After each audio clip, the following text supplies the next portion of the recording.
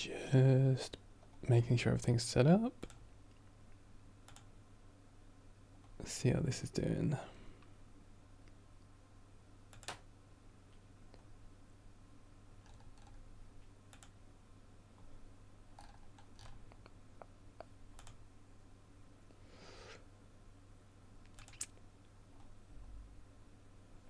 Hey Serpent, how's it going? Just get a link for this and share it around.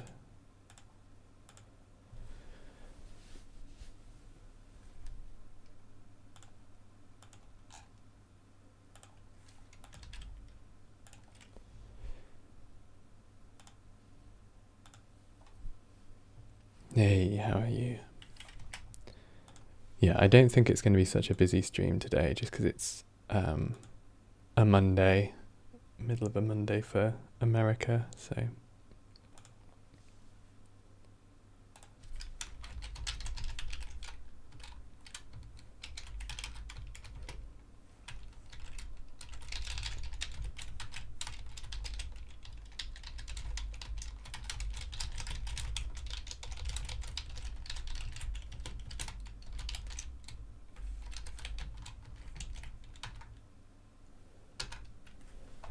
All right.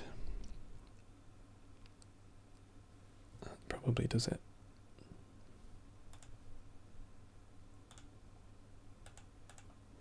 Hey. Oh, are other people still doing November?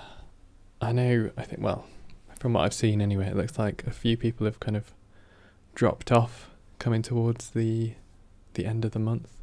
I feel like this week with like the different scale prompts, I feel like these ones are going to be pretty tricky for people to get into, especially like finding the point of difference between different scales is going to be just a bit of a pain, I think. Like doing tiny and then is the next one small? Like they're both so close together, it's completely like arbitrary how you differentiate between them.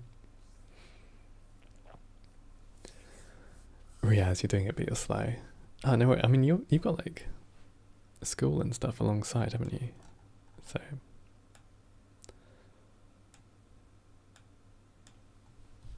I was gonna do a fully rigged mouse, but I had a look at, so Riaz sent me like a resource for looking at IK, inverse kinematics, and I didn't get it. I couldn't get it. So I might still try that for one of the like next few prompts, doing like a rigged character.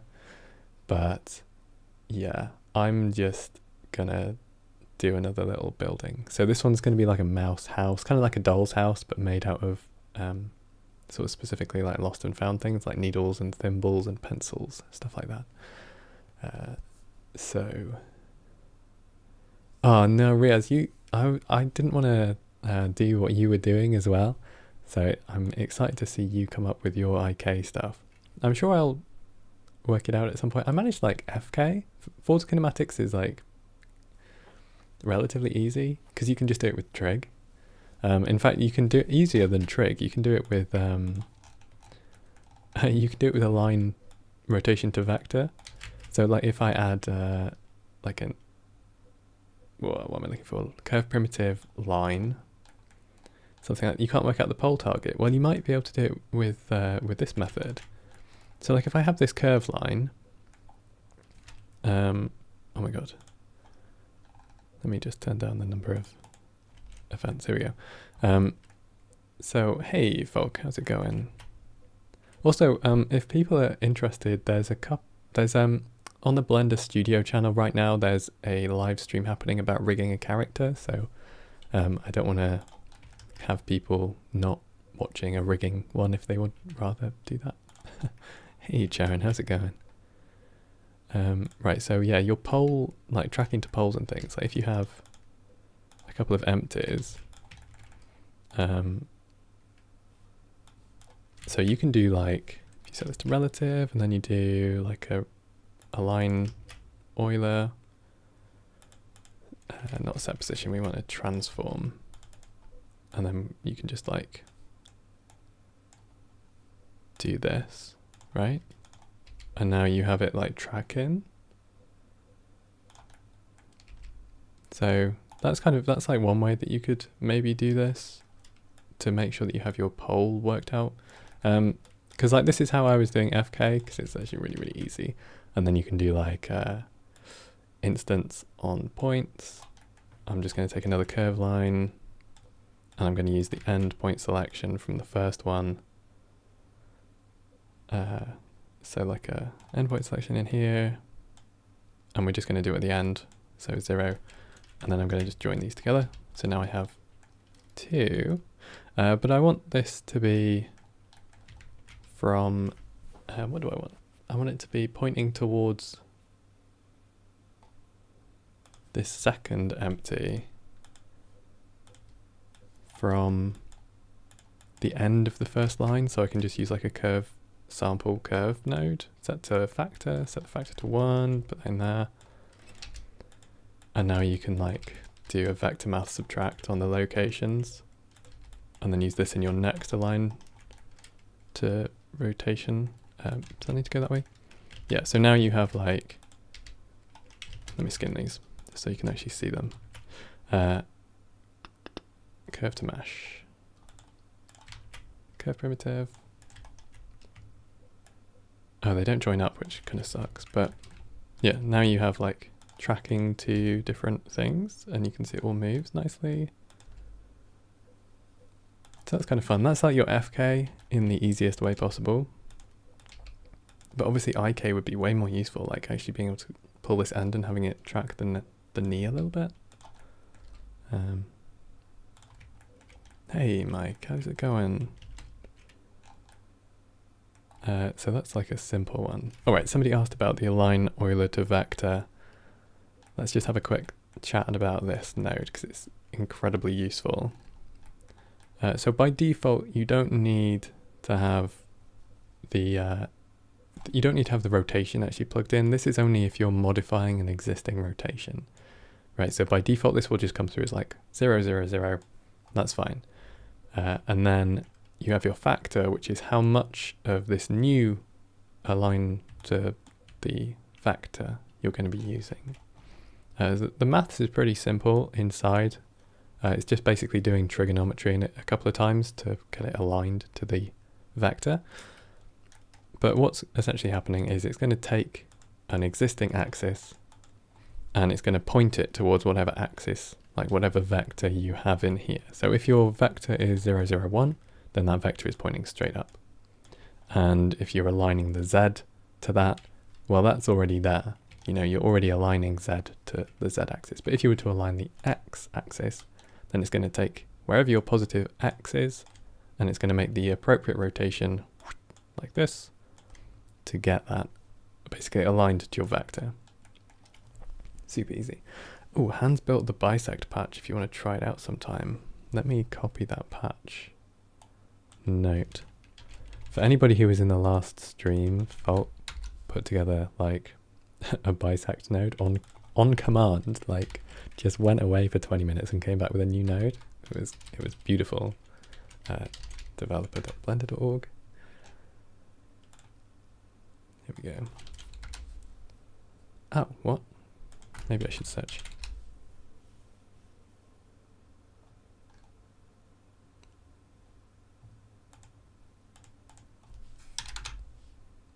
Oh, here it is. Cool, cool, cool. Nice, and you've got the selections in now as well. So we have, we have the bisect mesh, and then positive, negative, and cut sides, or cut edge. Sorry. So that's the bisect. Did you find a way, by the way, to get it to actually fill? Because I noticed, I think it was Eric was doing some stuff that was like just ridiculous maths to like put stuff back to level, fill it, and then put it back. Yeah, I guess we need like a fill holes node as well. But cool, I will make a note to build that later.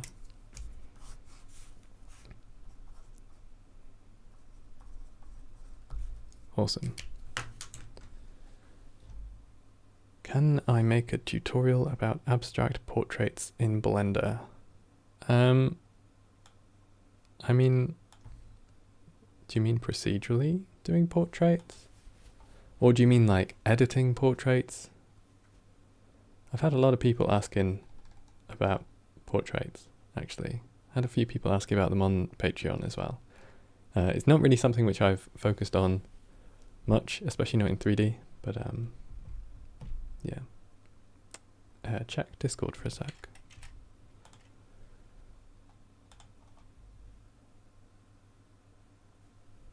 It's just loaded.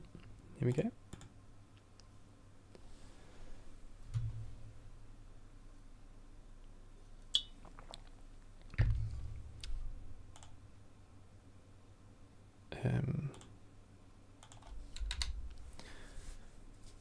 Oh, for some reason that's not downloading.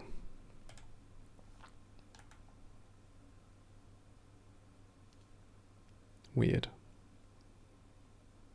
I have like, you know when it links to the browser, but the browser for some reason is not actually like triggering the download.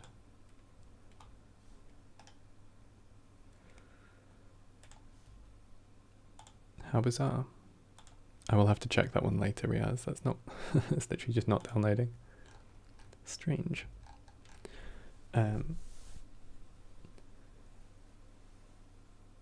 It's faster than the boolean, even with the slow bmesh stuff.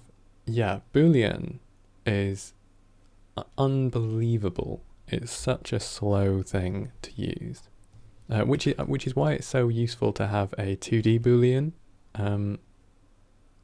Like so in Sverchok, for example, if I add a plane and I also add an n-gon separately, let's make that centered and a bit smaller so they're both about the same. And then you can use like a crop mesh 2D. So now I can crop my faces with that. There we go, with the faces by this, and then I can just keep the outer. So doing 2D booleans, especially on like planar surfaces, it's really quick. You know, I don't know what maths it's doing compared to a regular boolean, but super, super fast and a very useful one to use.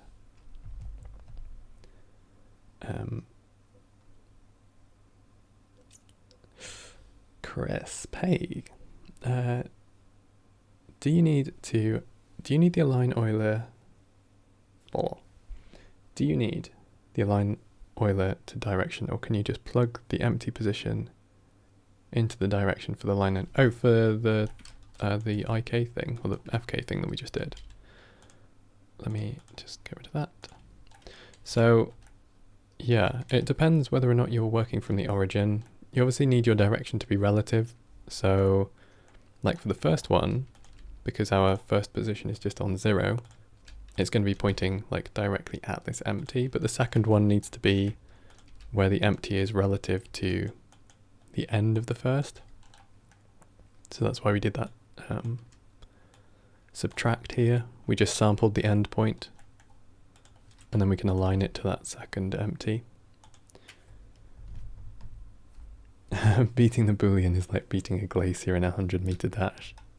It literally is. There's even when I've used it to do really simple things like trimming off, because we didn't always have like a crease attribute. So like way back when I was doing the splash screen, to make my tabletop, which had the rounded top bevel, I did like a bunch of subdivides and then a subdivision surface to get it smooth, and then I booleaned off the bottom, and it was so slow. Oh my god, it made it like literally with the whole node tree active, it was like 5 seconds per update just because of that boolean node. It was awful, awful.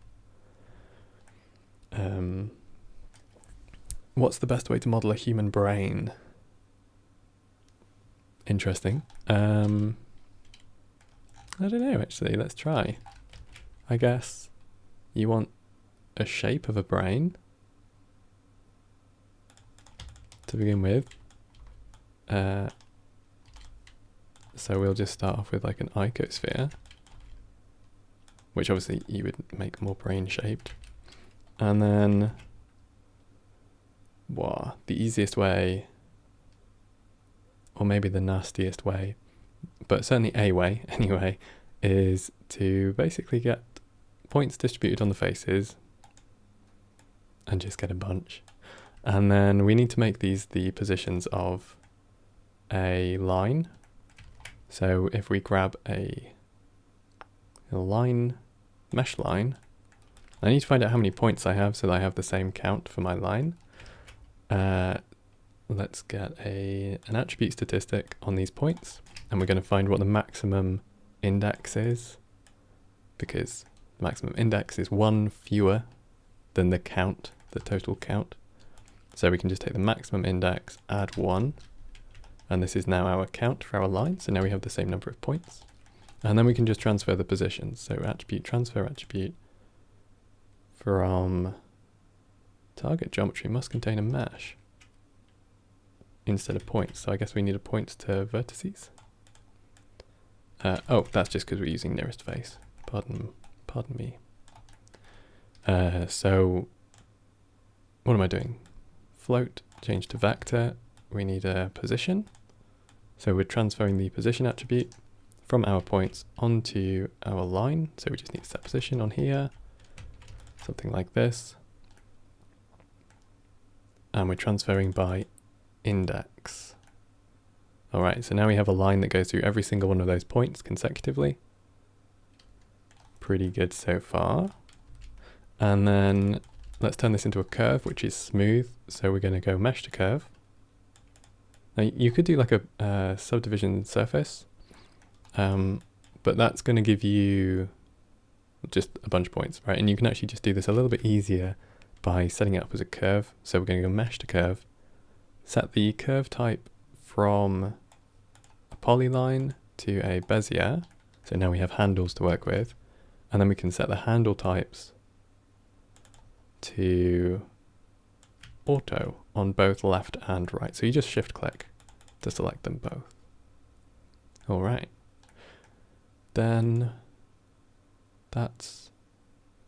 is that it? Yeah, just set it to auto and you now have a curly line, and then go ahead and stick a mesh to curve to mesh, stick a profile curve on here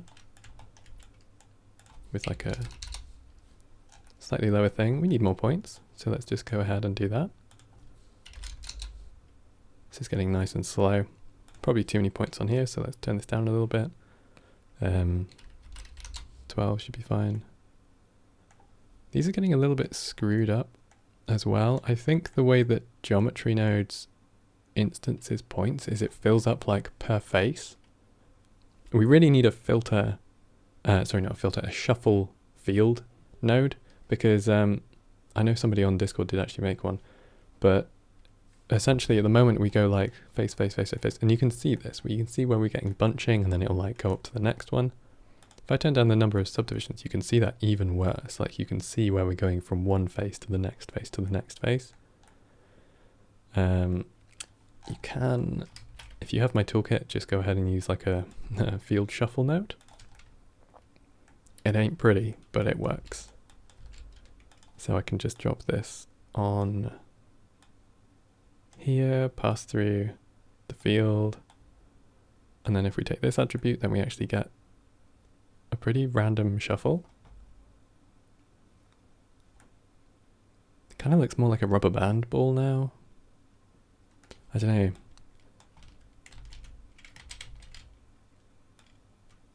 Yeah, tricky.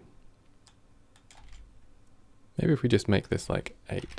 Oh, I just realized what I did. 8 is really, really high.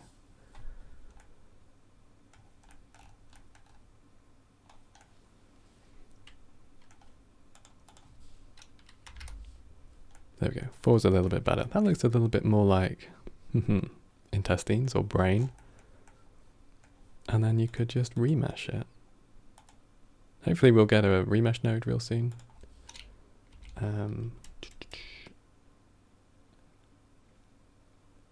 Do you add the toolkit nodes by linking them to your Blender file? They don't link, they append.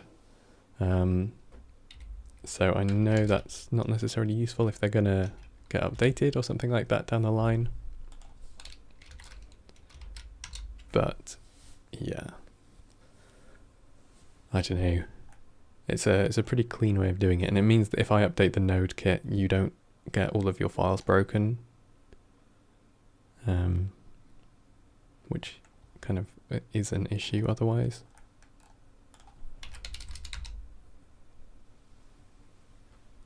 All right. Cool. Are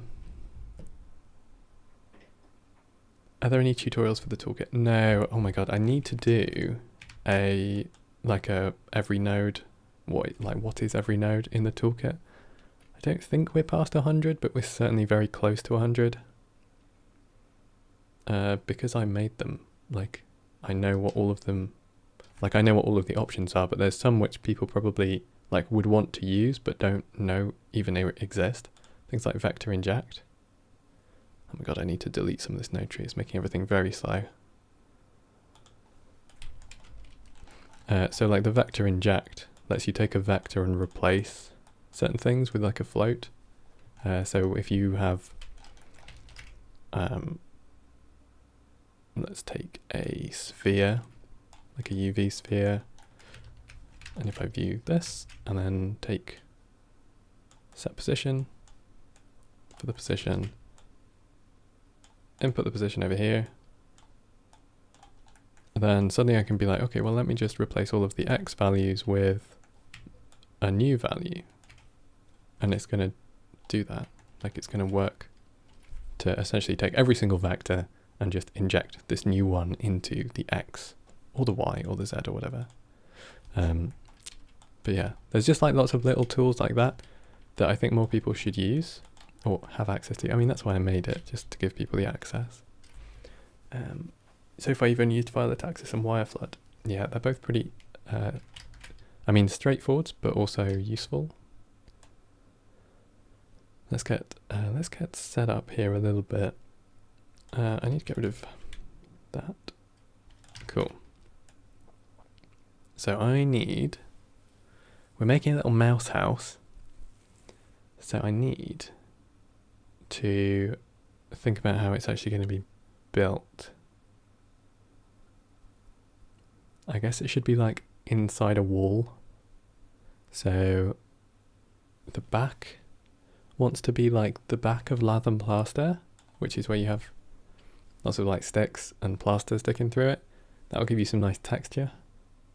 Just trying to like work out the best way of doing that. We can probably do like a displacement based on proximity away from the laths.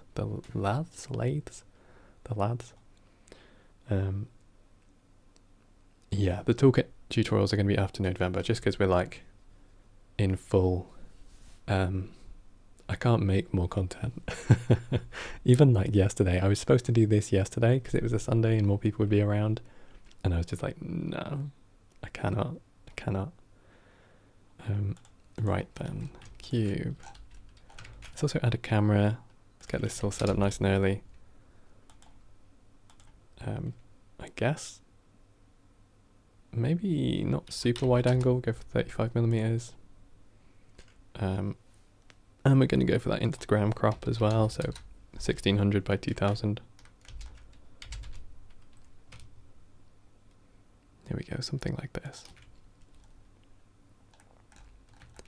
Cool. So I need, let's turn this into something small. Because we're working like such a weird scale, I'm not really going to worry too much about scale exactly, because everything basically has to be relative. Like if I put in, you can see my list of stuff to do. Got like buttons, berries, mushrooms, leaves, thimbles, needles, threads, pencils, matches, matchboxes, stuff like that. Like small lost and found household stuff that a anthropomorphic mouse could, you know, believably pull into its house and build a house out of.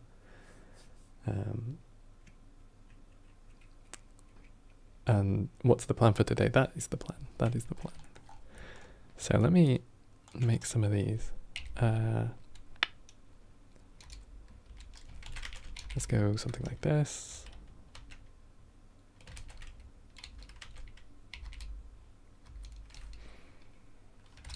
All right, so we have a nice little stick. Ooh. And we're just going to array it first of all. So let's grab a linear array. And starting at 0 with a vertical offset of like, something like that is probably fine actually.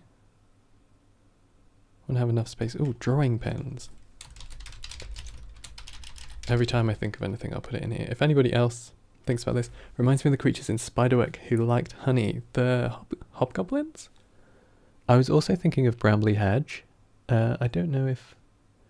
Oh wait, I have both of those book series. Give me one moment.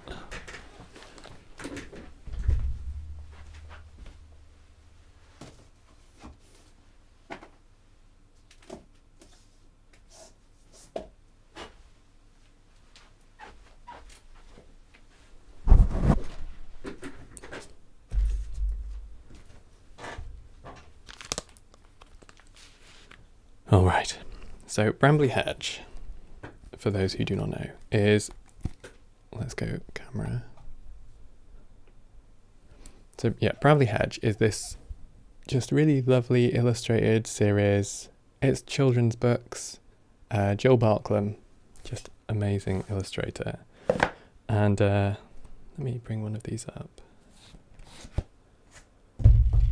So they are kids' books, right? There's only like, I don't know, 20 pages or something, but they are beautiful. And let me find, oh my god, the illustrations in these are just marvelous. They're so good. Try and find one when they're in the attic.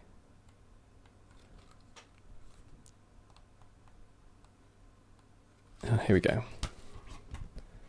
So you can see like just how, I don't know what they are, like watercolor and pencil drawings. Sorry about the reflections of my lights, but they're just so lovely.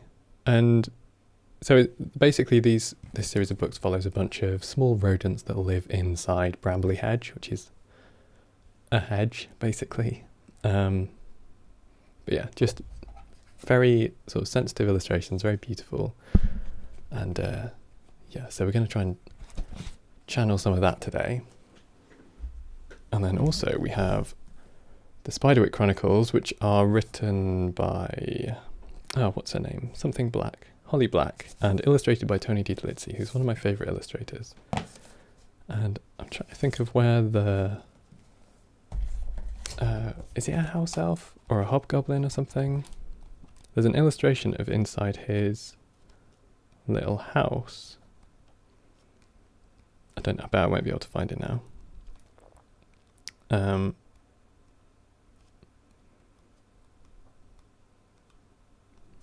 Yeah, maybe I can't.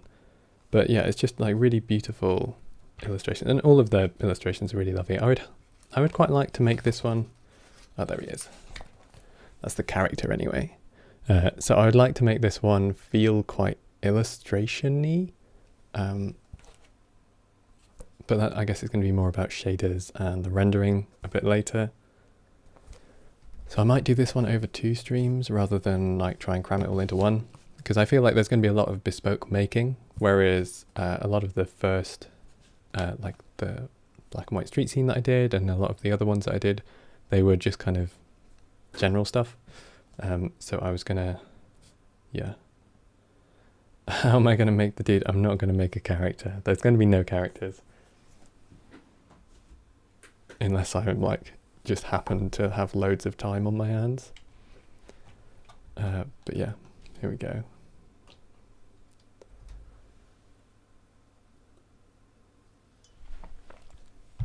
You're getting flashbacks to a story called Redwall. Yeah, Redwall's amazing. I don't think I have any of my brother's got all of the Redwall books. I've got some of the Duncton Wood books as well.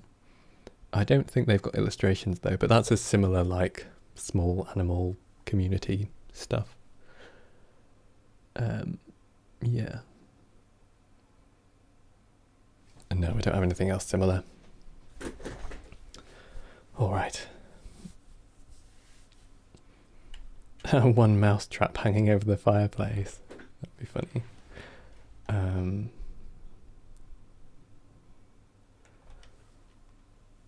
Are you interested in looking at an add-on I've been working for Blender Material Node System? Yeah, I guess so. We can have a check of it. Definitely. Anonymous. Let me check Anonymous. Anonymous. Oh my god. These are incredible. Duncton Wood, yeah, it has moles in it, yeah. Little tiny mouse themed installations on the high street. These are gorgeous. Anonymous. Love these. They're so cool. How do you even like find, are these over like air grates or something? Awesome. I love stuff like this. Little dioramas, little scaled down stuff. Today the record of 8 hours of streaming is broken. Oh my god, I hope not. I hope not. We may do this like as a double stream. So it will be like cumulatively 16 hours or something like that. But I think I would like to push it a bit more. It's fun doing all of the November stuff, but I don't know, it's easy to feel sometimes like you want to take it a little bit further, you know, rather than it just being like, oh, okay, here's just the prompt. Like I want to push it and actually make like a thing, like a work of art out of it, rather than it being, yeah, just for that day. All right, so get these up a little bit. If anybody has been using 3.1 alpha and you're also using screencast keys and it broke, get the new master. Nutty patched it yesterday, so it's working again. I think it was only out for like 2 days, so you may not have noticed. Right, and I also need some side pieces, so we'll just use cubes. Oh wait, but before, let's try and get some plaster sticking through these slats. So we're going to need a mesh primitive. Grid, here we go.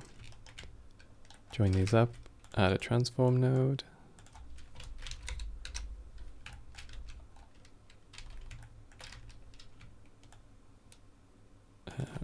We just want to move it back slightly. This is going to need to be so high res to actually squeeze, like, to look like it's squeezing plaster through. I wonder if maybe I should make some, like, bits of plaster.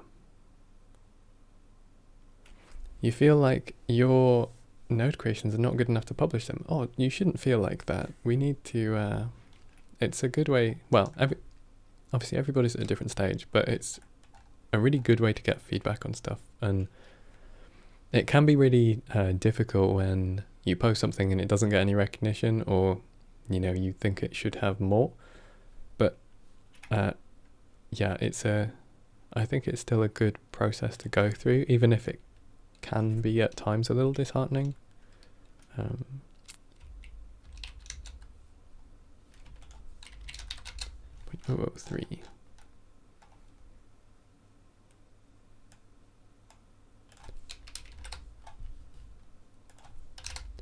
So I'm just moving this plaster into position. You can't really see it, but it's just a plane here. Making it a bit bigger. Turn on wireframe so we can actually see what's going on. And we need just a lot of topology. Hey, late as usual. How's it going, man? Inevitably, the more effort you put into something, the less recognition you'll get for it. It can be really, like, emotionally trying as well. So if you make something which is really bright and colourful and easy to look at, but took you 10 minutes, people are like, I love it, it's amazing, it's so easy to like click like on that because it catches your attention. And then if you spend a week doing something and it's like, oh, I really hope people notice the detail on these leaves, they're not gonna, not unless they're like in an art gallery. Twitter and Instagram are just, they're not the most forgiving places to post art. What are we going for here? So I guess geometry proximity is going to allow us to push stuff forwards. Based on the distance, we want a set position and a vector math. I'm just going to scale this basically based on the distance, which can come through a map range. So map range is great because it gives you fall off. Vector math scale is great because it allows you to control a vector by that fall off. And then I can just use this as the offset. So I can push stuff forwards. Yeah, so it can be really difficult to judge whether or not you're trying to make artwork, or because if you think you want to make artwork and then you make artwork and you don't like that you're not getting a reaction to it, that can be like a really difficult thing to settle with, especially because it's like, oh, I put all of this work and nobody cares. But yeah, I don't know. The starving painter analogy. Yeah, way too many people think that it's important to be like a starving artist, and it's such a toxic way to approach this stuff. 0.05.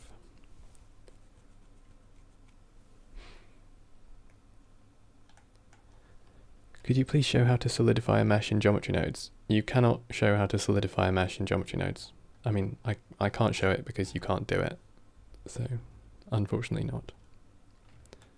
0.002. There we go. So that's kind of pushing through. And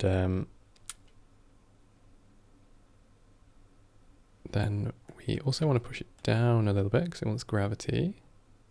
Maybe I make this smoother step just so that we get a little bit more taper. Maybe we make this even more ridiculously high res. Hi, I made a blend geometry node and a twist node that's similar to Houdini Bend. How can you share with me? You could send them to me on Discord. We will be getting simple deform nodes, by the way. So that should basically replicate the bend, twist, taper that the simple deform modifier does. 0.01, something like that. Hey, Sahale. I'm making a mouse house kind of thing. We're right at the start of it here, though, so I'm literally just working on the back wall at the moment. And here we go, let's put some noise in here as well.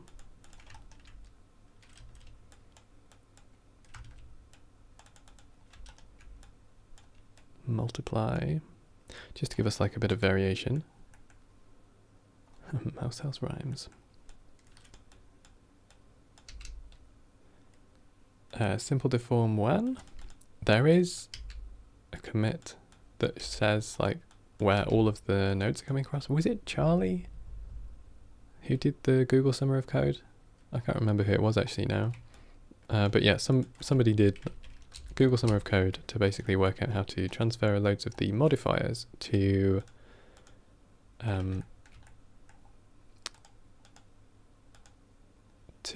nodes. Things like remesh. Yeah, there's loads. Remesh, screw. What other modifiers are there? It was like loads of the generate ones, right? So I think mirror was one of them. Solidify. I don't think skin is, because that's a bit more complex because you have to set roots. Yeah, weld, because that's going to be like merge by distance. Here we go. Right. Some of these come back.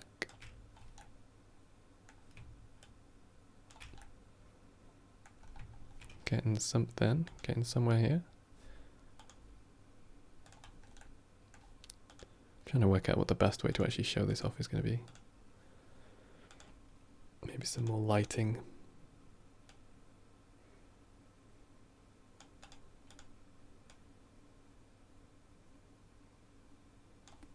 And then we get something like that.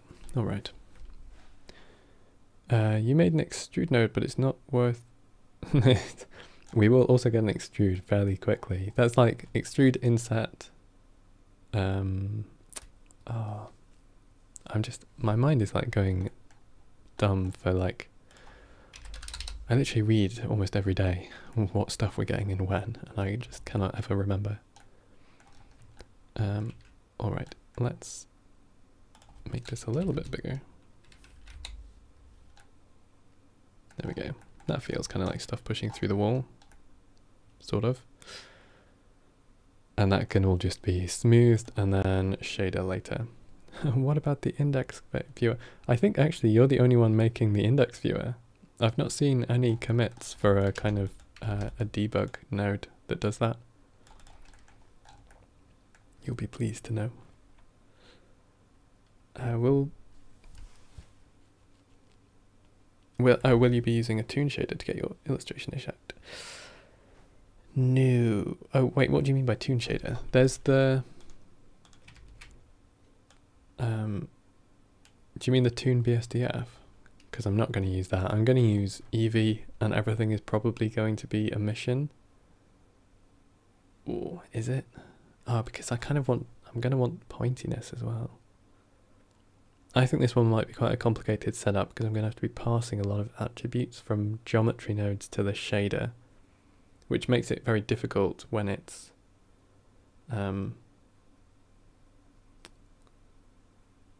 when you're doing everything in a single node tree. So if I have 100 objects and I'm passing out, literally dozens of attributes, it can get a little bit fiddly.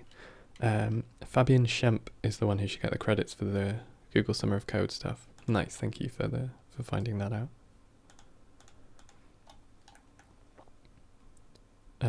For doing the toon look in Eevee. Yeah, I think because you get the shader to RGB node, so it just makes it quite straightforward. All right, this is fine for the back wall. Maybe a little bit more detail. Nah, something like that is fine. Everything with a fleshy subsurface and spikes. Okay, let's add some studs up the sides. And I guess hairless fleshy mat. Yeah, literally fill it with like naked mole rats. Right, I need a roof, which I guess is going to be like a bit of a joist. I'm going to need verticals that come like this, which come out of the view, just so that everything's like really nicely seated. I don't know if you know like Clint's marble run competition, where he made everybody do like a section of a marble run. That kind of camera into scene diorama, that's what I'm going for here. hostile mouse architecture. All right, we need, this is too many wireframe. We're going to need to have, maybe we don't need a door. So we can assume that we're looking from the front side. Maybe we need a little bit more floor room. Or maybe we don't. Maybe we just have it like vertically.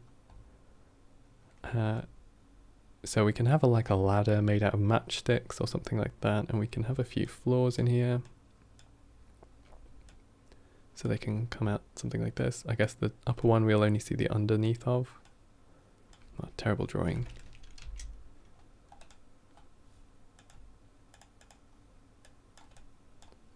And then we need ladders between them. Yeah, I saw one on Pinterest where they had like a Heinz beans, like baked beans can as a stove, which was really cute. So I'm going to do something like that, I think. Like a can, and they just had like a bit of pipe coming up, so I'm just going to steal that because art theft is what it's all about. No one's original really. Then we need like a table, maybe a platform. We can make some beds up here, like matchbox beds. Something like this.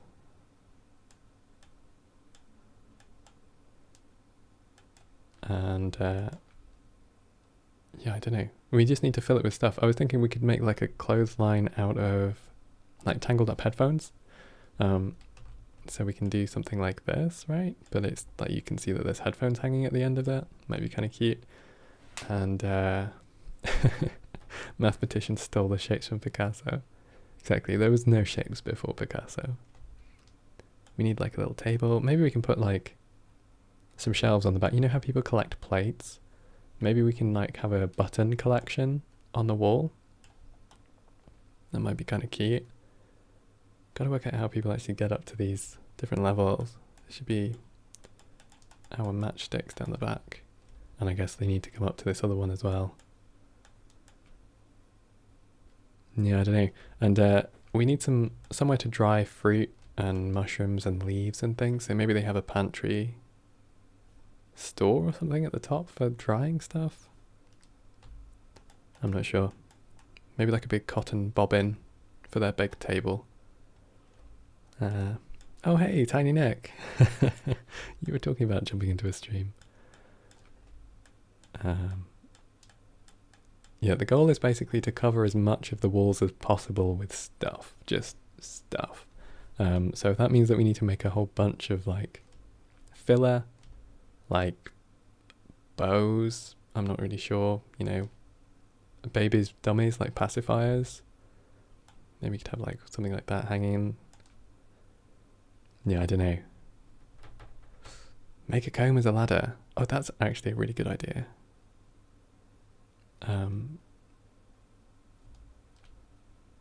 Yeah, I like that. Go for a comb ladder. Thimbles as drinking cups. Nice. So yeah, it's basically going to be like a whole bunch of asset creation and then set dressing. So it's going to be two main stages as we build up this scene. Yeah, maybe some books or something as like a bench. I don't really know. Maybe like an open book as like a bench here. That might be kind of cute. But then I have to remember that I also have to texture all of these things. So we will see. I'm not sure what to make floors out of.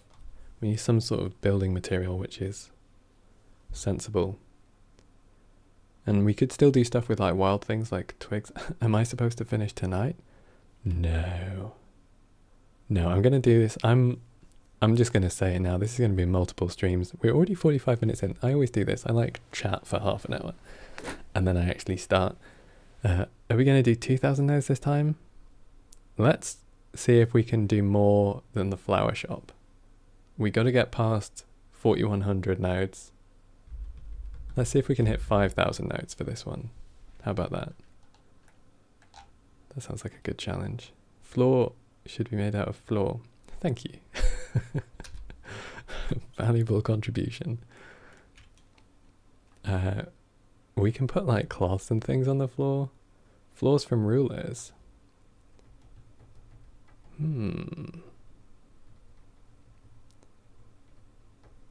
Wait, what? If you want to exclude a part of your geometry from your modifiers, you can turn them into instances.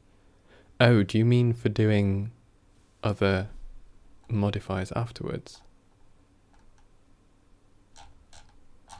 Oh, I just saw your message about putting in a computer mouse. That would be really funny. Maybe like a teddy that's a computer mouse instead. That's like got drawings on it. That would be funny. Alright, let me make a note of that actually. Like a magic mouse, like a Mac one. Alright. Right, let's temporarily turn off this annotation. We can come back to that later. Let's start making stuff. Just, yeah, stuff. This is our back wall. Let's go.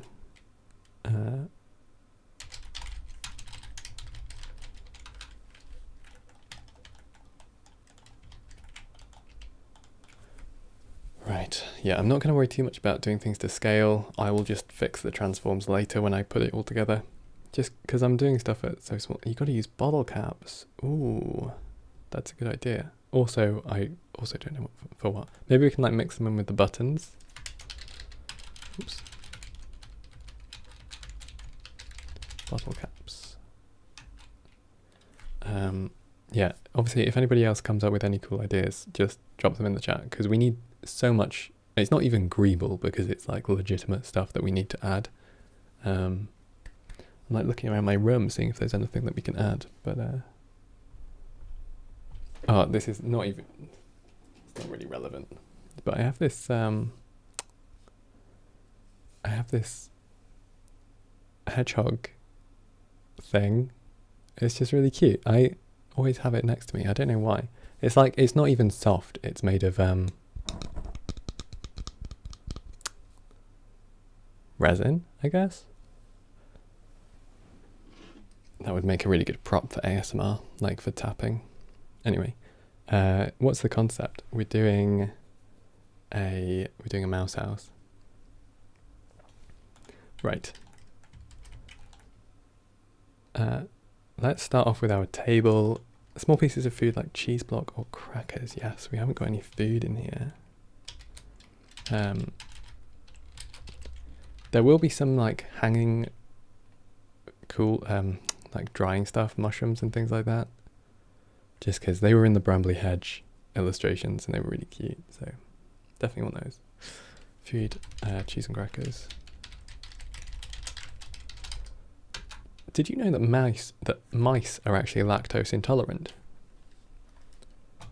It's funny. So they don't even, they can't even digest milk and dairy properly. Let's chuck in. How are we doing our bobbin? I guess I need it to be, it's got to look more like a bobbin than like a spool of cable. So I guess just like a couple of cylinders, but we need like the top one to be, hang on, let's have a think about this. I need a hole in the middle, but I need it to be sort of this profile. Wait, maybe, no, it needs a hole because it's supposed to go on a sewing machine. And then we have something like this. And then again on the other end. So maybe like a few... The mice actually used to be small child before the witch fed them poisoned chocolate. I love it. Getting their backstory in there. The cheese is worth the pain. It absolutely is. I would always have cheese, even if I'm not lactose intolerant, but if I were, there's absolutely nothing that would stop me from eating cheese. Right, no fill. Let's go like approximately the right size, so like around 0.03 by 0.1 for the middle of our spindle, middle of our spool, and then a cheese grater. Ooh, that might be a good one. How would I make it though? There's like a lot of really awkward edge splits. Dental floss used as rope. Toothpicks might be cool. Feathers might be cool. How would I make feathers? Toothpicks.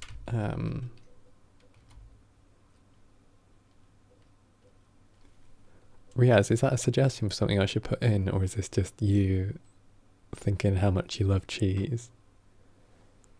Bottle caps could be wash pots. Oh, that's a good idea. We have nowhere to wash at the moment, so maybe... Oh, we're going to need some like benches and stuff, aren't we? Counters. So I might do those out of more like twigs and stuff. Just you loving cheese. Array some noodles that get smaller. Oh, it's feathers. Oh, I see. I get you. Do a bath. What would you make a bath out of? Like a teacup? Actually, that might be really cute. Oh my god. Cheese grater as a slide. That's going to be a messy slide. Paper clips. Oh, that would be cool. Yeah, I'm not like too stressed about going for the book style.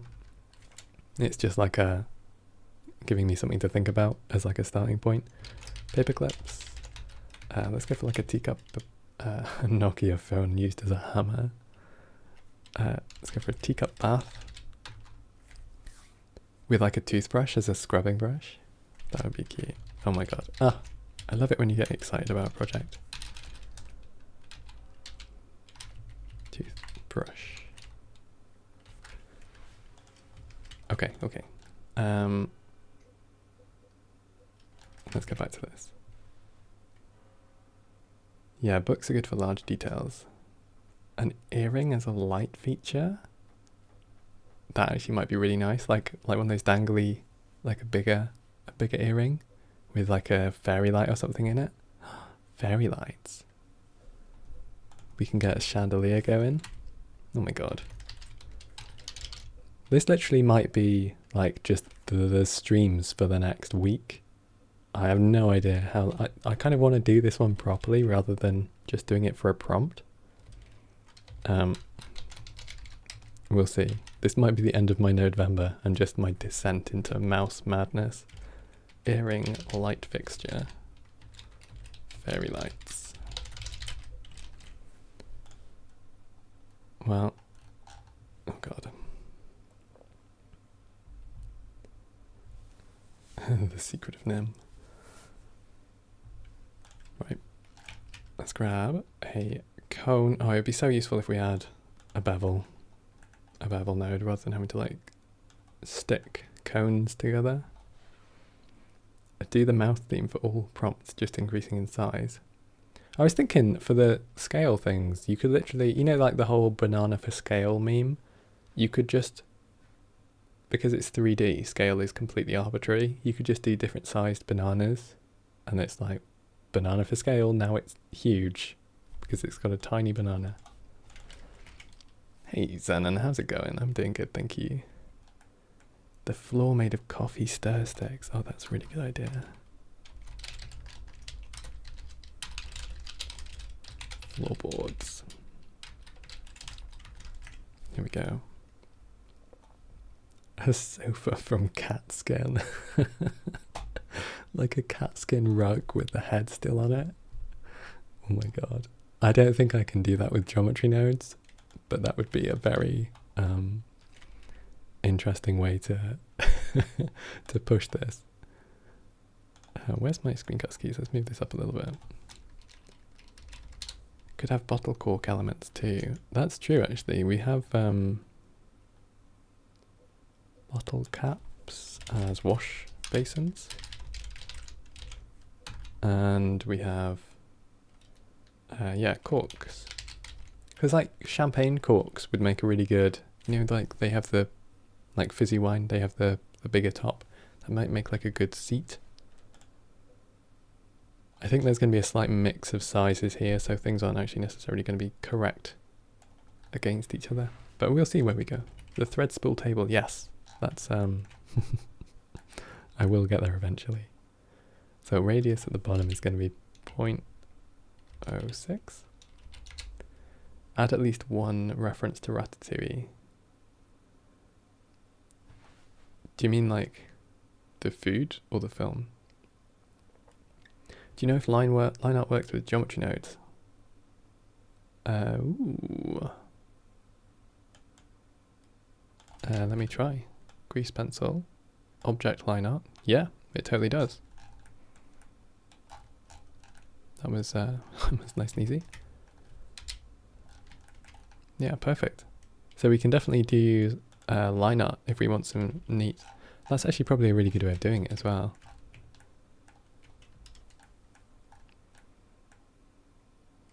We could do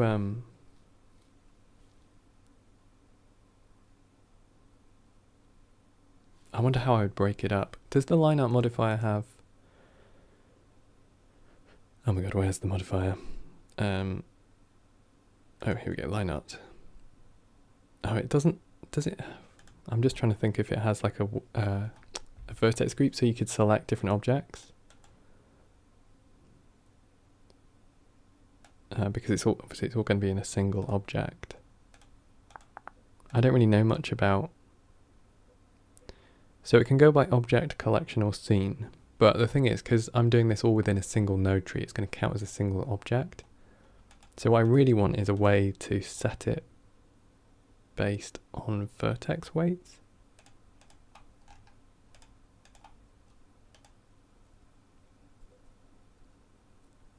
We will see. I may just do this as like a general line art thing to give some sort of pencil lines or something. and then do everything else with some watercolor shaders. I made a watercolor shader last November actually, so we may pull that one out again. Oh, thank you, Nick. That's great.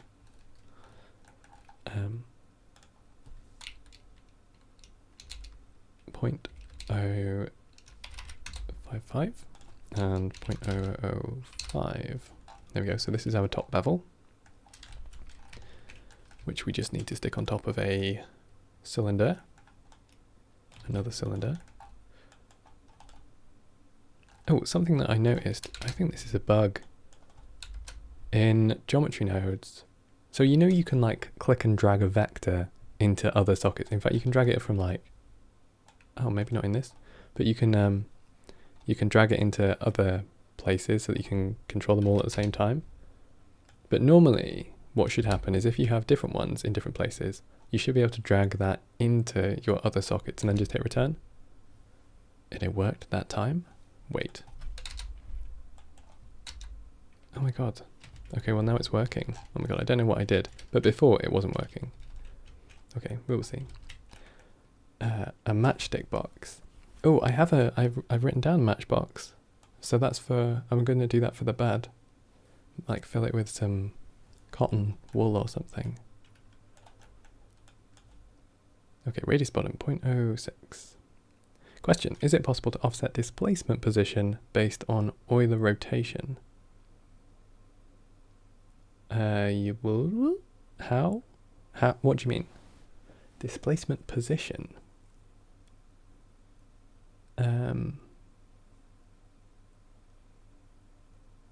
Oh, Nick, are you? Awesome.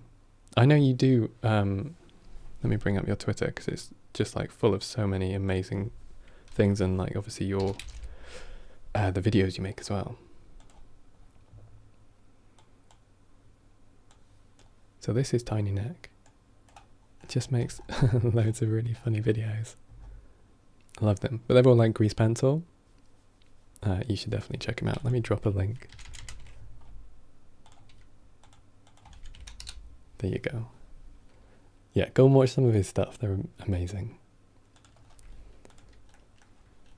Right, 0.06 for our radius, and we're going for a depth of like 0.01 maybe. How do you keep your entire node tree so tiny? I use snapping. So you turn on snapping up here. You can either make stuff snap to other nodes. You see that? Like you can make it snap to the top of other nodes. Or, which is actually really annoying because it can never decide what you're going to stick to. Or what I do is stick to the grid. So then it's just sticks to the grid. I also quite often do like Control H to hide unused node sockets, or just H to hide generally. And I also use frames a lot. Yeah. Open fish tins. Oh, nice. Nice, nice, nice. Yeah, that's a good one. And mice love fish.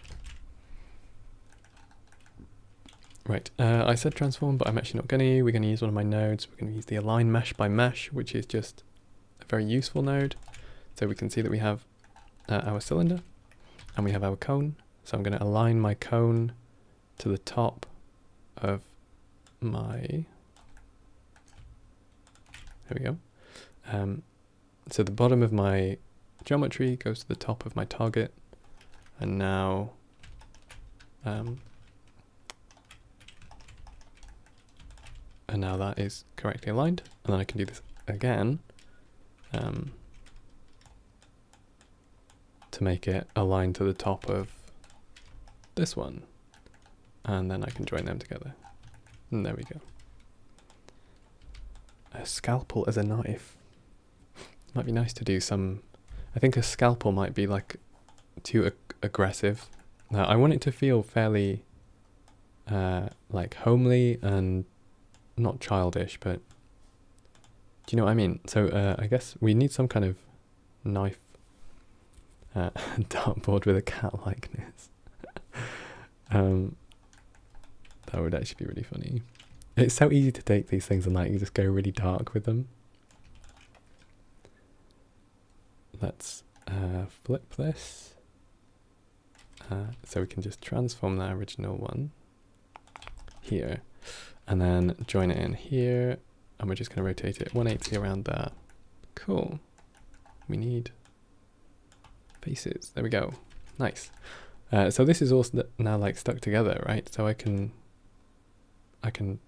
parameterize, change the parameters, and it's all going to work. Knife thing could be like a potato peeler. Instead of using a cutting board, they move the food against the peeler. That's a really good idea, actually. Or maybe that's like where the cheese grater is. You know, you can get the cheese graters that have like the wide slots rather than it just being like grated. Gotta think about that. So either grater or peeler. Nice. Man, oh, doing this like on stream is so useful because of having access to a hive mind. So good. Thank you all for being here. It makes my life so much easier. Let's make this a little bit taller here. 0.08. There we go. We've basically got a thing going on. And now I need to boolean it. Or do I? No, I don't. I can make a hole manually. This is a really gross way of working, but you can do it. Alright, so no tops on here. And I want to delete the top of this one. Yeah. So delete geometry on here. We're going to delete the faces. And we're just going for the top selection. Great, that's a bit more of a hole. Walnut shells. Ooh, that would be a very difficult shape to actually model. I think that would be better with shader displacement. I don't know if we even get walnuts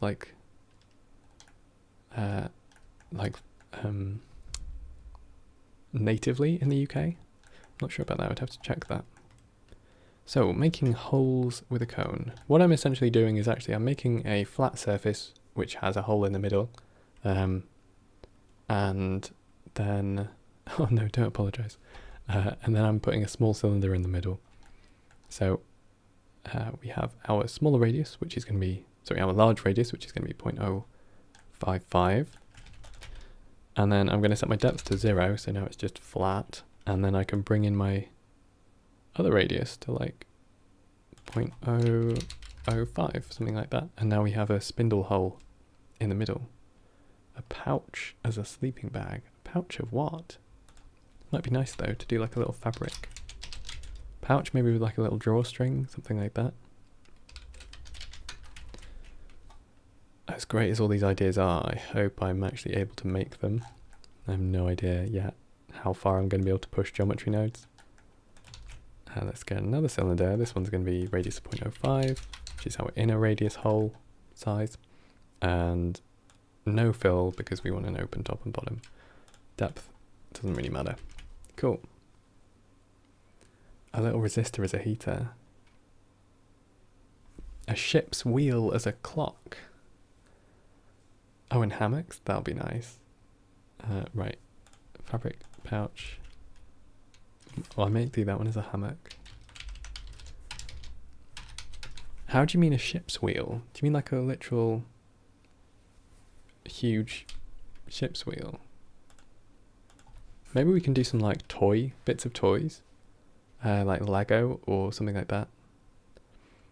What does a coffee stir stick floorboards mean? You know, like when you go to Costa and you get those little splints of wood, or if you're in a science lab and you use a wooden splint, it's basically like a little bit of, is it balsa or pine? Basically going to make the floor out of those because, you know, full-size timbers are not going to look correct for a mouse house. I'm going to use the align mesh by mesh for this. So this cone, wait, where are we working? We're working on this top section here. So it all comes before this join. We need this cone to be aligned to the top of this one. Like, oh right, from this one, there we go. And Am I making a mouse? Oh, I don't want to make a mouse. I want to avoid that if I can. I mean, we have like the points to volume, volume to mesh, so we could do something that's like mouse-ish. Maybe we can put a mouse in bed so it's like covered in fabric and you just see its little head pointing out. Maybe I should put mouse house in the title of the stream as well. Make one out of Lego. That would be pretty cute. Right then, let's grab, this is our target, this is our geometry, and we're going for the top of this. Yeah, no, that should be fine. Right, so now we have an actual hole. This is terrible. I mean, like, the topology, the fact that I've had to, like, nothing's stuck together. Nothing is stuck together. So we couldn't subdivide this. We couldn't add any sort of bevels to it. Now I'm wondering if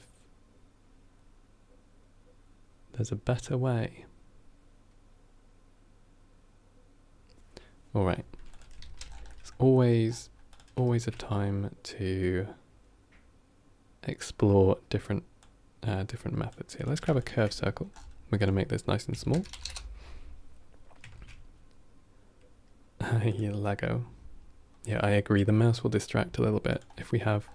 I mean, we're up to a list of now 32 things. So we're making a lot of assets here. We'll be going out for dinner. So mean. All right, we're going to grab our quadrilateral and we're going to fillet the quadrilateral, which has radius, which means that we can do different radius per corner, and then we're going to do curve to mesh on here, right? Oh boy, that's big. 0.05 by 0.01. Wee.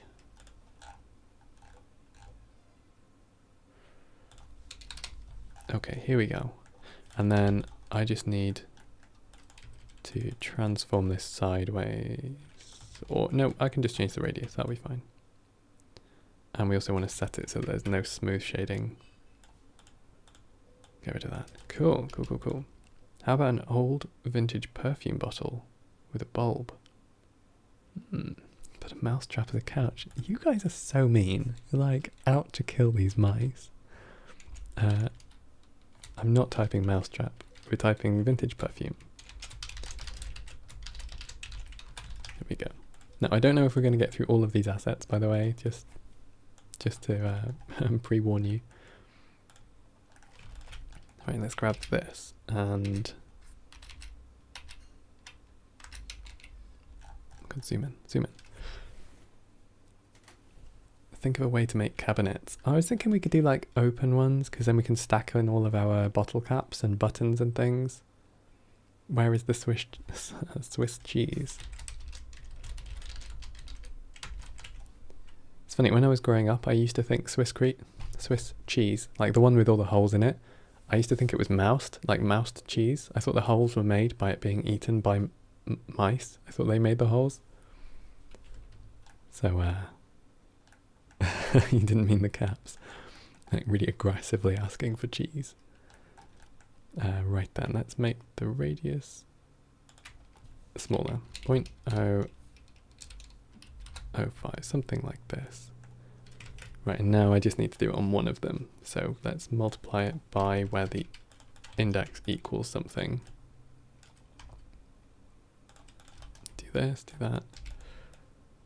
Multiply 0.005, there we go, that's our radius. Oh great, that's already correct. Maybe we do multiply, add, oh, and then we can set a tiny radius on the other ones. Something like this, just gives us a little bit more softness. Cool, so now when we have that, aside from the fact it's on the wrong side, we can now actually smooth or subdivide this. So we could mesh, there it is. Yeah, you can do everything that you want to do with like subdivisions or whatever. Shade smooth still does not look good. Cool, that'll be fine though. So this is actually a little bit easier than all of this joining stuff together in that way. but it now means that we can just join this one up to here.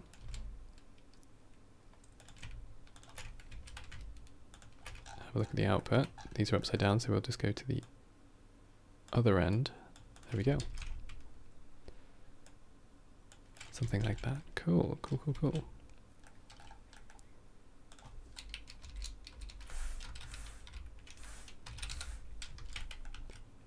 So this is our table, I guess.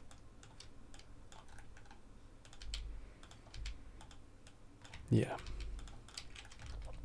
And then we only now have 33 things to make. Hey, Jax.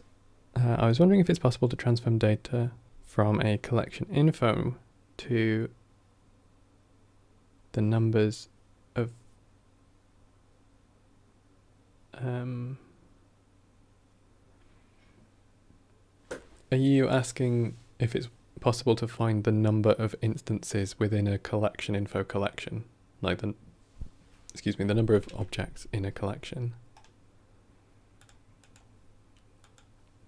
Let me check. So, right, let's make a collection with 1, 2, 3, 4, 5, 6, 7. Let's go for 10. There we go. So we have 10 items in our collection. And let's just hide it. And we can just make a new object. Let's bring in our collection. Okay, so attribute statistics. Let's see how many indices we have.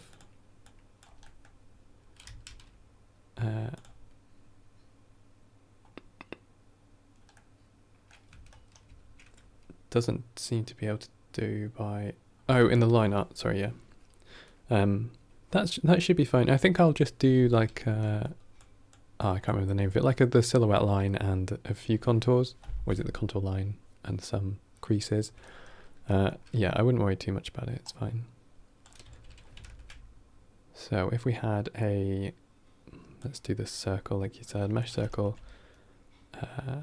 Vertices is going to be the max. What? That's gone straight to 0.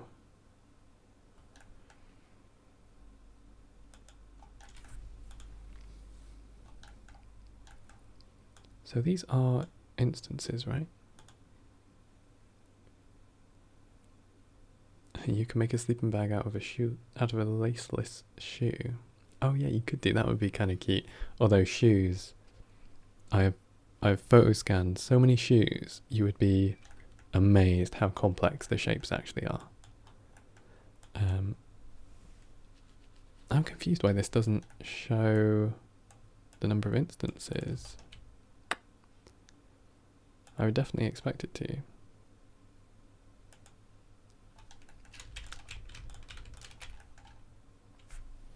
It's saying 0.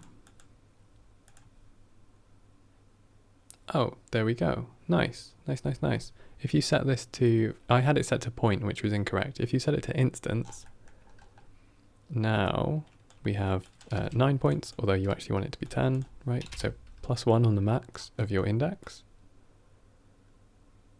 And then you're going to count how many instances are in your collection.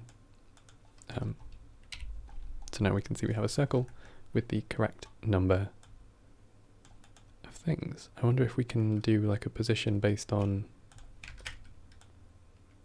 like, translate the instances.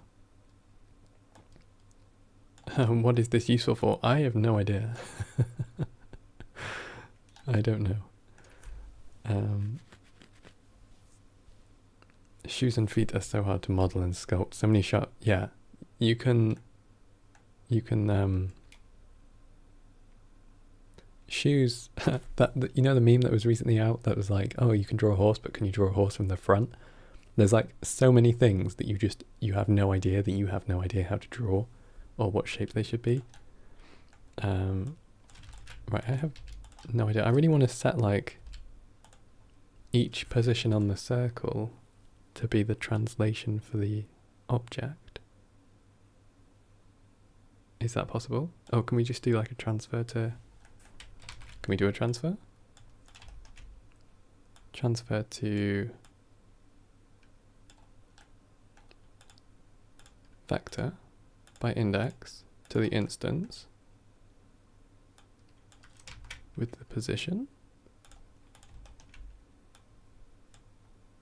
No, that does not look happy. Well, anyway, that's essentially... I can't remember who asked that now. Jacques. Yeah, I'm not sure why you're doing it, but this is how you can at least get the number of instances. That's your like count strategy, using the attribute statistic set to instance. And then just remember to add 1 to the max, because indices go from 0. So if you need to know if there's 10, then rather than being like 0 to 9, you need that obviously max plus 1. So there you go. You want to connect multiple curves to a fractured cell object. Oh, got you. Yeah, tricky. I'm sure you'll be able to manage it though. I'm gonna hop out of this one now. Is it possible to mirror an object? Do you mean mirror with bisect? Because there's a bisect node, work in progress. So you could use that with just like multiply by -1 in whichever axis you want to multiply around, mirror around. But yeah, you will need a separate bisect. Right, let's see. Right, this is our bobbin.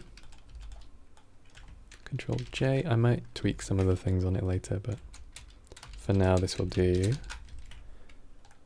And don't forget to save. Thank you. I actually, because I'm so bad at saving, I set up this file before just to make sure that things like autosaves and my compulsive control S is going to work. Some things should be hanged with paper pins. Oh, like thumbtacks. Thumbtacks. I agree. We should put stuff up the back wall. We can like wrap like headphone cable around them as well. I really want to add stuff like that. Dumbbell as a bench press. How big do you think these mice are? Mice are like this big. They're tiny. Paper pin table. Okay, they're bigger than a paper pin table. Who's up next? Right, buttons. We need a button generator that'll do different numbers of holes in buttons. I think this is going to be a boolean. I think we can't avoid it.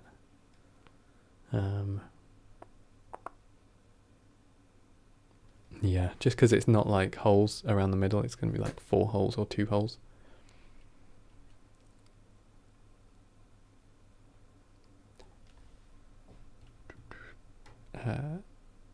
Dwayne Mouse. Hey, Christoph, how's it going? Stamps as pictures. Yes, that's a good idea. How am I going to get the Queen's head in procedural shaders? How's that going to... This is going to be hard work. All right, button generator. I guess we're probably going to do a similar sort of sweep. I'm just trying to think of what the best way to get the different profiles is going to be.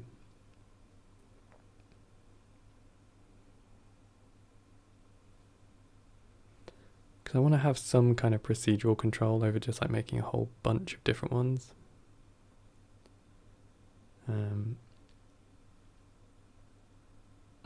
Donut with something that spills from the hole in the middle. Oh, splits from the hole. Could just use the generate buttons node. Yeah, true. Suzanne is the queen. Oh my god, that's actually a really good idea. And that saves me so much time. We could like make a little procedural crown for her. And then, because you can just like flatten in a certain plane direction, just like rotate it and then scale to almost 0. And then we'll be sat. Oh my god, perfect. Thank you. Suzanne, queen.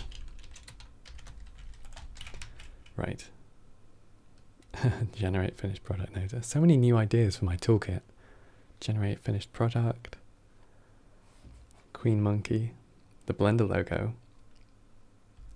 Should do that with we could do that with the shader. I think Nugget made a November logo shader as well, so that you can like just add a node group that does the November logo.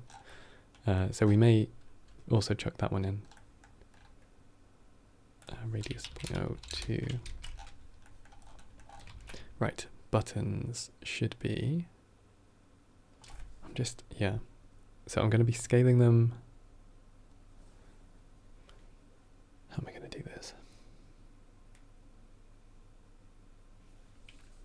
All right. A grid.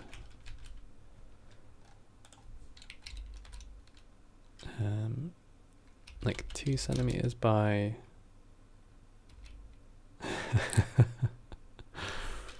You have so much faith in me, which is nice, but definitely misplaced. Right, here we go. Is there any way to offset a curve? Whoa, that's tricky. You'd have to take a vector for each point and translate your other curve. Let's have a go. Let's go for a curve, a quadratic plus, yeah, that's probably the easiest.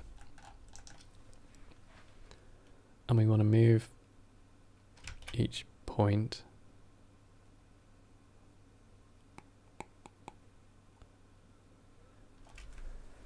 I mean, it's not going to be like a filled offset, just by the way.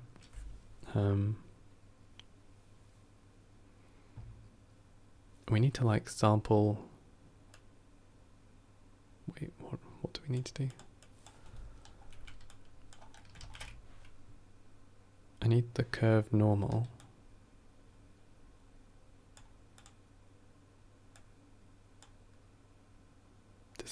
Does that actually just work?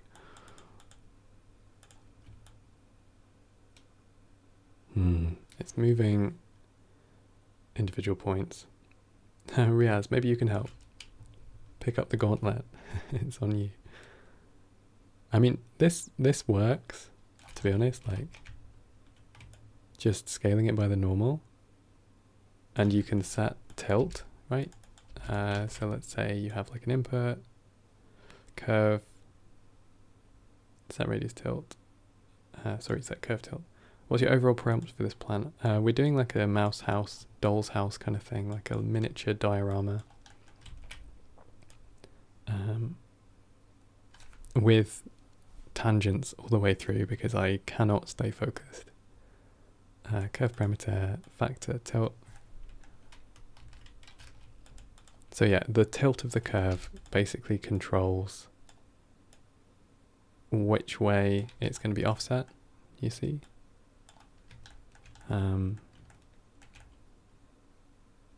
You can actually do some really cool stuff with this. But yeah, sorry, not tangent, normal of the curve. That's pretty normal. Terrible. I don't know if that answers your question, sorry, Stanislav. Yeah, just basically add the normal to your UV, got to be kidding me. Oh my god. Will the sun be a ball of cheese? You just made threads for the spool. Oh god, I just deleted it as well. Let's just go. Let's use the spiral node. And yeah, this will be fine. Transform curve to mesh, curve circle, and we can just turn this right down to 3, that's fine, and join this in. Great, perfect. Radius 0.01.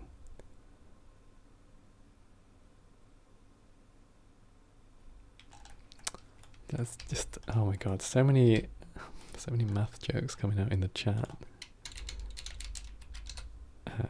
That's too small. There we go. Let's just align mesh by mesh, except we're going for 0 and we're going for halfway. There we go.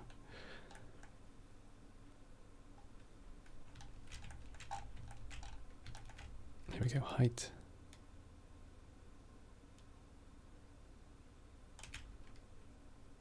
end and start radius can be 0.025.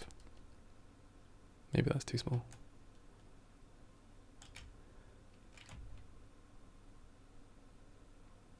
There we go, something like that's fine. Nice.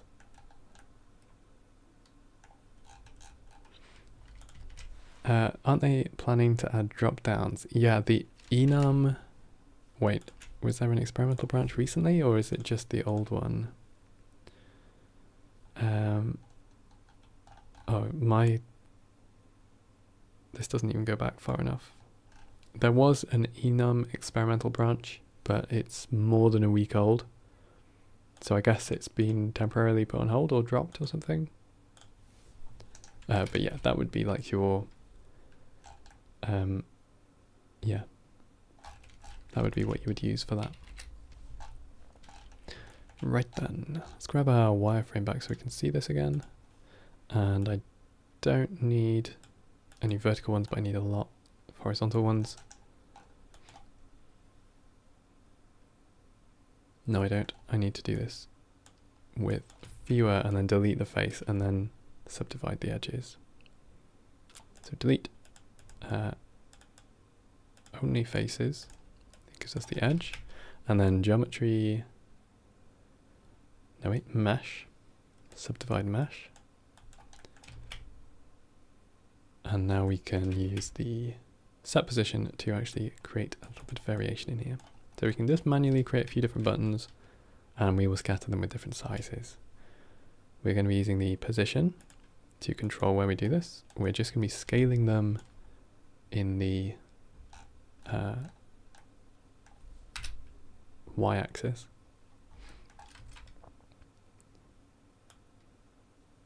And I need a vector map as well, sorry, map range to control. Separate. The x-axis is where we're looking at, and we're going from minus 0.01 to 0.01. Here we go. What is the Blender launcher you're using? I've never seen it. Is it in there? Did I put it in the description? Blender launcher, reminder to like the stream. Like and subscribe if you like content like this where I just chat. I do occasionally actually make tutorials, but it's just this month I've been doing less of that. Bow. Here we go. Blender launcher is in the chat. It's really useful if you like having lots of blenders installed all the time. That's what you need. Map range, right. And then this can go through a float curve. And then this can go into a combine XYZ. For my y-axis, x and z can just be 1. And then this is going to multiply by the original positions and be the new positions. Cool. Great. Grab this, do something like this.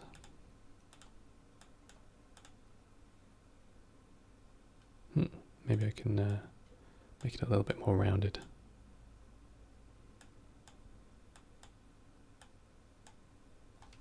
There we go, that's kind of nice. And then this just gets swept basically around a curve. Have you hit the node limit in geometry nodes or just the insanely laggy limit? Well, the insanely laggy limit should have improved, apparently, because they basically made it so that it stops drawing sockets here. You can see that they stop getting drawn. I only see this being useful when you're zoomed out though. That's the issue. Like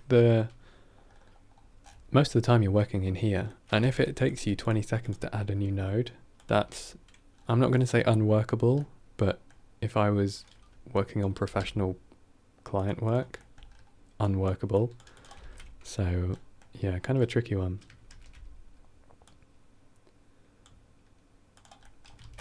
I mean, I think they just need to refactor everything. Just like completely rewrite how it draws the interface.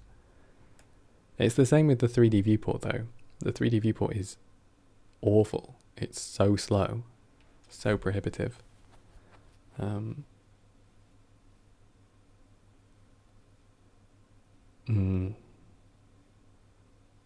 Yeah. Right, let's get this swept. So I need to go mesh to curve, and then I need curve to mesh. On my circle, this is the profile, and our radius can come right down.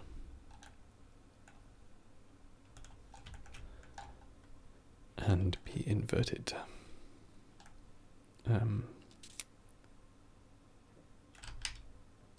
Let's flip the tilt. Hope folk didn't hear that again. There's no stopping that man. Curve, tilt, flip these 180. Oh wait, flip these 180.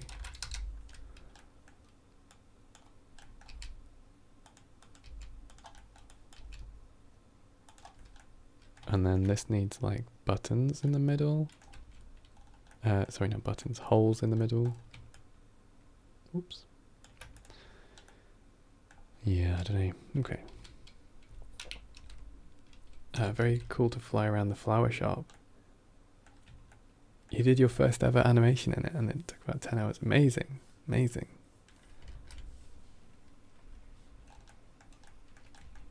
Oh, do you mean the quackles? Do you mean the fading noodles when you zoom in? So like when they're out of view?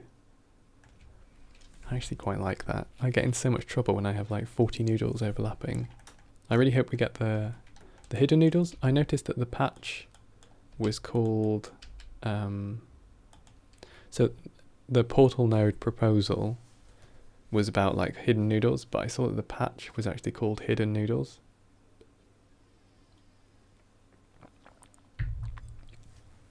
So they might just... I'm not sure if Jacques is doing it. You don't like that. I think you can maybe turn it off. Oh, maybe not. Yeah, I would normally be working in the node timings branch, but I wanted some of the new features, and there hasn't been a node timings build for a few days. Where are we going with this? I need buttonholes. This is when a crop mesh 2D would be really good, because then I could just like make a circle, crop a few holes in it, and then displace in the Z-axis. I don't think there's any way to do that. Because at the moment I'm going to have to actually just instance on points in the middle.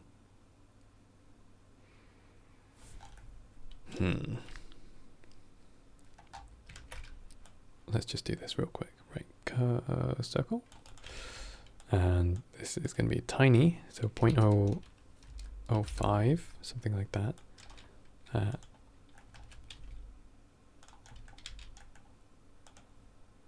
Let's turn off the wireframe.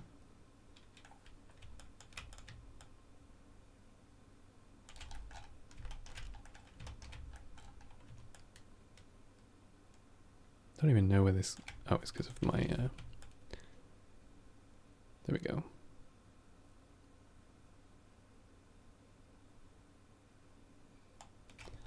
Cool, that's fine. Down to 4. So I can instance 4 little cylinders on here. I'm not looking forward to doing the boolean. I may have to mute the boolean just while we work, sort of in general. Mesh primitive cylinder instance, and these are going to be small and very small. Radius 0.001, something like that. Maybe a little bit bigger. 0.015.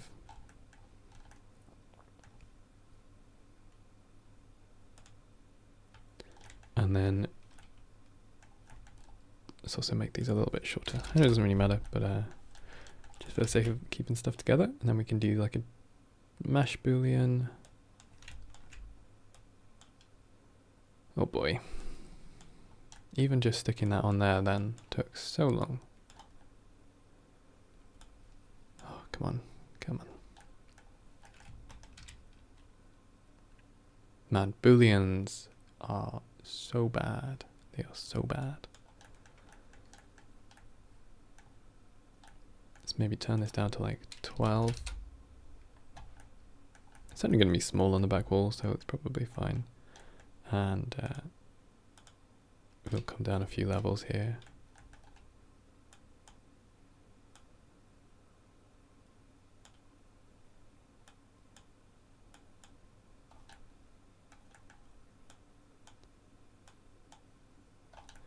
There we go, button, and we have some shadow glitches.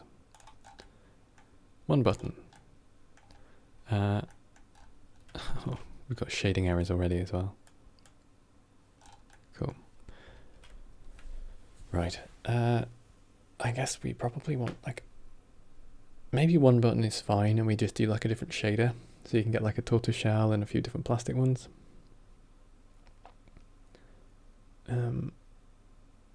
Oh, really? You found a glitch with the boolean?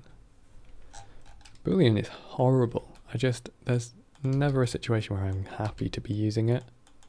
I don't know how people like Josh Gramble, who does like all of the hard surface stuff. He's from Blender Bros. If you're into hard surface, I would recommend checking out their courses on Blender Market. But, oh god, he does almost everything with booleans. And it's like, how do you make booleans work for you? You just can't make anything heavy. But then I guess that's why he like ends up just applying modifiers and making it destructive. Okay, this is probably fine. Let's go for our main button. Oh, do you know what? I haven't been assigning materials. Let's go back and do that. Material, set material. Let's also mute this boolean. I will make it orange so that I remember to unmute it later. Oh, weird. Okay, that's not very useful. I will put it in a bright orange frame in that case.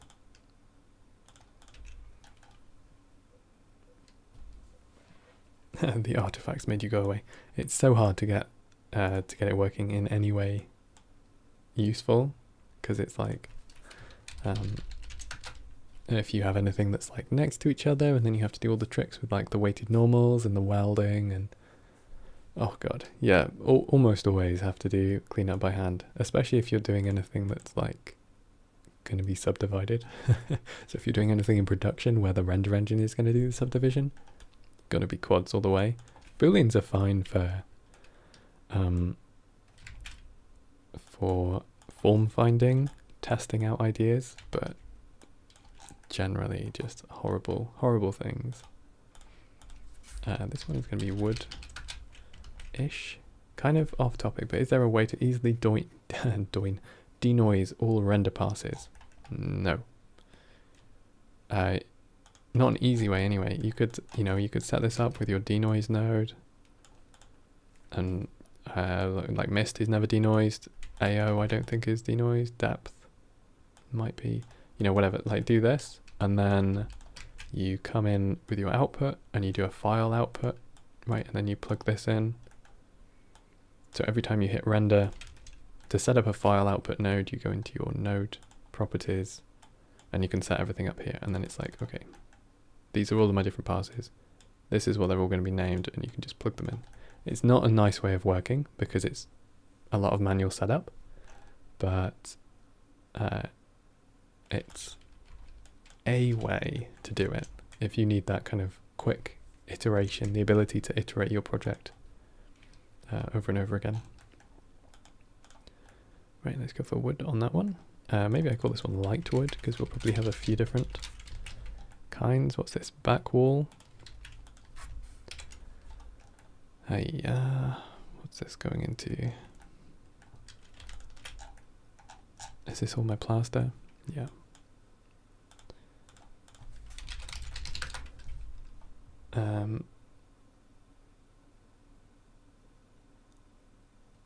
Thanks for the input. Oh wait, was that? Oh right, yeah, denoising. Yeah.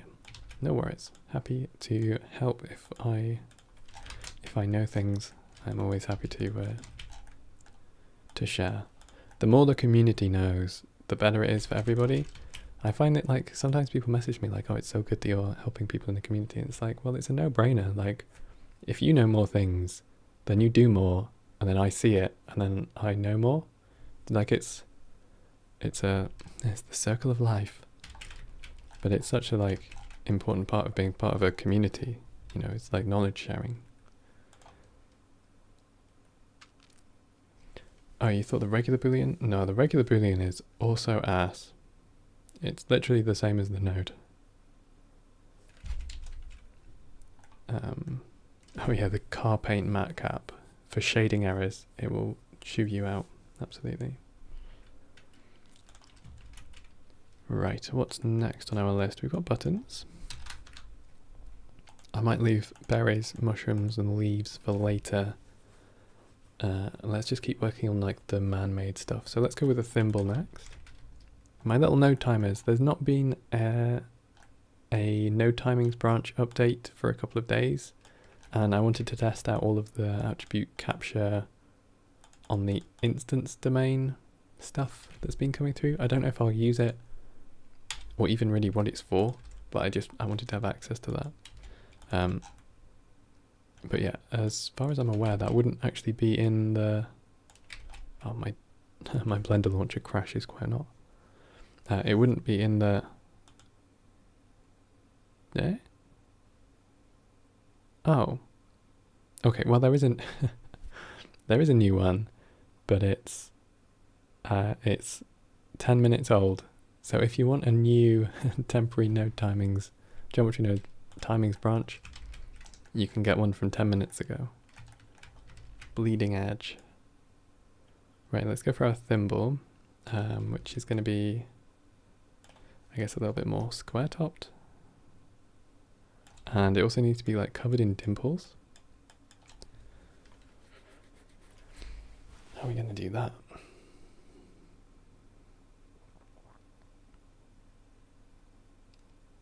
Maybe if we do...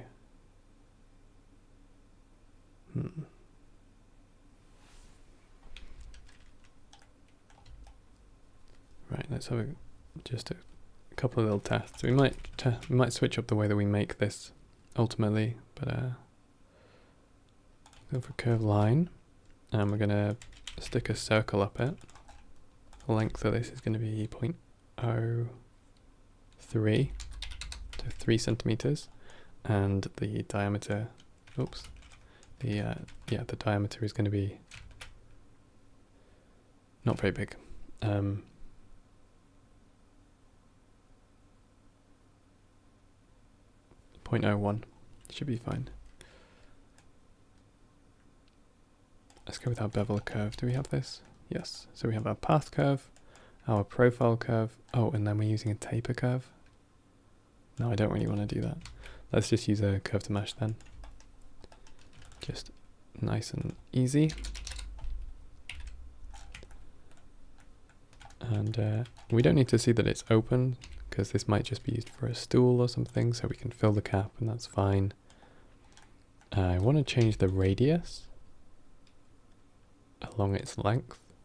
So set curve radius, and we're also going to set curve tilt because I need to make it revolve. And then we're going to try and do some stuff with matrix manipulation, sorry, index manipulation.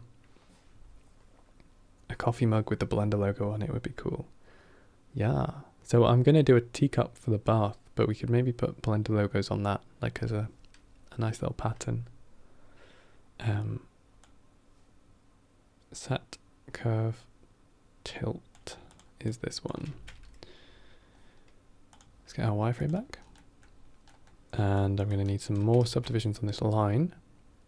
So let's resample that one. I wish the ZBrush team could join it with Blender. ZBrush has a lot of cool stuff going on.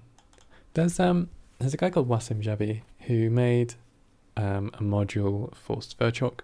Well, he develops a thing for basically all platforms called Topologic, which is basically for scheduling buildings, for working out which spaces have intersections and like the areas, like basically for scheduling a building. And he his booleans seem so fast and stable in his version of Svertrock, or his plugin for Svertrock. It's crazy. I have no idea how he does it. It's like must be a different way of doing booleans. I really need to ask him if he can like commit that to Blender. Right, I'm looking after curve parameter, math on the factor into the tilt. So now we can spin it. Oops. Maybe a bit less than that.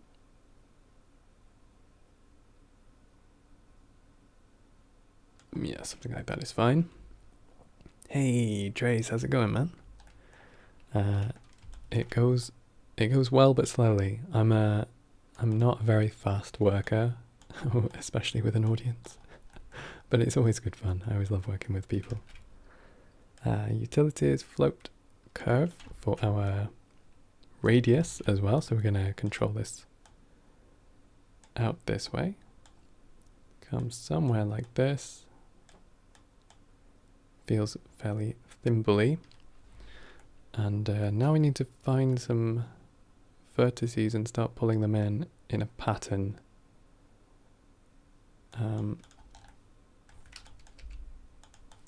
I don't know how this is going to work, but essentially it's all just modulo and dividing. Nice and easy. So index, geometry, set position. We're going to be setting our position. We're just going to be scaling in X and Y. So let's grab not normal. I mean, you could do it with a normal, but I'm just going to use the position and do X and Y.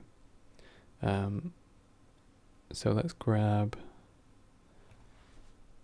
the thumbnail add-on. Looks pretty good there. Do you mean my minimap? It is very useful. Link is in the description for anybody who is interested in getting a minimap. So let's scale these ones in. What am I after here? Multiply by... Oh, let's do it this way so that we have it on a proper scaler. And then this can go into the position, and then... No. This can go into the...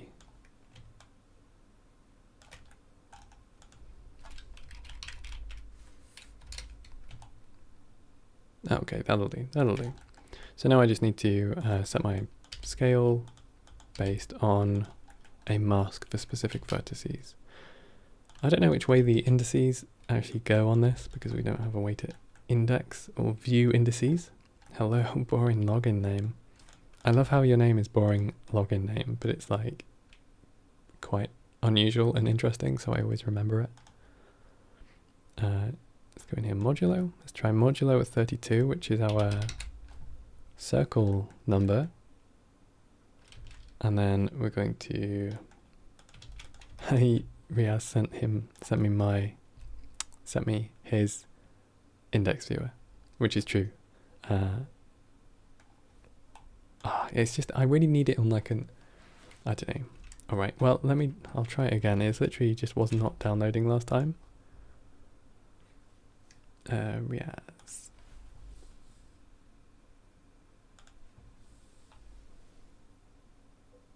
Yeah, look at this. I'm getting nada. Nothing's coming through. Oh wait, now it actually is. Okay, turns out I just need to make Firefox like accountable by showing it on screen.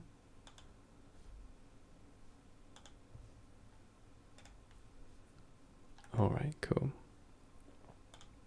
That is downloaded. Let's what do? Do I just oh, good. Got my internet sorted to stream. Yeah, for some reason my internet works fine for streaming to YouTube, but it cannot stream to Discord. Even though my old internet could stream to Discord. Very strange. Oh, you think... Thank you so much for the black and white prompt. That's really kind. Let's go ahead and append from... Where is this? Downloads, index viewer, no tree. Which one am I going for here? Yeah,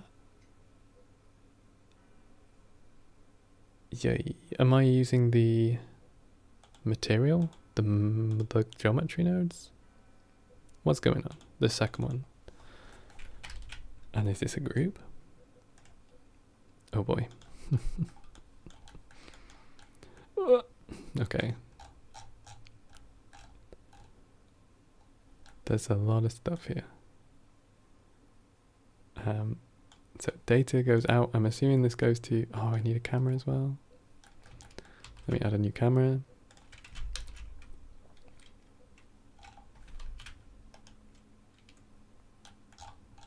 No, I'm dead ass confused. Oh, okay. I just messed up my other camera, but that's fine. We're going for these ones. Scale them down so that we can actually see stuff. Oh god.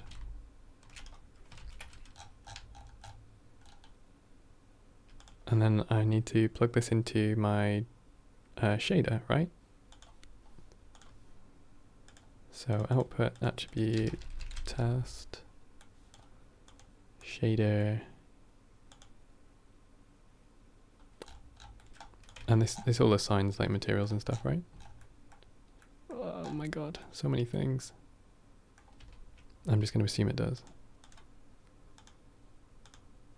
Index viewer material. Oh yeah, I should have called it. I should have called it data. Awesome.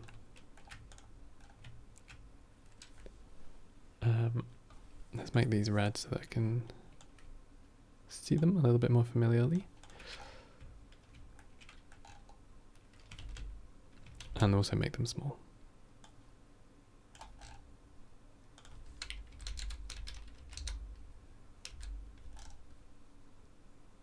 It is awesome to get this working. The offset. It's so big. Right, we're gonna stay in camera. Oops.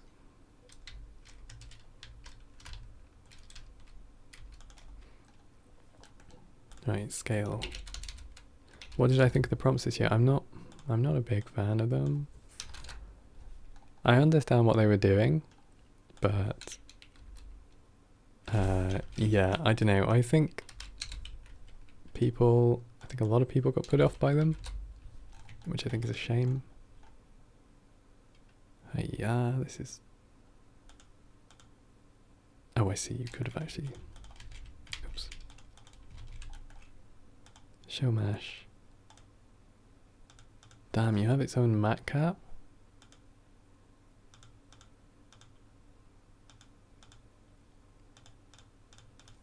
This is crazy. Crazy, but also I can't read any of them. I need to make them so much smaller. It could be cool if each one had its own like you could set the opacity of the background. Oh my god. Alright, number sheet. Got you, got you. So like if I was to mix this with a different one. There we go, that's actually a bit easier to read. I'm in the mat cap material, aren't I?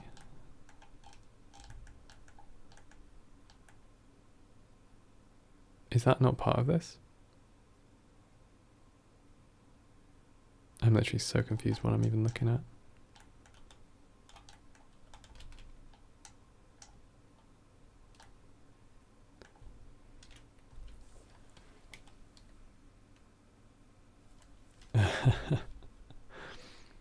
It's I need to actually sit down with this when I'm like thinking, how can we give the numbers spikes?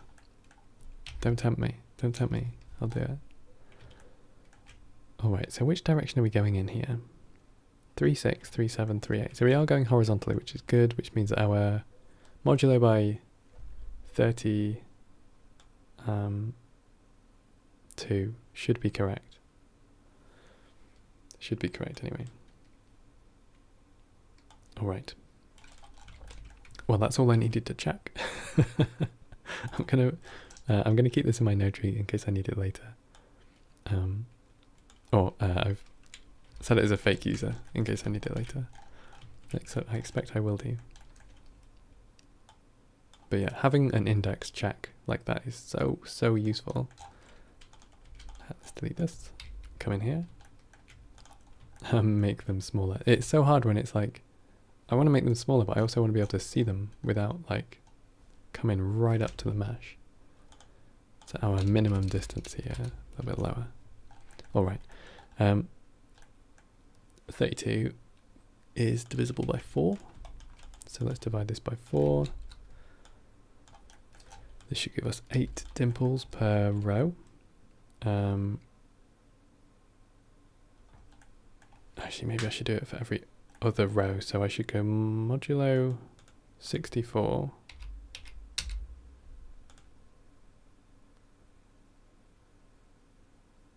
And then, yeah, it is, honestly, the index here is super impressive. You should, I don't really know, I need to have like more of a play with it to see kind of what other things I would want. I definitely think like having a bit of opaque background per number would be really useful. But yeah, I can see a lot of people wanting to use that. Right. Looking for where it is less than 32, so I'm basically masking like every other row here. And then this can be like our final multiply before it goes into here. And then this divide goes down to 4. No, modulate by 4. And then equals whatever integer, that's fine. And then I just need to multiply this down to the actual size that we want to offset by. And then that should, in theory, here we go. So maybe I need to offset it more. So like every other 64 gets a different value. Another is highlight instance with its mat cap on vertices and the addition of number. Oh, for the things. Right, so this is currently twisting because it's going through the twist up here. So without any twist, we just get this vertical thing. So I need every other row. If I divide my index by 64, no, by 32, and then floor it, and then add this here.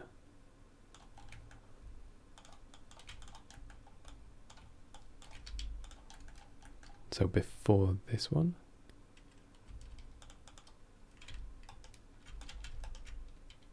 Oh, there we go, nice. So that's actually offsetting every other row. Now we have a perfect thing. I don't even need to do my twist. That's much better. Oops. Control X. There we go, good stuff.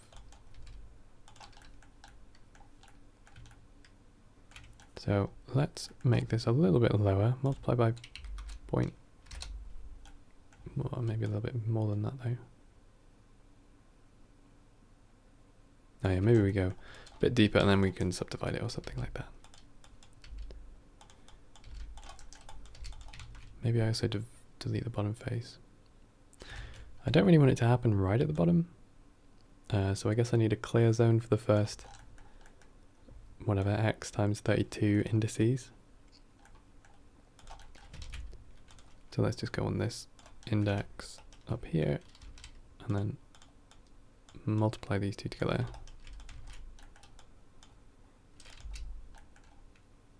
Let's go like 32 times 5.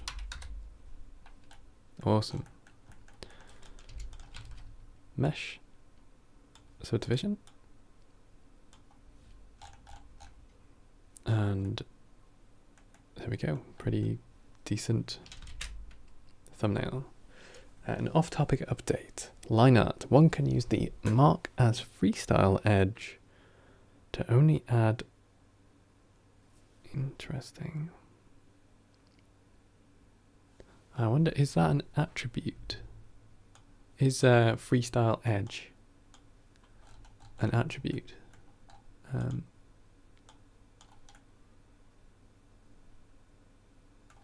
I'd be interested to know if that's something that you can actually assign, you know, like a crease or material index or something like that.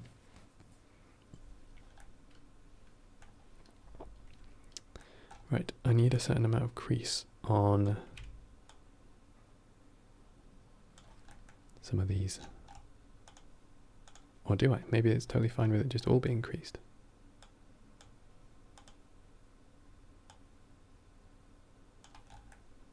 No, that's probably fine actually like that. It works similar to Mark Sharp. It looks like a lot of geometry nodes are experimentation and or trial and error. I mean, only while you're learning. I think that's probably the same with everything. I mean, there's a lot of stuff that we're trying to do, you know, not just me, but in general, you know, the community is like trying new stuff that nobody's ever done in geometry nodes before. So it's, it is a case of being like, is this even possible? And do we want it to be possible?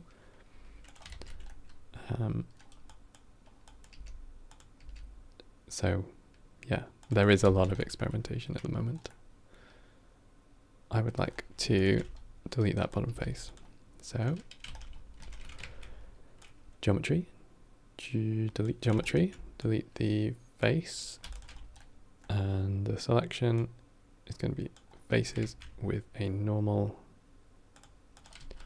that points straight down. So dot product. Where will there be a webinar recording? Yeah, this you can see as well, like all of my past streams, you can find them in the video section of my channel. So this is all permanently available. Here we go, -1. Oops. The literal opposite. Greater than. There we go, nice. Got rid of that bottom face. All looking dandy.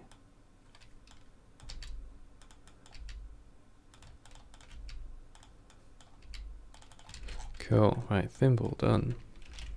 We need to assign a material, but here we go. So start coloring some of these as well. Material, set material.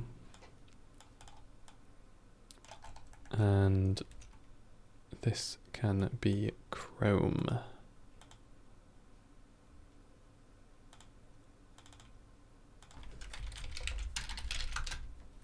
Chrome, there we go.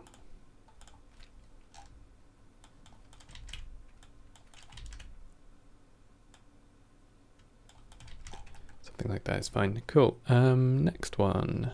Maybe, does this need more holes? Kind of looks like a strawberry at the moment. Maybe it just needs a few more. Let's do it in something of 4, so let's go 48.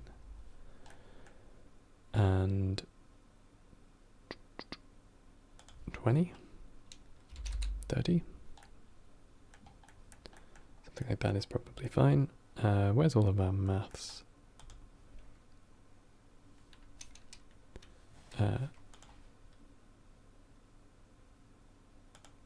48 times 2 is like that, and then 48, there we go. Can you put a rolled edge on the bottom? Well, yeah, I could actually just add a band. That's probably a good idea. You're right, actually, yeah, of course. 48 for this, there we go, that's working a bit better. These can come up a little bit. 48 times 5, maybe a little bit more, 48 times 7. All right. And yes, let's grab a circle and put it around a circle. So curve primitive circle and curve primitive sidle. It should be wider to fit on the finger. It might actually just be that it's too long, but I will make it shorter in that case. Oops. Something like that is probably about all right. And what's this radius? That's like 0.0095.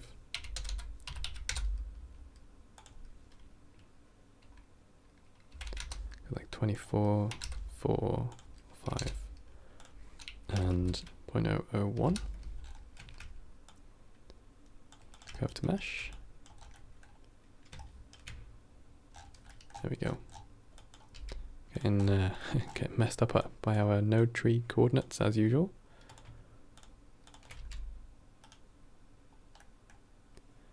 And only geometry nodes have timers.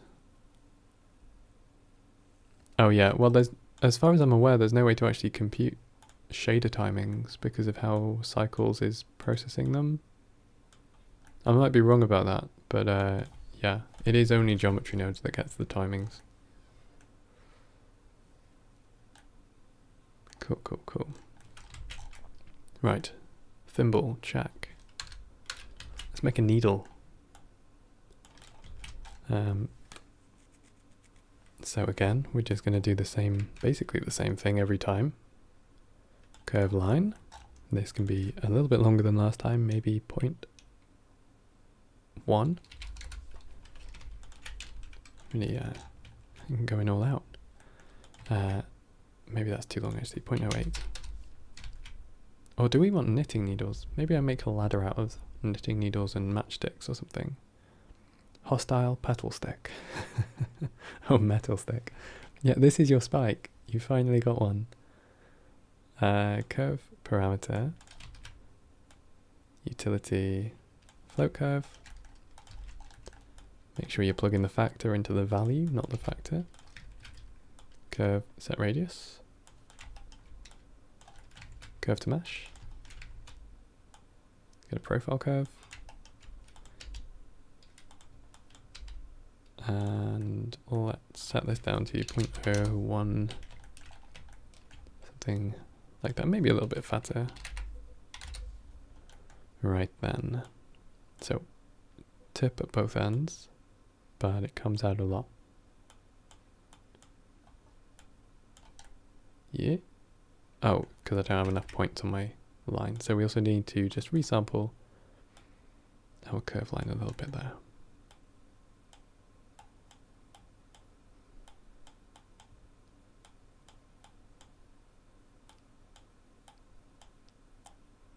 There we go, something like that.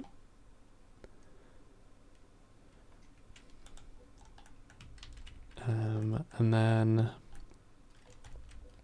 I need to squish it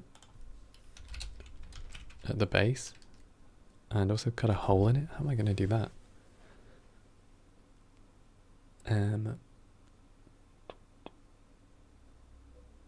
Maybe I should like push it over to one side and then just mirror it, have it like sitting through itself. There's a lot of janky stuff happens in geometry nodes, just just when we like don't really have any tools for actually modeling stuff. Right, let's grab this. So we're going to be using a mesh offset, so set position. I guess I want to capture the attribute for the factor just so I can use it on the mesh. Bring this over, and now we can use this to move our thing sideways, which I can also multiply by something. Stick a torus at the bottom. That's potentially a good idea actually. I'll see if this works, and then if it doesn't I will I do have a torus node, so I can just I will see if that works. Maybe a torus and extrude the top vertices. That might work, although we may not have enough topology. It's a shame we can't do, it wouldn't not necessarily like adaptive subdivision, but like basically using a field into the subdivision thing so that we can pick tables, drag vertices. Yeah. I know. I'm just thinking about how much actual topology there is to pull up.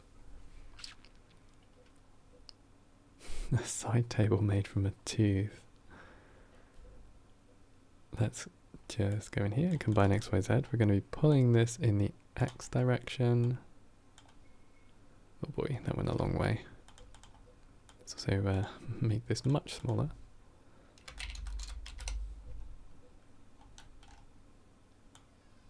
Don't want to move the end, we want to move the base very slightly.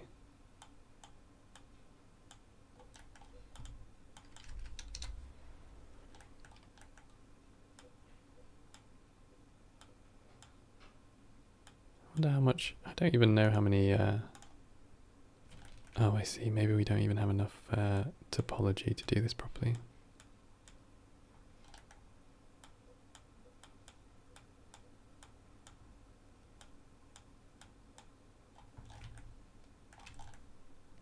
Is this not updating?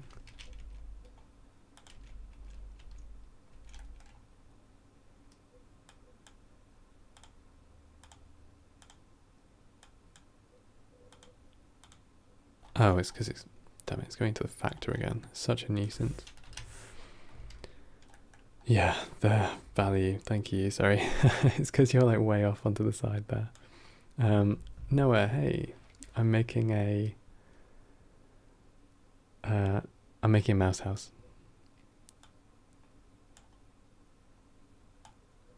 Yeah, thank you. I should put it in the chat, in the title or the description or something. Something like this. And dream home makeovers.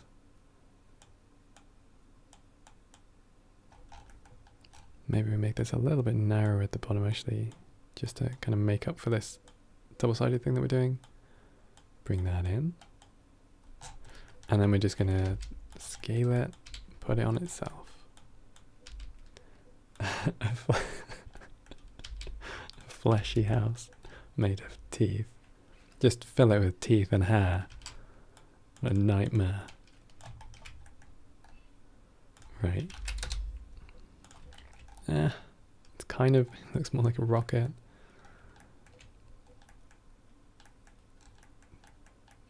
The eyes in the donut. It's, you just can't help doing stuff like that sometimes. Right. I kind of want the base to be like a little bit fatter again.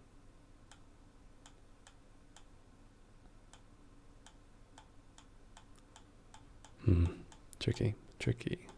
This will probably do. Not like anyone will be looking too close. This is a very thick needle. You would not want this sticking in you. Alright, stick a chrome material on it and we are on to the next one. Control J, F2, and needle.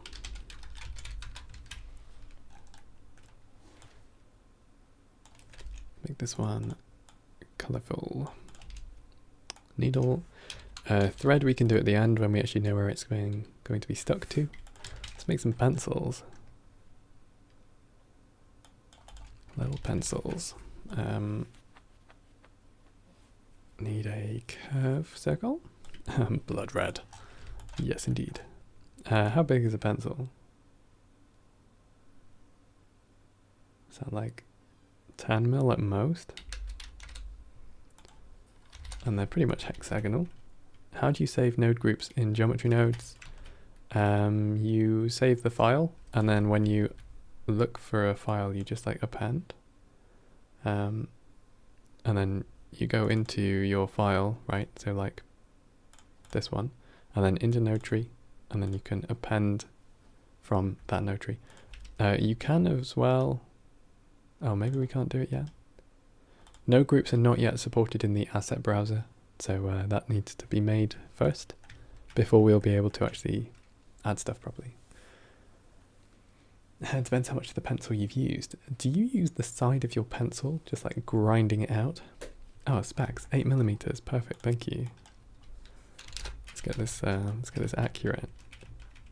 And then we're going to curve, fillet, poly, very small, just so that we can knock off those corners. Flat to opposite flat is 4mm. Ooh, what are we working for? That's the diagonal. Oh wait, 0.04. Oh, we're going for this. Is this a standard number 2? Yes, it is. Cool. That's good enough for me. Rounded hexagon. And oh yeah, how are we going to get the top bit looking right? The weird shit you get at the art store. Don't know if I've got any weird ones.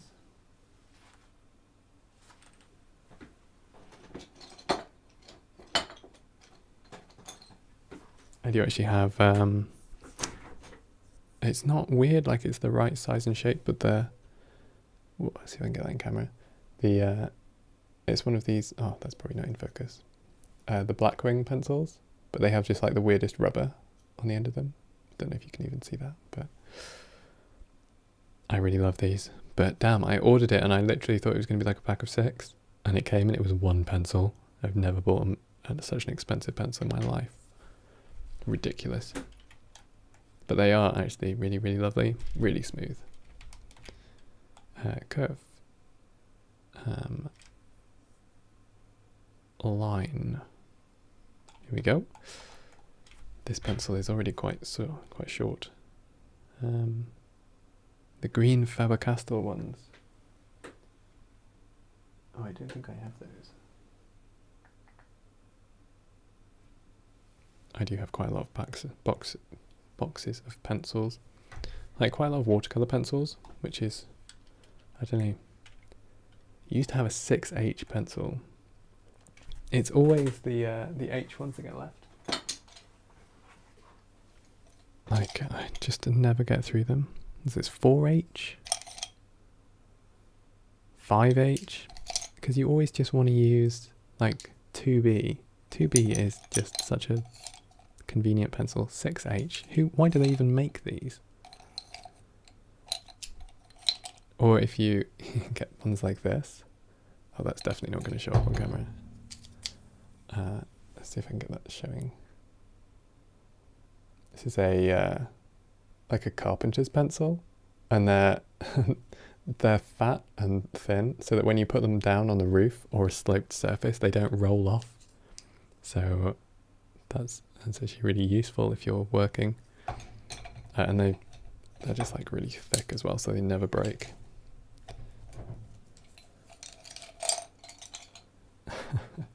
How do you sharpen it with a knife? I don't think I have a pencil sharpener. Like, I literally don't even own one. Or maybe I do. I own like a really bougie one. Let me see if I can find it.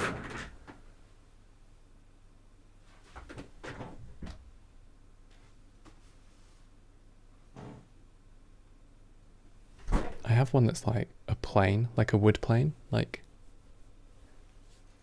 I don't know where it is at the moment.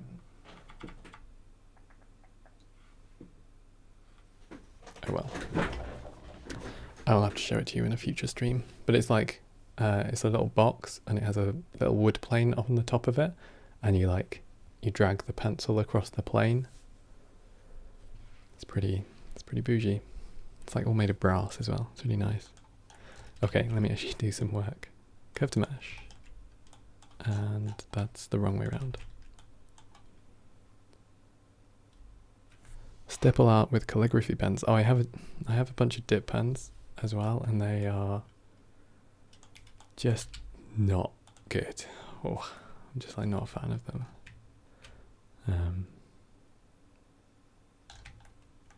Because they're so, yeah, I don't know, they're just so annoying. When you have fountain pens as well, like that's an option. You could just not dip. So much better. You spent so much money on Strathmore paper. Yeah.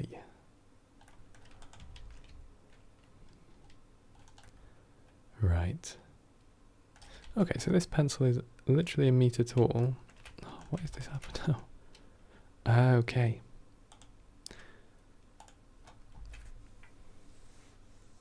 It should be 19 centimeters long, indeed. Yeah, it's always, if you see something that's like, oh, that doesn't seem to make sense, and then Blender just immediately crashes. All right, 0.1, let's go 0.18. How has this happened? How is my...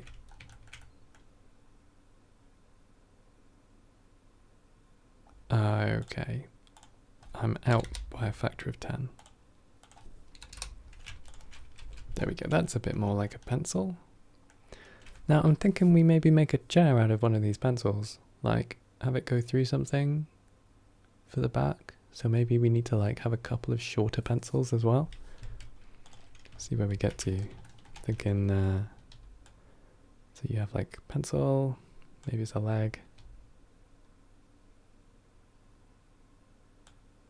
Maybe it's like a little three-legged stool, but like the back leg is way longer, so it comes up through, like has a little back and maybe has something on it. And like some pieces of wire or something, I don't know. That could be nice. I don't know, just some way to like integrate stuff that people recognize with pencils, but then also something that a mouse might want to sit on while it drinks its tea in the morning. RSI are real, yeah, absolutely. Do not overwork yourself. If you can use like a Wacom tablet, or not necessarily Wacom, but like a graphics tablet, or an ergonomic mouse, ergonomic keyboard. Also, if you can get a screen mount, so that you're not, you know, if you work on a laptop, just don't. Get yourself an external monitor if you can. Put it on a like a proper mount so that you can see it at a height so that you're not slouching. Pencils and gum. Oh, gum to stick it together? I'm wondering how that could, like... Something could be, like, fashioned out of dry gum. I have to have a bit more of a think about that. How are we going to get the top to be the correct shape? Because it needs to be... Yeah, I just have no idea how to do that. Because, you know, you get like the sharpening wheat around here. I don't want to have to boolean it. Am I going to have to... Maybe you can cap a hexagon cylinder and move the middle vertex out. You could do... I wonder if I could...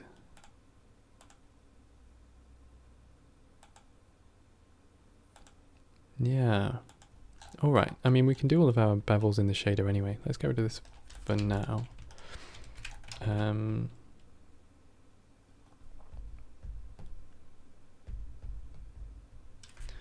Just thinking, because I want like subdivisions on the edge so the corners also come down. Oh, but then that's going to be a real pain. Or is it?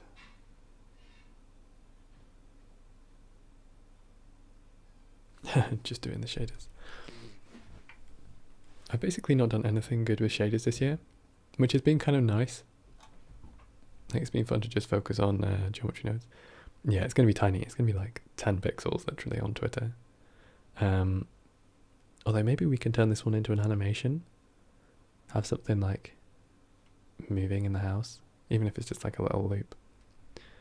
What am I doing?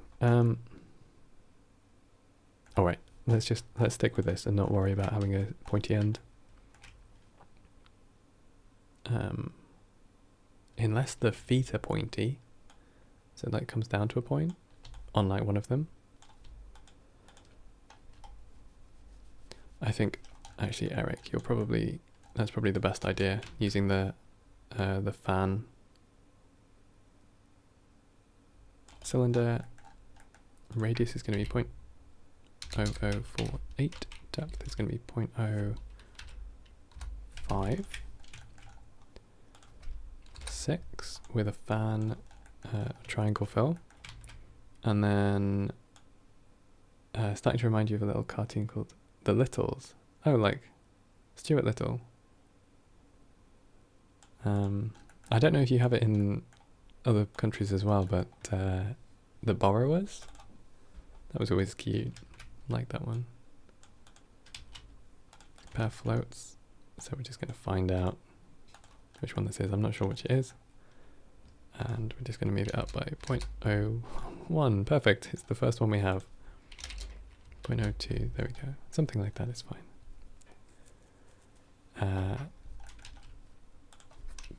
0.0015. Oh wait. Too small.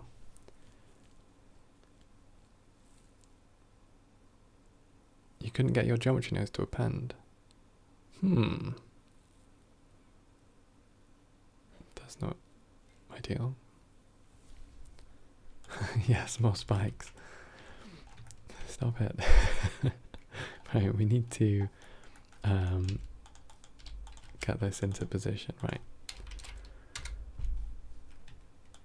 I'm just going to manually position these because that's how I roll. Point.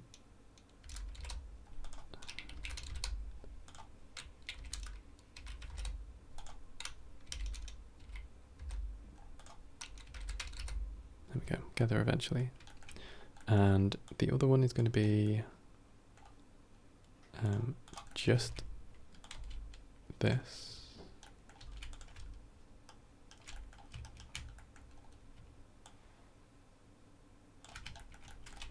Something like that, but a little bit taller and a bit lower.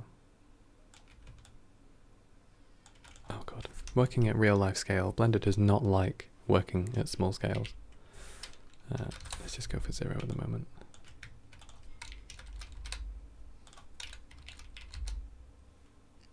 Something like that's probably fine. And then we go for another one. You got to bevel everything. Oh god, just adding the bevel modifier onto hopefully, I think we're aiming for 6,000 nodes, right?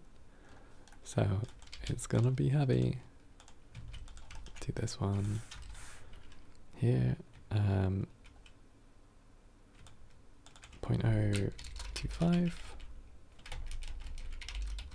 0.03. Let's go 2. And we're gonna move it up. There we go, nice, nice. I really want this one to be bent.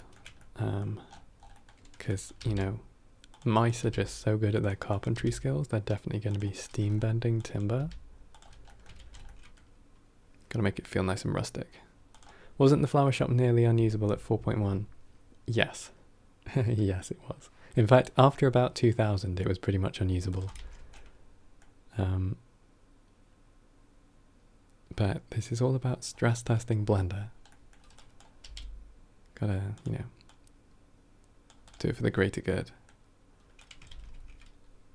Welcome to my life, creating 3D miniatures in software that hates small values. At least we use metric. At least we're not doing this in like feet and inches. Let me just, oh god, do something like this, and then we can just bend this one. There we go. 3 barley corns long. Yeah, that's literally what Imperial is like. Set position. Oh wait, am I just doing a bend? Yeah. This is when the simple deform node would be really useful. Position. Into here. And then we're going to bend in the x-axis at a position of 0.04.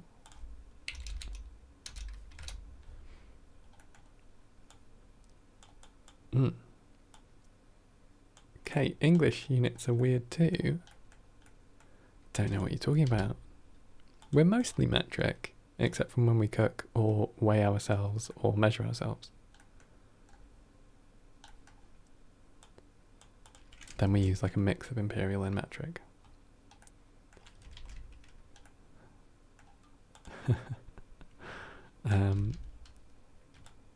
Where's this going? There we go, something like that. And we need a gradient based on the Z position. Vector separate. Oops. Something like this. Map range on the Z from 0.4 to 0.1 maybe. Oh yeah, that's not good.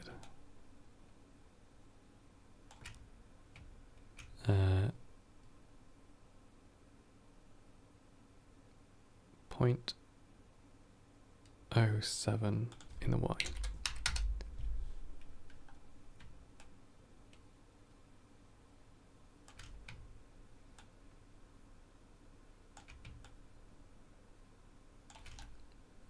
Cool, something like that.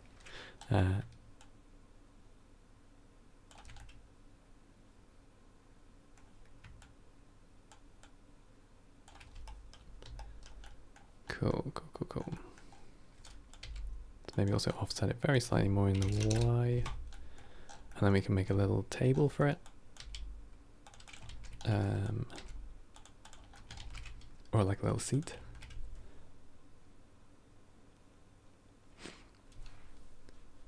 Um, 6'5" right, let's grab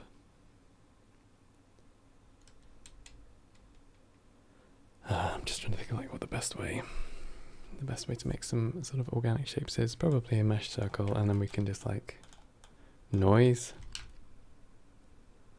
it. Texture, noise, texture.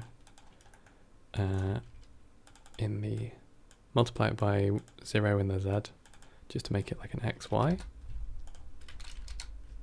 And then use this as an offset once we center it.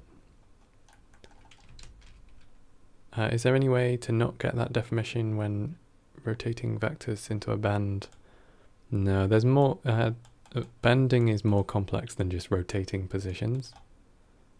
You have to do. Basically it's just more complex. I would just wait until we have the simple deform nodes actually added, because they should come at some point. Subtract 0.5, scale, join, and this actually should be a cylinder so that we have thickness, because we don't have a solidify. How low is my screencast keys? Let's bring these up a little bit.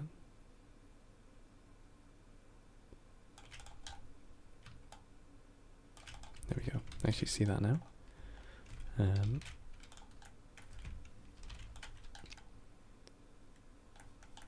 Right, cylinder in here.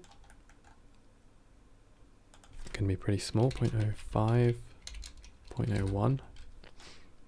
Nice, absolutely smashed. Something like this. Maybe it's just like a slice of a branch or something. Probably be slightly smaller as well. Cool, that'll do. Vector math add, just position this. So we're going to go up 0.04, a little bit higher, 0.06, and 0.025. A large coin. I don't know how they're going to drill their pencils through a large coin. At the moment we can do it like, so you can texture see it. 0.02, 0.015. These need to like rotate out as well. Where are these?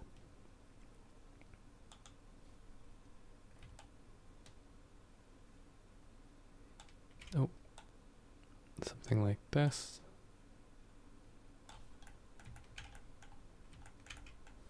And maybe that back one gets pushed back even further.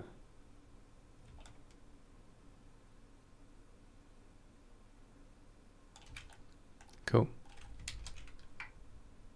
Oh my god, a rubber. We could do it as a rubber, I guess. 1.2, sorry, just bear with. Oh man, yeah, trying to get these super tiny movements. 0.025, 0.035. A soda cap. Maybe we use that for the back of the chair. We can like make a little back and put some wire through it, something like that.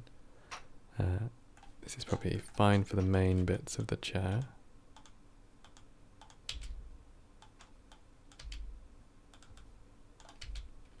As much as possible, I want to use the default mesh primitives so that it's so that I have UVs basically. Let's grab a material, set material for this one, which is going to be maybe natural wood.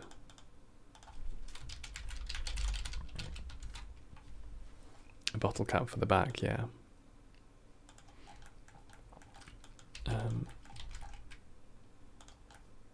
So that's natural wood, and the rest of these can be pencil.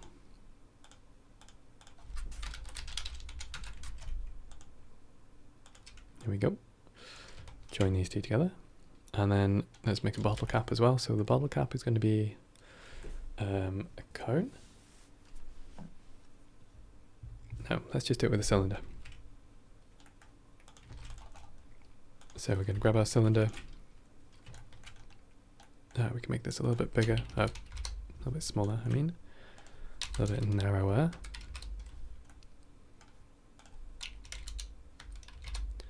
And then we need to delete the bottom and zigzag all of these pieces, right? So input, index. I'm hoping it's going around horizontally. I think it did when we did it on the other thing, on the thimble. Fill segment and move. I was just going to do it on the outer rim, although I guess we probably want it to be a bit dished, don't we? Yeah, so we can do that, and we can pull this one up. We need to delete the bottom faces. Yeah, right. So geometry, delete geometry. And then face bottom. There we go. No more bottom faces. And geometry set position. It's going to be index modulo, what? Math modulo 2. But also multiply by the bottom selection.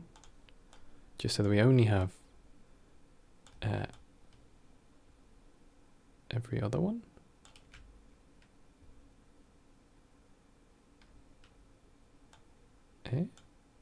Interesting.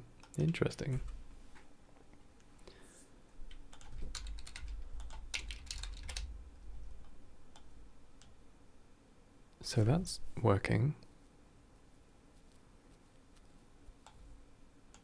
But this is not.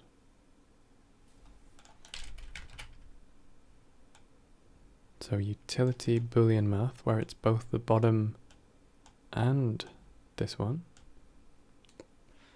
Interesting. Huh.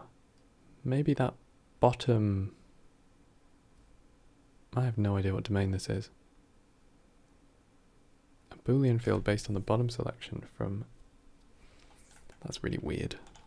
Well, let's just grab this before in that case.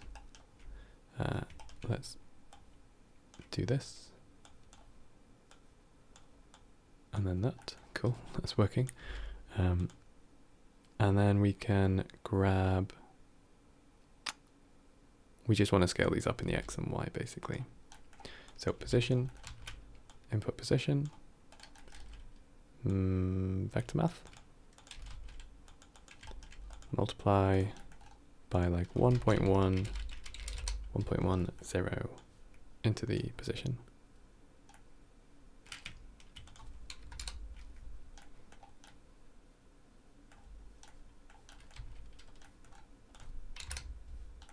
And then maybe subdivide.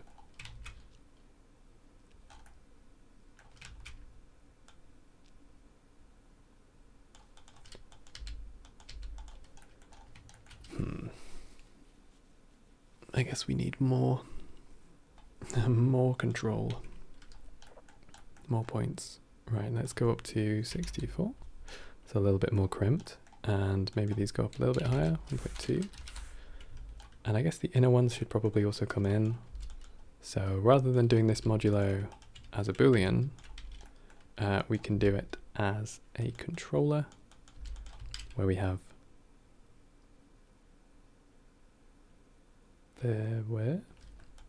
this times, let's go with the map range. So right now it's 0 and 1, and then that's going to be like 1.2 minus 1.2. And then this can go in. Is 3.1 better than 3.0? Seems useful, bottom side. Yeah. I mean, it's a continuation, that's the thing. Like, if you're happy for a bit more instability, then absolutely. Go for the most recent one. There's in my opinion, you know, for my workflow, there's absolutely no reason for me to stand on a stable build. I almost never use a stable build. I think I used like 2.93 for about 2 days. And then I was just, and that's because I was doing a professional job that was using it. So the rest of the time I just work on like the experimental builds all the time. There we go, something like that. My 0.8 is probably actually what I want. And I want to make that middle section a little bit higher as well. So set position. We can just do that like nice and easy using vector math, length, map range, because we're working on a super low scale here, so that's like 0.015. Gonna invert that as well, go for a power curve. And then use a combine X, Y, Z to stick this into the Z so that we can offset in the Z direction up here. I'll also just use a multiply to bring this way back down to a bit smaller. I guess something like 2. And maybe bring this in a tiny bit.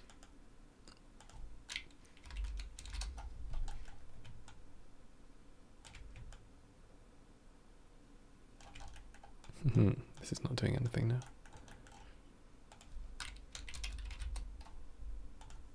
Oh right, because there's no subdivisions at that point. Silly me.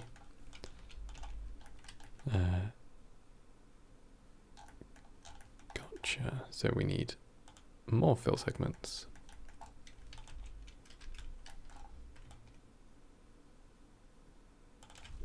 0.005.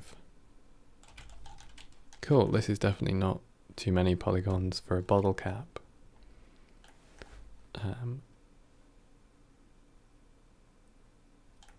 Let's make these a little bit less. There we go, something like that. Oh my god, it's so ridiculously high poly. Right, let's stick this on here. We're going to be using this like in general for all of our bottle caps now. So this wants its own frame.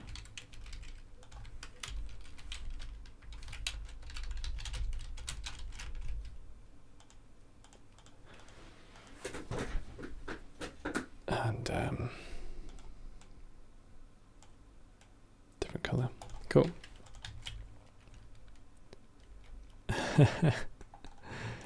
Yeah, I use so much more detail than is necessary every time I make anything. It's just, I don't know. When it's client work, I do pull myself back, but when it's my own stuff, I am pretty bad at just, I don't know, going down a rabbit hole of making stuff. I mean, partly it's because I really genuinely love making stuff. So regardless of whether or not it ends up in the final render, or even regardless of whether or not I do a final render, the process is like, that's why I'm here. But yeah, the actual use of doing what I'm doing is minimal. Bottle cap. Here we go. Yeah, actually not just minimal, but probably obstructive, because I'm gonna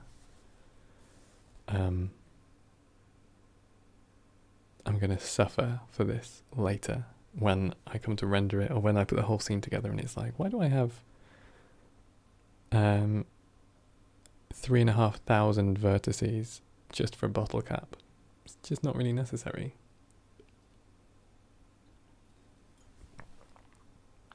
And thank you, Xenon. I will try and keep drinking. Right, stool is here.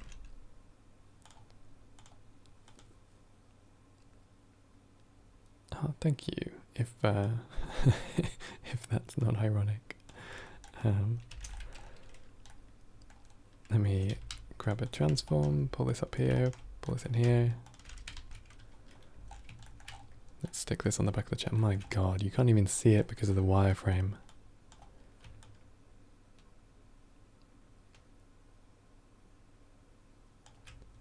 And pull it back. Oh god, I've got to turn that down. That's ludicrous.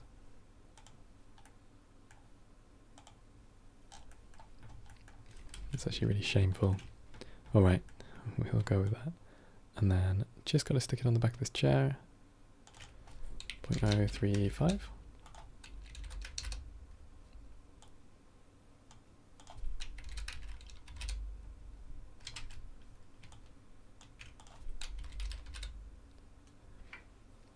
That cursor, it's so big. It's so big. 0.09. There we go, something like that. Should it be bigger? Boy.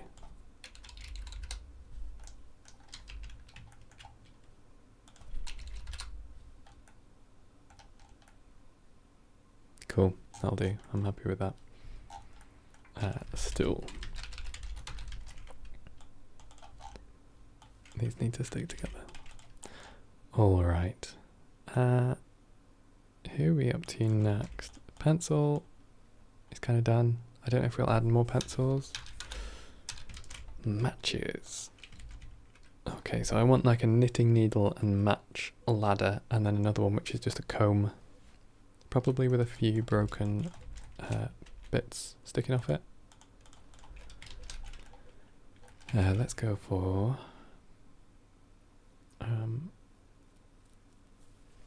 yeah, let's make our knitting needles first. So we need a little hook, a curved line, a curved circle, curved mesh. This is pretty much the same every time. Curve parameter, float curve, and then set curve radius. Ooh.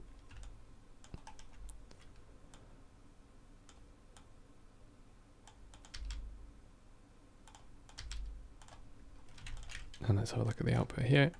We need a much smaller radius, probably 0.04 is again, and a length of like 0.2. So we're going to come in,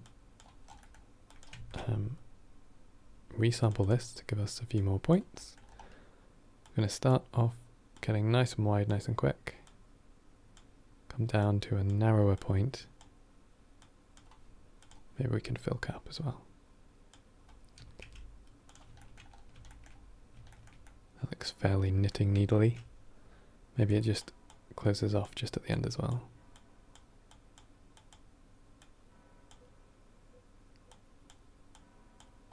something like that. I need a little hook as well. By the way, off topic. If you want inspiration, watch Arcane on Netflix. It's so good, and I couldn't stop myself from drawing the characters. Nice. Arcane. I'll have to give it have to check it out. I don't watch nearly enough stuff actually. I know that's like a weird thing to want to do more of. I always think this when I go to the cinema, like, oh, I should watch more. I should watch more films, go to the cinema more. But I'm kind of the same with TV. Like, I haven't even seen Squid Game yet. I feel like that's something I really need to do. Let's make an icosphere into a funny shape, and we'll just stick this on the top. Arcane.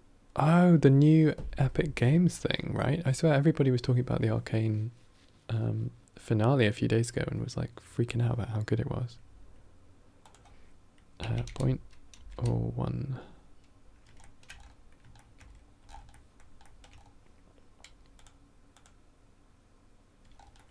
And then need to set position, just offset it basically. So I'm going to take, maybe I scale it a little bit first as well. So we're going to grab our input position. And we're going to multiply it by 1 in the Z. 0.5.8. There we go, something like a little blob. And then we can take our Z position, separate. Looks like a hat pin. Hat pins, you don't really see people wearing hat pins anymore.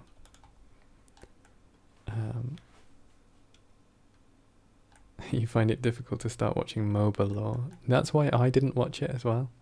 I remember when people were talking about the first episode and I was like, is this seriously like a video game about, or like TV series about a video game? Killing Smith, it's a spike. Everything. Let's grab map range of the Z. Going for a 0.01 radius, so minus 0.01 to 0.01.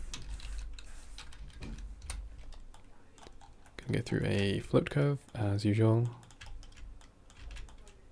I thought they fixed this whole like factor value thing. I swear there was a patch for that.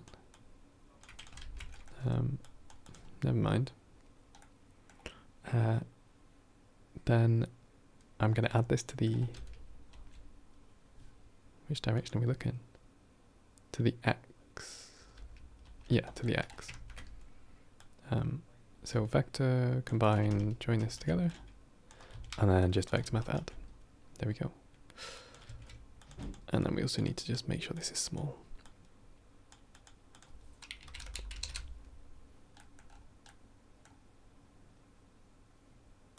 Okay, so the bottom has a big offset. Something like this.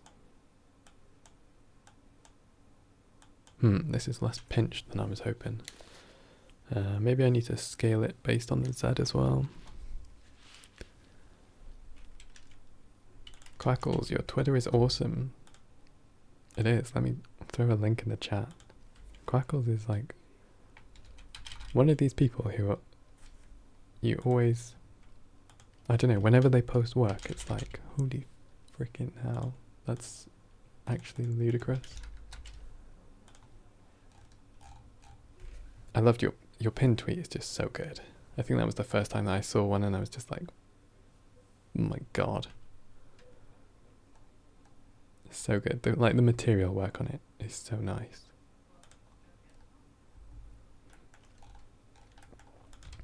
You'd like to know more about the toolkit? I would like to make videos about the toolkit. I just haven't got around to it yet. But hopefully real soon. Hopefully soon. So let's grab another float curve. And then I can multiply this by the X, I guess. Wait, I guess I need to do that before as well. So just grab one of these. Everything else is by 1. and then multiply in here. There we go. Make this like so. Pull it up in the middle. And now it's nice and pokey. Something like that. All right. This can be... This can just be basically stuck on the top of the needle. Nice. All right. Just move it up. Quick question for the ETK. Let's say you use a node group and I send a blend to someone. Are they going to have the node group? They are, yeah. It's literally just appending the group and it sticks in the file.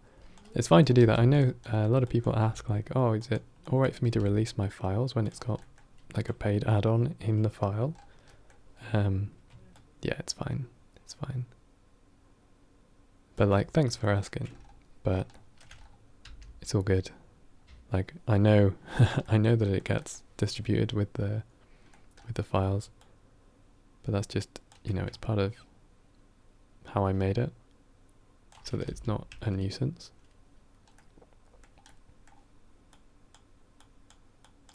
All right, let's move this up a little bit more. You had a 1 second.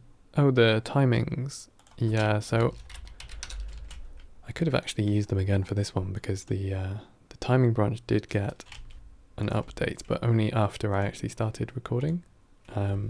So temporary geometry node timings branch is, yeah, it's not an add-on, it's an experimental branch. So this will eventually end up in master, but yeah, you just need to grab the experimental branch. If you're going through the Blender website, downloads.blender.org.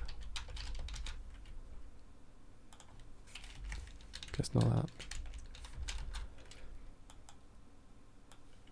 So if you're coming at it through the official website, you go downloads. Sorry if my internet's a little bit slow. And then we're going for, scroll down to the bottom, download Blender Experimental. And then in here you can find branches. And then in here, you've got, there we go, the temporary, let me just drop a link for that so you can go straight to it. Temporary geometry nodes timings.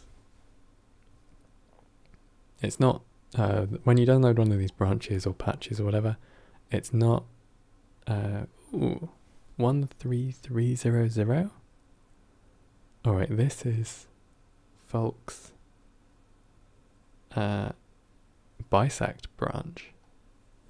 Why not use the Steam version? It is perfect because the Steam version is stable. Like, it's so old. My god. No, I just don't use this. I'm not into that. I literally get new builds almost every single day. Like, whatever the daily build is, that's the one I'm running. People always ask me, like, as well in tutorials and things, they're like, oh, can you just say what version it is? And it's like, I'm not going to be using an old version. Like, if you check your version and you don't have a node that I have, it's going to be quicker for you to download the new build for today than wait for me to reply to tell you to download the new build for today. Steam has daily builds. Really? They do? Store?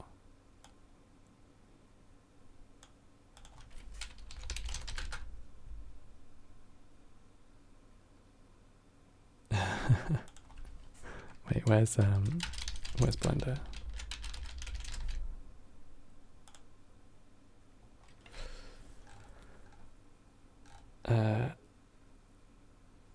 How do you get the daily builds?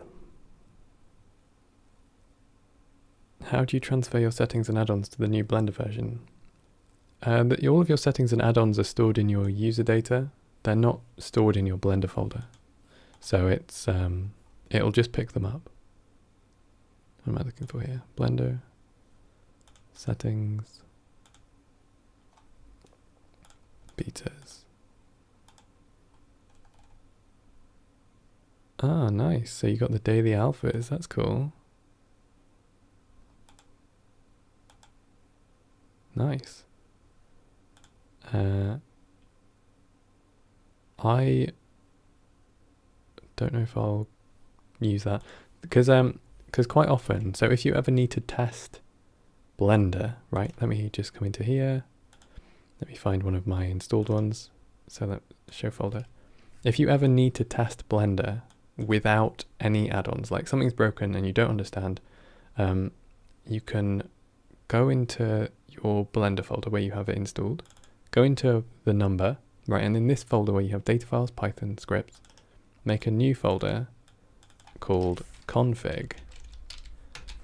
And what Blender will do is it will now look at this config folder rather than the one that is stored in your like users, app data, roaming, Blender Foundation, Blender, right? So it's going to look at this one instead. And now if I open this Blender, even though I've got all of my add-ons installed on this computer, this one is going to come in like completely fresh. So if you need to test an add-on, but like there's one, download takes 20 seconds to Steam, to be fair, is actually real fast. But yeah, anyway, if you just need a clean version of Blender, this is the way that you do it. And if you want to go back, then you just delete that config folder. And now Blender is going to go and load from your app data again, or whatever the Linux or Mac equivalent is. And now you can see we're back into my Blender. So that's a really useful way for you to like debug stuff. If you're not sure if it's like an add-on that's broken, you can just drop in that config folder. So, all right, now we have a knitting needle. Pretty much, although, God, it's horrible to look at. It's,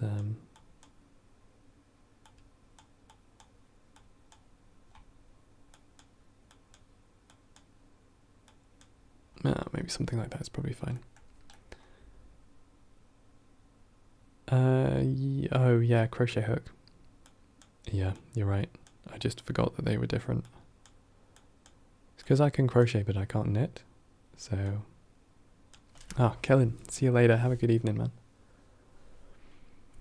Can we have a quick recap for newcomers to the stream? Of course. So, so far what we've done is we have made a needle, like a sewing needle, a thimble, just like lots of little stuff basically, a button which has some little holes in it, a bobbin with some thread around it. So this is like this is going to be their table, and we do have the back wall made for the room, but currently not not actually the rest of the room, but we will add that in a moment. We also have a bottle cap, which is way higher poly than it needs to be, and a cute little table made out of bottle cap and pencils, or sorry, a stool. Yeah, we're making a mouse house, like a little diorama miniature, or at least we're trying to. That's what we're going for today, because the prompt is tiny, so we're trying to make something tiny. I'm not sure how to make it look like it's, tiny, but we will get into that with the shading.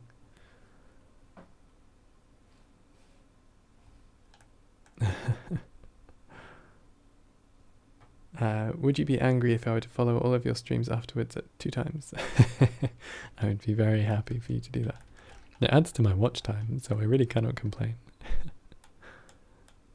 Let's grab something in here.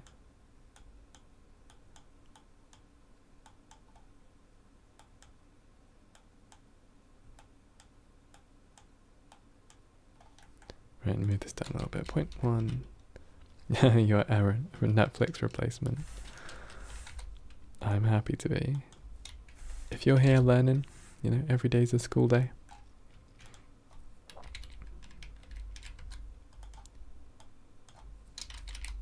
Oops. A little bit less. A little bit less. The bobbin. Thank you. Right, okay, this will do, I guess. I'm just gonna put a material on this. This probably shouldn't be chrome. How are you able to master geometry nodes? I've been using geometry nodes for over a year now. I think that can't really go on. That's not a small thing. I've been using it like every time they add a new node. I only have one node to learn, whereas people coming to it now have like a few hundred nodes and a whole workflow. So it's, you know, it's very different for a new person jumping in now. Let's go for a crochet hook.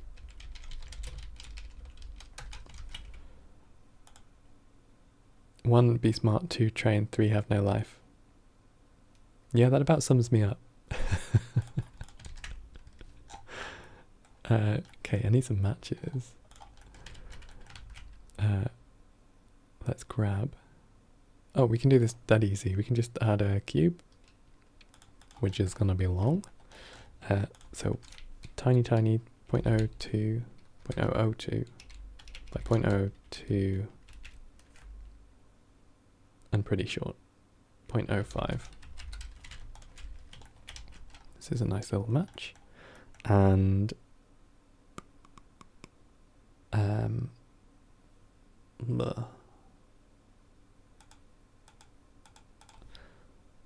let's add a few loop cuts up it. And then we're going to instance it. Let's go this way. 2 and 8. There we go.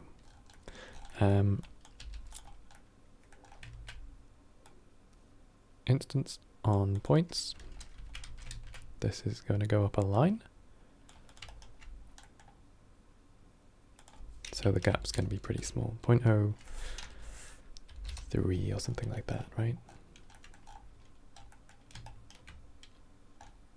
Maybe even less. 0.02.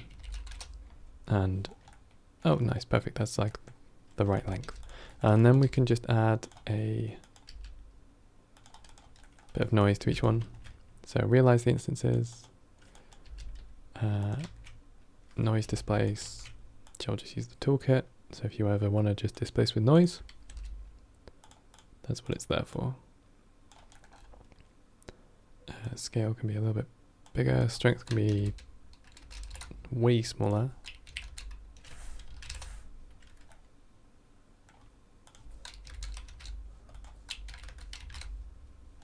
There we go, something like that.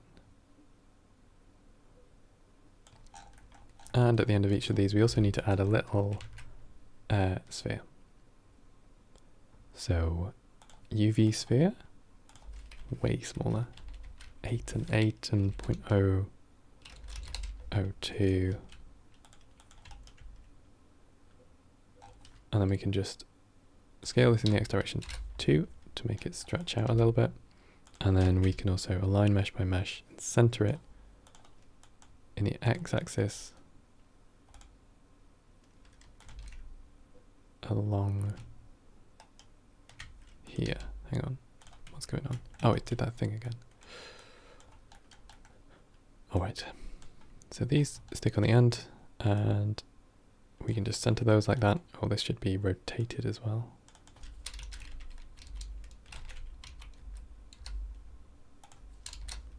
This way, 1, 2, there we go, good stuff. Bunch of matches. I might also just randomize the point position slightly.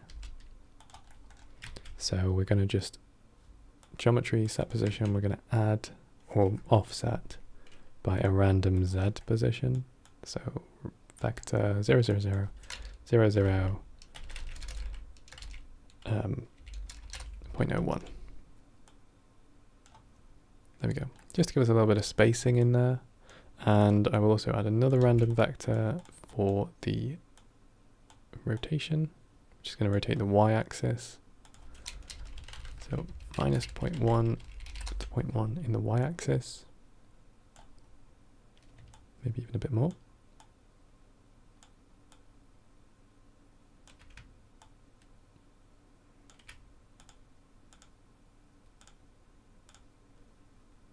we go, something like that, it's fine. Just a character. Give it some character. And I guess each of the places that it gets attached to the needle needs something. Maybe this is where we get the bubble gum, or the chewing gum. So let's move these forwards a little bit. Transform. Y minus 0.005.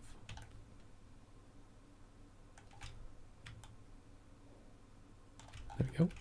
Something like that. And now at each one of these positions, we also need to add a little bundle of something which could be string or, yeah, something like that. So let's bring this one up. We need to join these in and pick something to go in. Maybe we just do something basic, like, let's find something the right size. What am I making? Right now I'm making a ladder out of a crochet hook and some matches. But ultimately I'm making a little doll's house for mice, a little mouse house.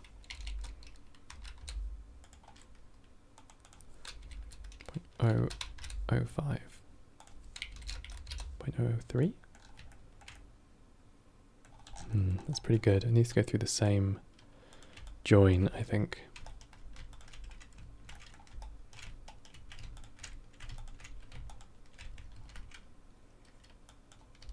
Can you do the same thing as the flower shop stairs but in 3D? Oh yeah, to like scrabble a bezier around. That is actually what I was going to do. Nice, yeah. So I was actually just going to take my icosphere and we're going to chuck a bunch of points on, distribute points on faces. I might need a few more points. And then curve points to bezier. Well, that's not good.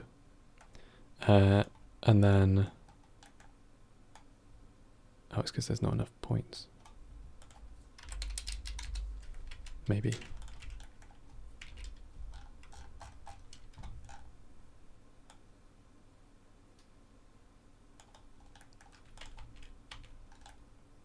Well, doesn't seem very happy. Let's just try chucking on a pipes node as well here, just so that we can actually see it. Radius is much smaller. Still seem to be having some trouble, doesn't it? I guess because it was so small. Maybe I just need to make it a little bit bigger and then scale it down. Let's go up to much higher, something like this. Probably fine. And then a little bit bigger on here.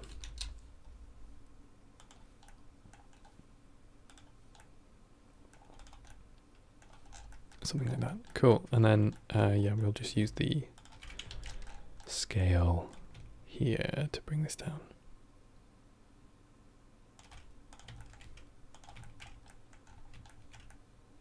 Nice, that's fairly good. Make it a little bit bigger in the y-axis. Maybe I don't need to. I need to give a random value first of all to the rotation. So random vector. Make a bit of space. Stick that in there. Let's go up to tau randomize. Oh no, I don't want to do that. Or do I? Let's do that, and then we will use a scale instances afterwards. So I'm basically just trying to make them like up and down the needle fit around the needle a little bit better. So instances, scale instance. Local space is fine. We're going to do it based on instance index, which should work fine because these are still instances. So we can go down the map range. There's 10. so 0 to 9. And we want this to go just into a combine X, Y, Z.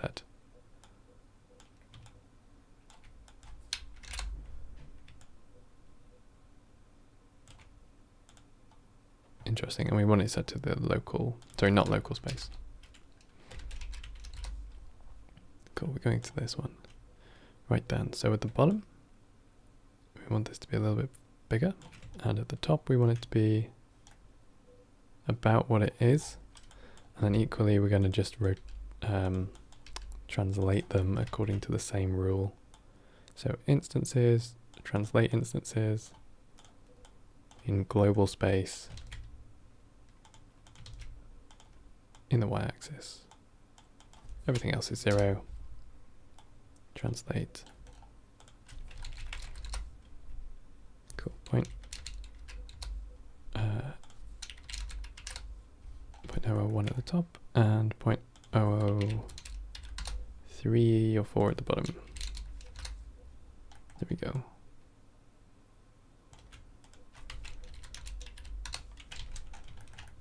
Nice. That looks adequate. I'm alright with that.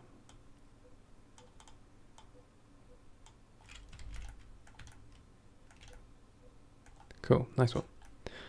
Let's rotate our knitting needle, sorry, our crochet hook as well. So transform, just spin this. Maybe it goes this way. So set material, let's go for a string material. Material sets. This one is going to be, don't think we have one yet. See you later, Matt. Good night, buddy. String. Let's grab this one string in here, and our matches, and at the head of the match needs to be a little bit different. No worries. I should probably have a break at some point as well. What is it? 8:30 at the moment? By the way, for the index viewer, should I give each number a random color as a bit of alpha? Oh, and a bit of alpha. I think you should have a control on the node group, so that you can basically set like a background color as well as a foreground color. And I think is there any way to have RGBA? Maybe you need to like have a separate control for the thing. If you tried to climb this, each step would twist down. It would, but it's also kind of, I'm going for the style. I know it's like not very good practice necessarily to make stuff that shouldn't work, but I'm alright with that.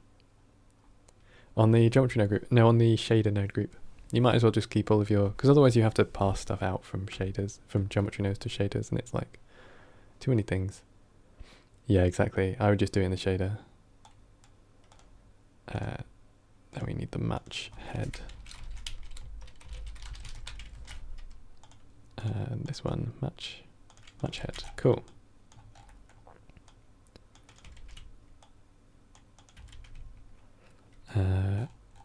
So this is our ladder.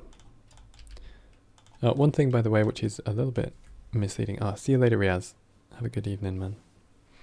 Yeah, one thing that's a little bit misleading with the node count is the contents of every node group is counted towards that count. So it's not just the nodes that I add, it's also like every node inside the groups, and some of these are pre-made, so it's like, I don't know, it makes it seem like I've done more than I have.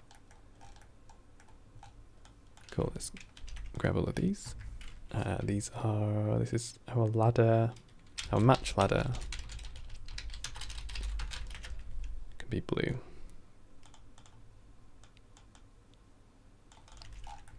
And then we need to make a comb.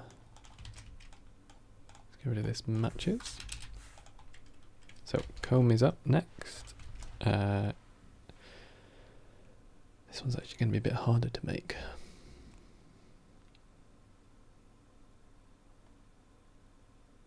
Or is it? Maybe it'll be fine actually. If I basically make a curve like this, and then set my radius so it's like this, and put yeah, it's a matchstick ladder, but yeah. And then the radius, the profile can be something like this, right? So that'll be the edge of my comb, and then I can have just like a bunch of points along the back, and I can instance a range of sticky sticks, and also some shorter broken ones, something like this, whatever. And that'll be fun. That'll be fun for a little comb ladder. So let's again just grab a, might as well do it with a mesh line, I guess, this time. This gives me a little bit more control. Bring this back, and I might just set the positions manually. So we're going for 4 positions.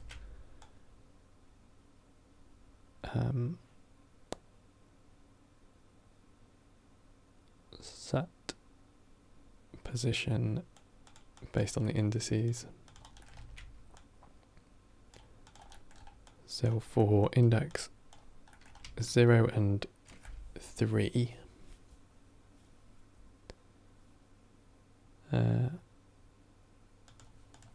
what am I going to do? So I'm going to do it mirrored.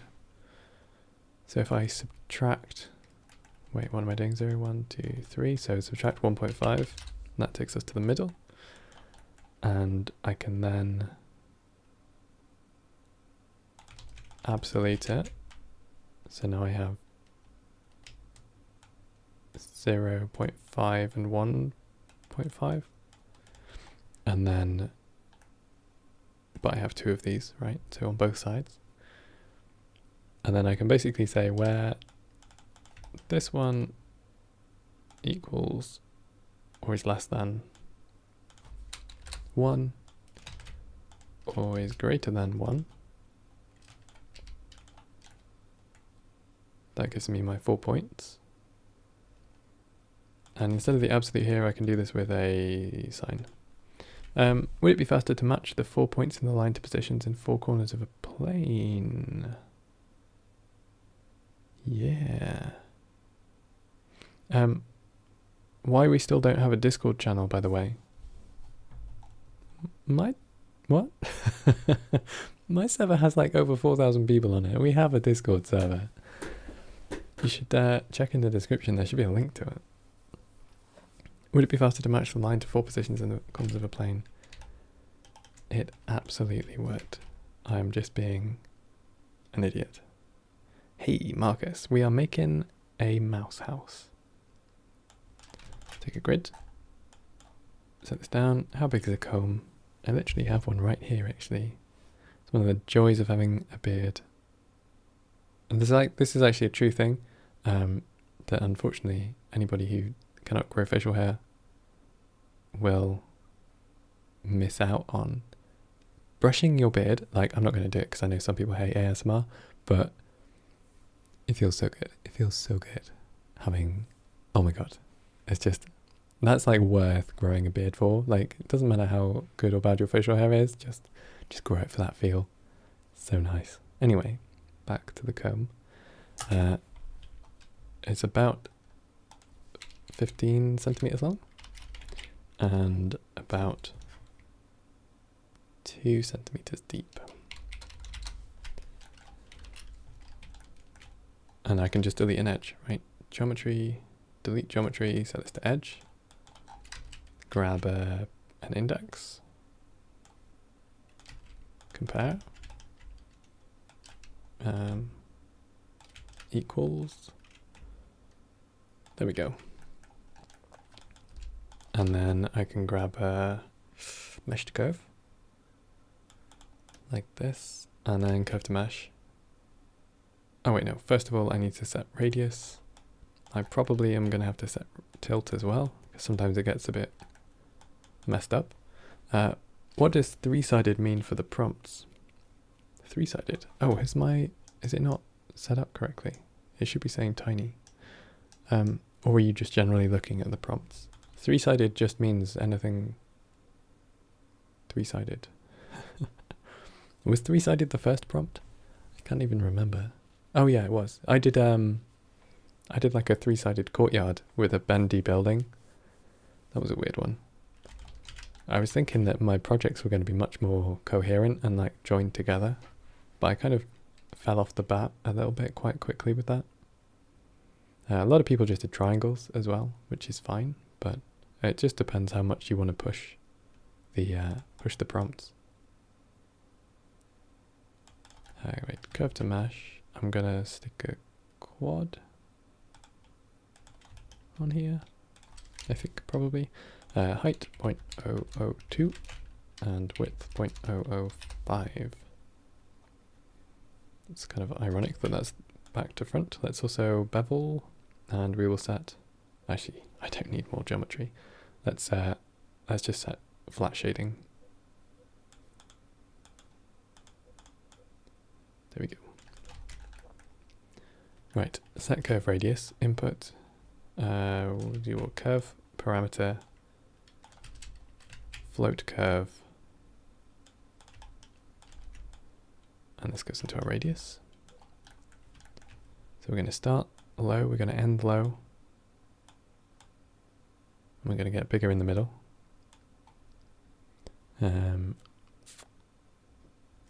We may also just subdivide this once, just so we get a little bit more topology to work with.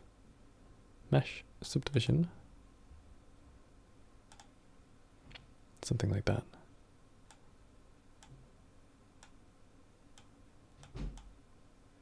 It's a shame about those corners being so pinched, but it's probably fine.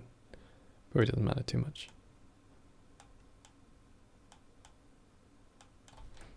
Okay, nice, and that's worked out more or less how we want it.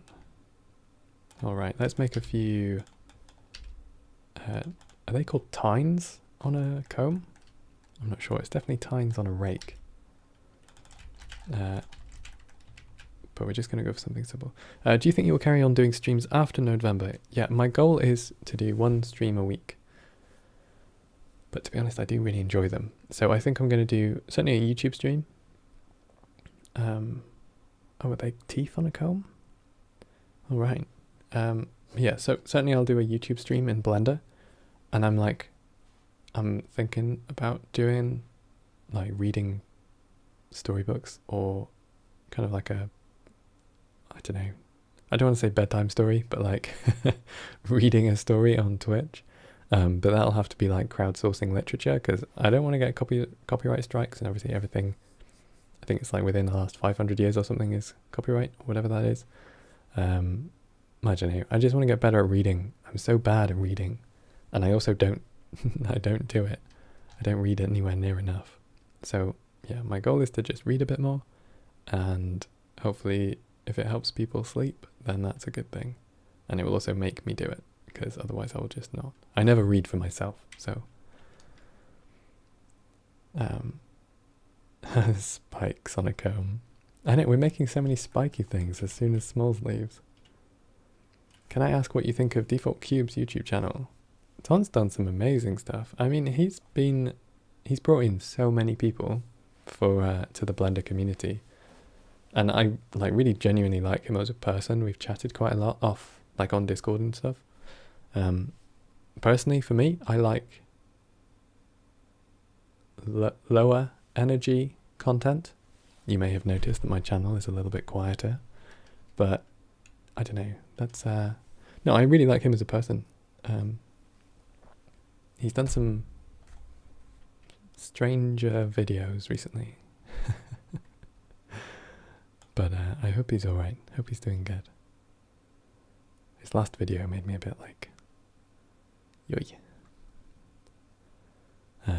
Right then, let's grab. Yeah, we're making some teeth. Team ASMR.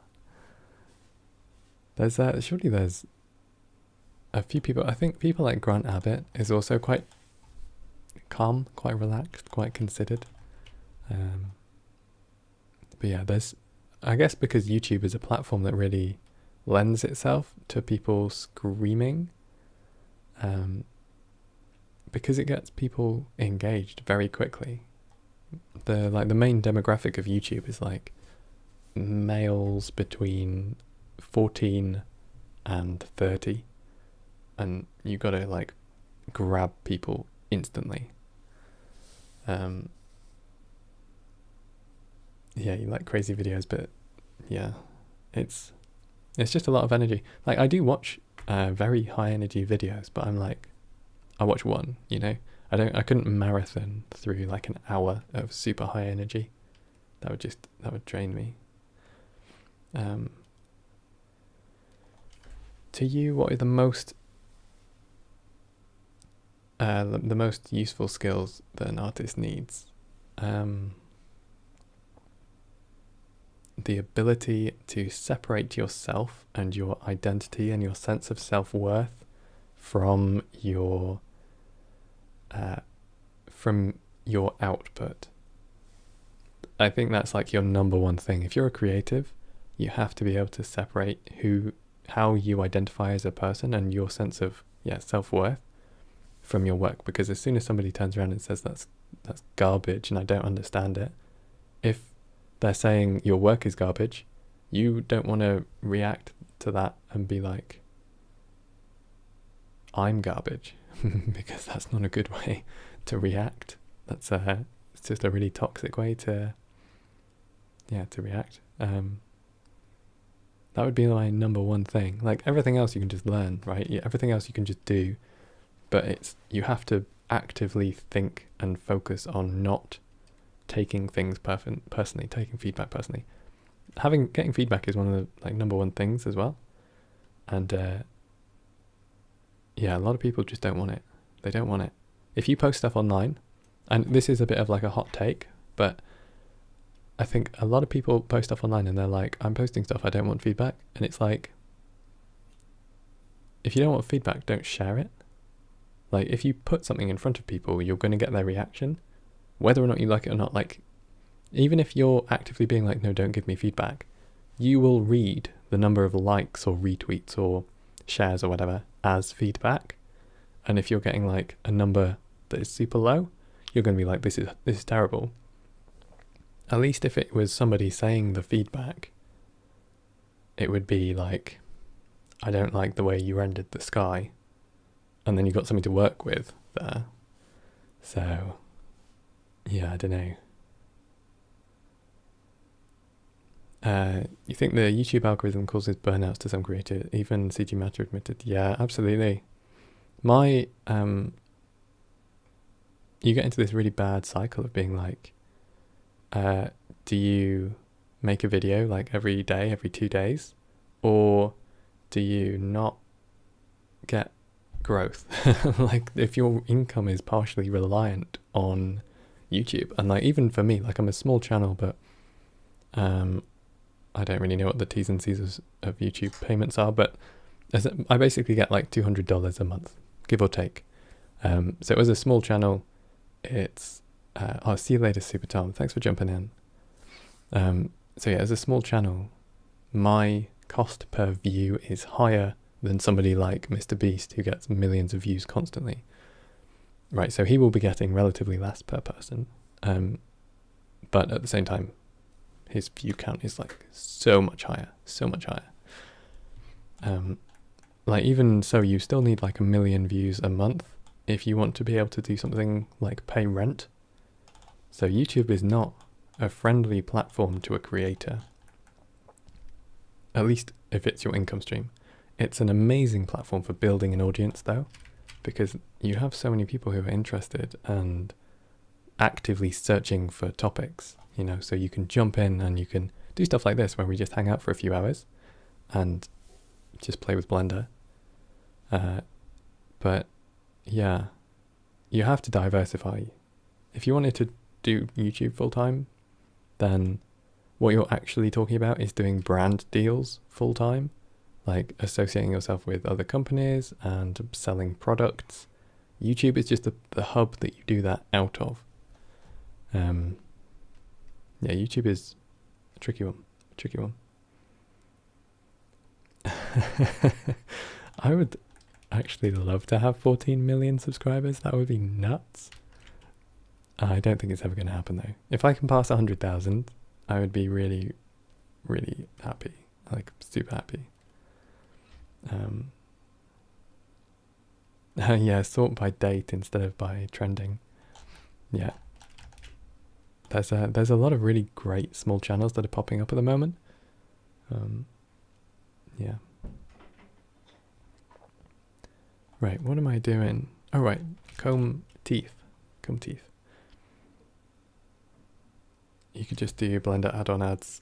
You could do, but then you're entirely, or almost entirely reliant on affiliate payments. Like, if everybody who watched my videos bought something through the affiliate links down below, then it would give me a little bit more money. But even then, it's, you know, it's sort of splitting hairs. It's not a lot of money. If you're pushing big courses that people buy into frequently, then ever thought making a chill talking stream? To be honest, that's more or less what this is. I occasionally stop to do a bit of work and then I get back onto the main event, which is me just talking. Right, let me make some things. Do you recommend Patreon? Yes.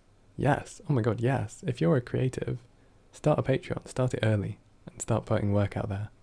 I get way more money through Patreon than YouTube, and I don't really do Patreon specific content. It's really just for people who are happy to support the channel, which is an amazing thing, of course. And I'm super honored that people feel like they can, like they have the ability and the inclination to support the channel. But I certainly don't, you know, I don't expect people to do things. And also, if you set up a Patreon, have like some not wildcard, but like have a really high value tier. You don't have to like promise anything, but sometimes you get people, you know, different people have a different understanding of what the value of money is. So for me, somebody paying $100 a month is like, you know, like there's no way I could pay $100 a month. But at the same time, there have been people on my Patreon who pay $100 a month, and that's just like, that's insane. That's insane. We call them rich. But yeah, just start a Patreon early, because there are going to be people who want to support you along your journey, and just having it there is going to allow them to. Right, I need to do this in a different order. I need a line, so let's grab a curve primitive, curve line, and the position we're going for is 0.01. I recognise that while still being super chilled, your articulation got much better recently. At the start it was sometimes a little hard to understand what you were saying. Oh, thank you. I suppose that's in part due to having more practice at talking, having more stamina for talking as well. Is anyone here interested in using Blender for VR or the metaverse? I am. I've used it for Blender, for VR quite a lot actually. Done quite a lot of VR projects.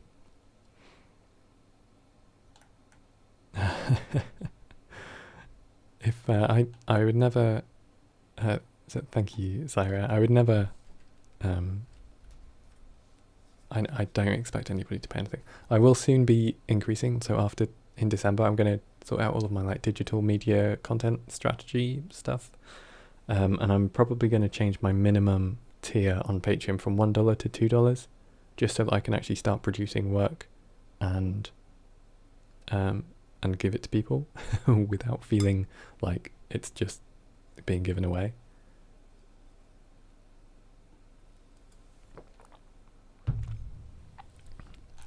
But yeah, I need to actually have a think about that, about what's going on. Right then, in the X direction, 0.2. Minus 0.1. Cool. Let's grab these two together. Oh, that's going totally wrong.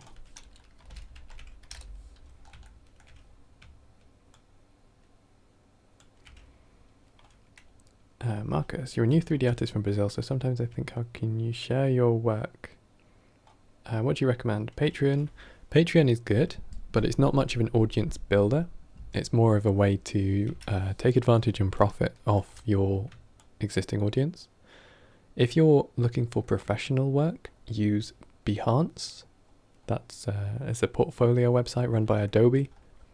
It's basically where all of the professionals are. If you're a graphic designer, use Dribble. Just Dribble, but with 3 B's. And if you are a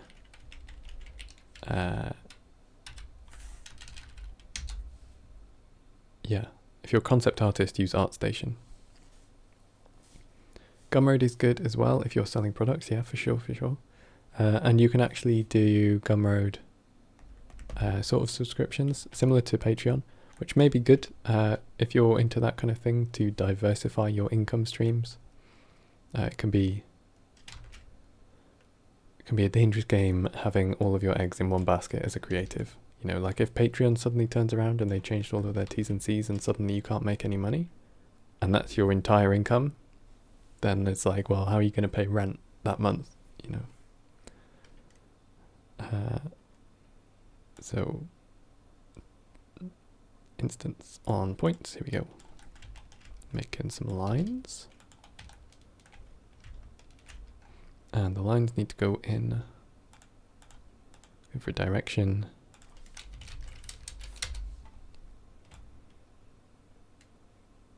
All right, 0.02.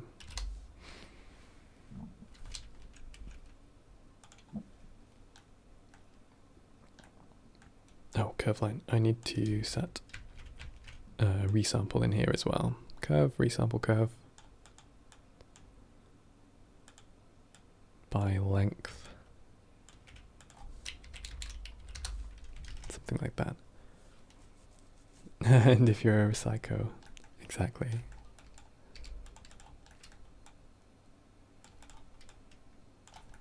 Right, let's set a random scale on these.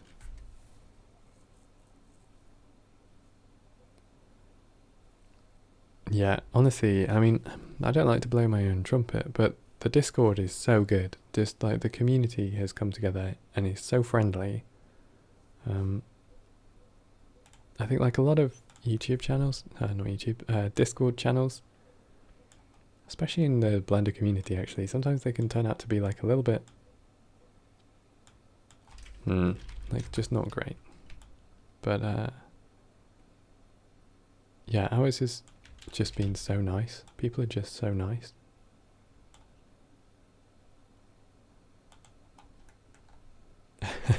To avoid repetition.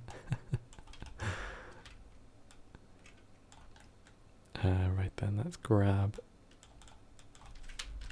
111. Let's go down to like 0.1.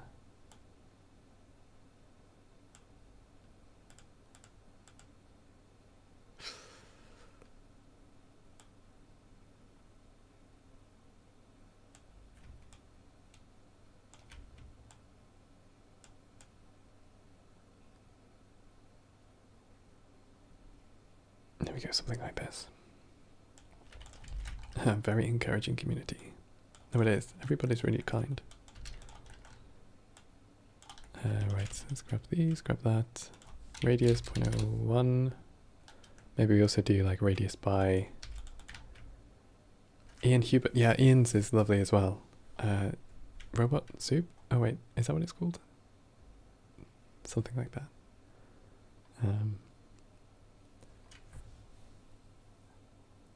Is it on Steam? Oh wait, Rocket, what are you talking about? The VR stuff.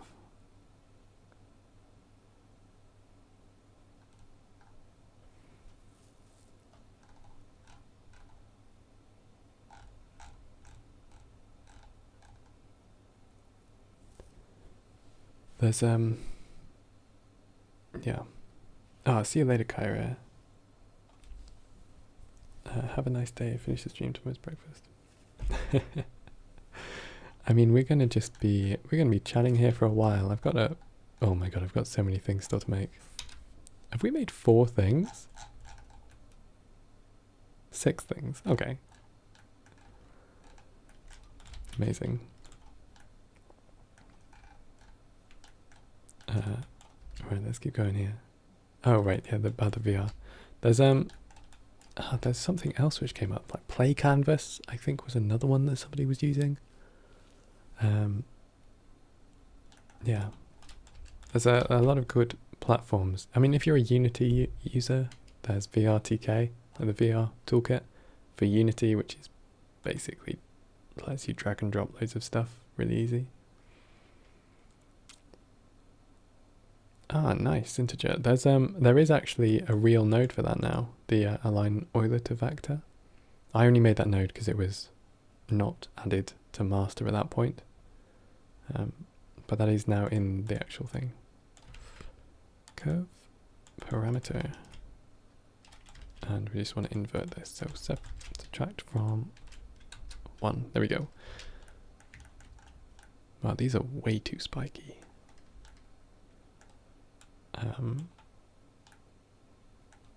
Let's also resample this one.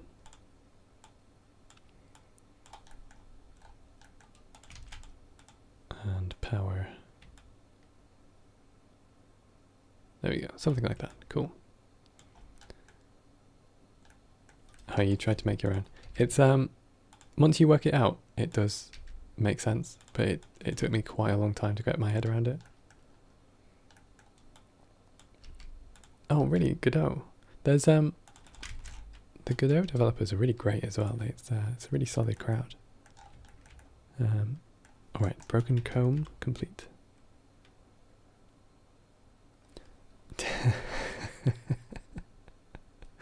Yeah, I did finish the flower scene, but the thing is, the workflow makes so much sense. The only reason you wouldn't do it is because Blender can't handle it.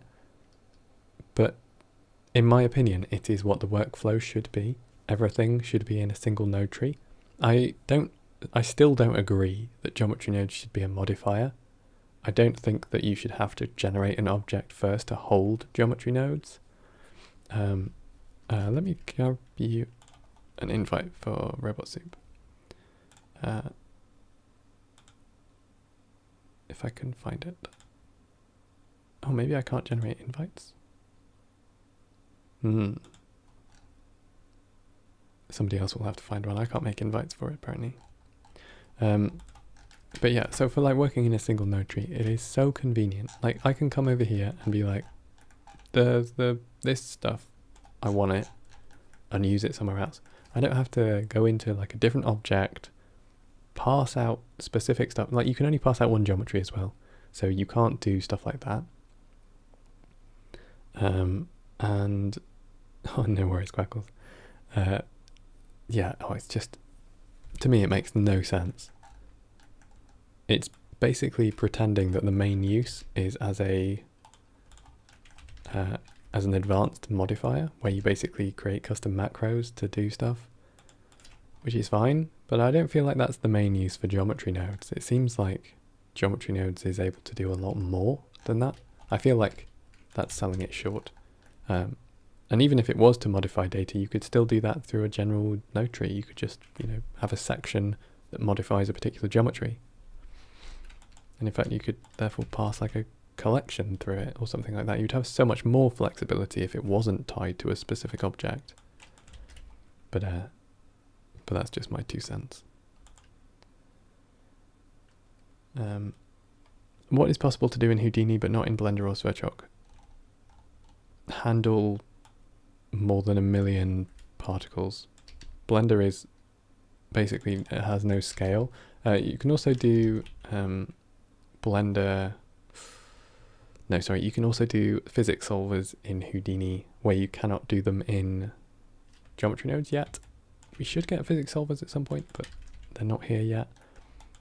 Houdini is just, I don't want to say better, but it's just got a lot more like time on its side. It's done a lot more. It's been around for a lot of time. Right then, let's maybe subdivide this.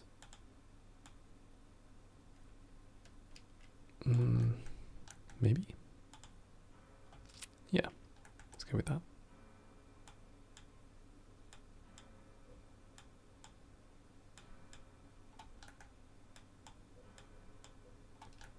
And we can make this quadrilateral slightly bigger.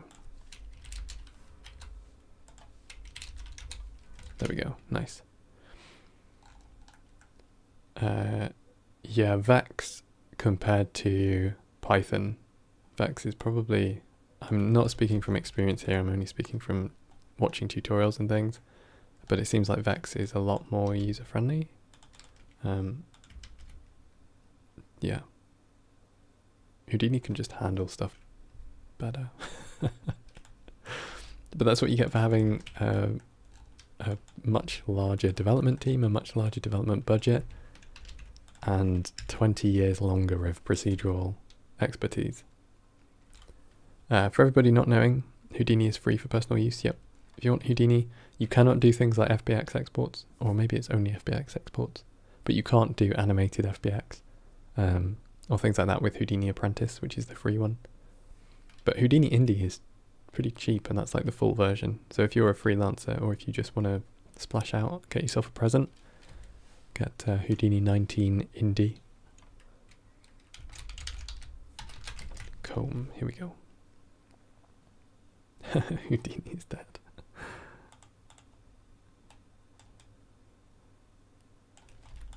Right then, combs are done. Let's chuck on a texture, I guess.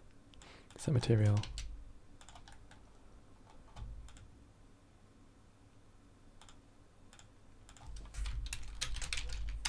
Comb, here we go.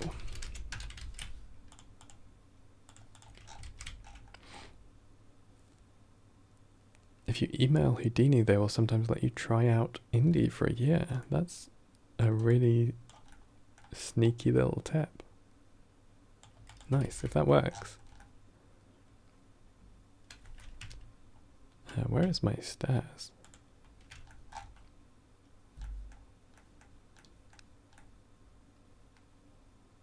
Oh, it is this one. Cool. Okay. Right then, who's up next? That is our comb.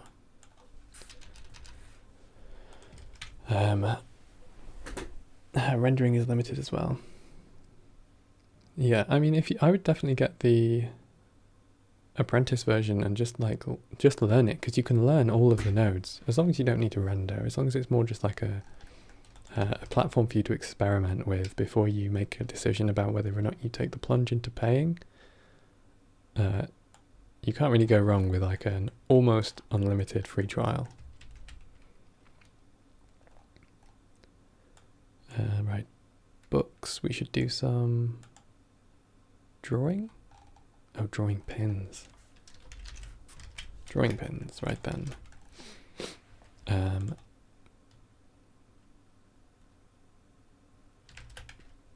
Same as always. Curve circle, curve line, curve resample,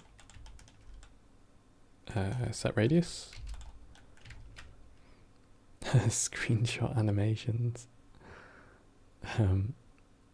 set curve radius in here, curve parameter through a float curve. So that is the radius. This comes into a curve to mesh with our circle. Circle's default radius is going to be 0.005. And the length of this line is going to be 0.02. Maybe that's too long, but here we go. And we can also fill caps. Right then, so we're going to come in to a vector point, somewhere like here. This one to another vector handle. And then we're just going to round these.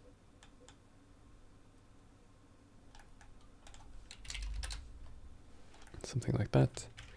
And then I just need a sticky stick, a pin at the bottom, which I can just actually use a mesh primitive cone for, that'll be fine. And we can just transform, rotate it in X 180 degrees.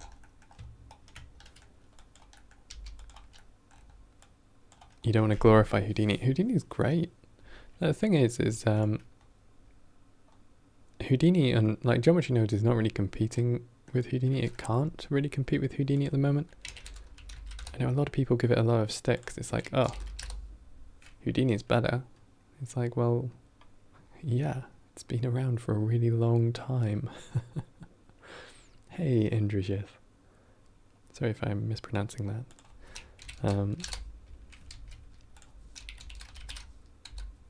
Yeah, I don't know. There's Houdini can do a lot. And that's about it. It can just do a lot. It's not really something that you go wrong with.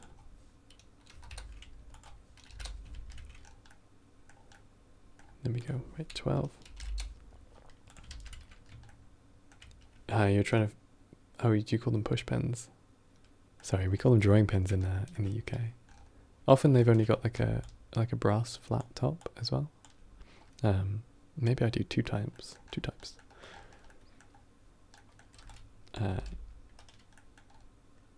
Nice. Let's grab this one. Let's chuck on a set material, chrome. Oh yeah, Autodesk. Autodesk is so gonna buy side effects. Actually, I have no idea how much side effects are worth. I don't even know if Autodesk can afford them. Let's grab the top of a sphere. I'm just going to use my UV sphere node because it's got the limits. Let's set this one 360. And the other way.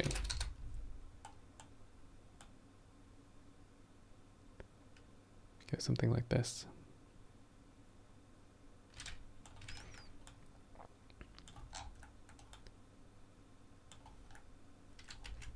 And then this joins on.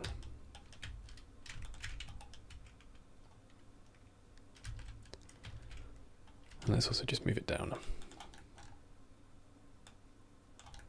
Black Friday. Minus 0.008. There we go.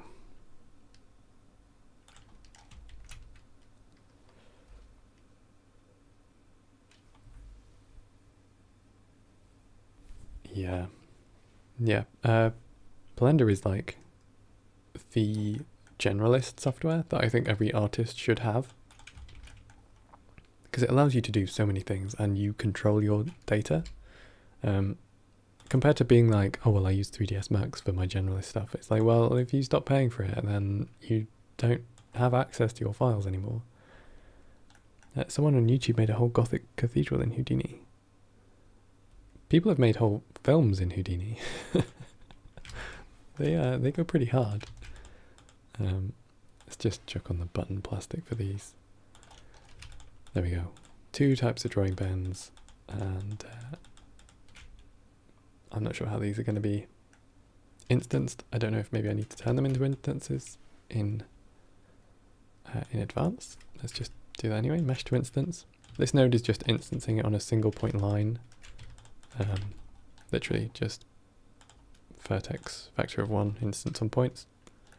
Just means that you can use these with like the pick instance node.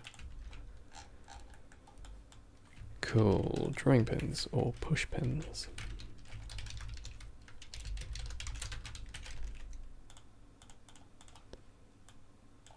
And next one, bottle caps we've done. Let's do some corks. Very similar process here. So I'm actually just going to duplicate these. Alt P. What am I making? I'm making a little house for mice to live in. Little mouse house. Is that a new material? Masterpiece. Thank you, Zenon. Vote of confidence. Cork. Chuck this in. Cork. Here we go.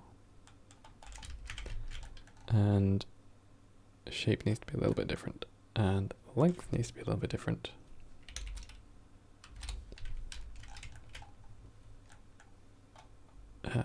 When did you last save? It's actually an alpha tag. It says alpha. Yeah, don't worry, I'm saving along the way. Thank you though. Maximum radius here, 0.02. I think that's probably about right. Here we go. Something like this.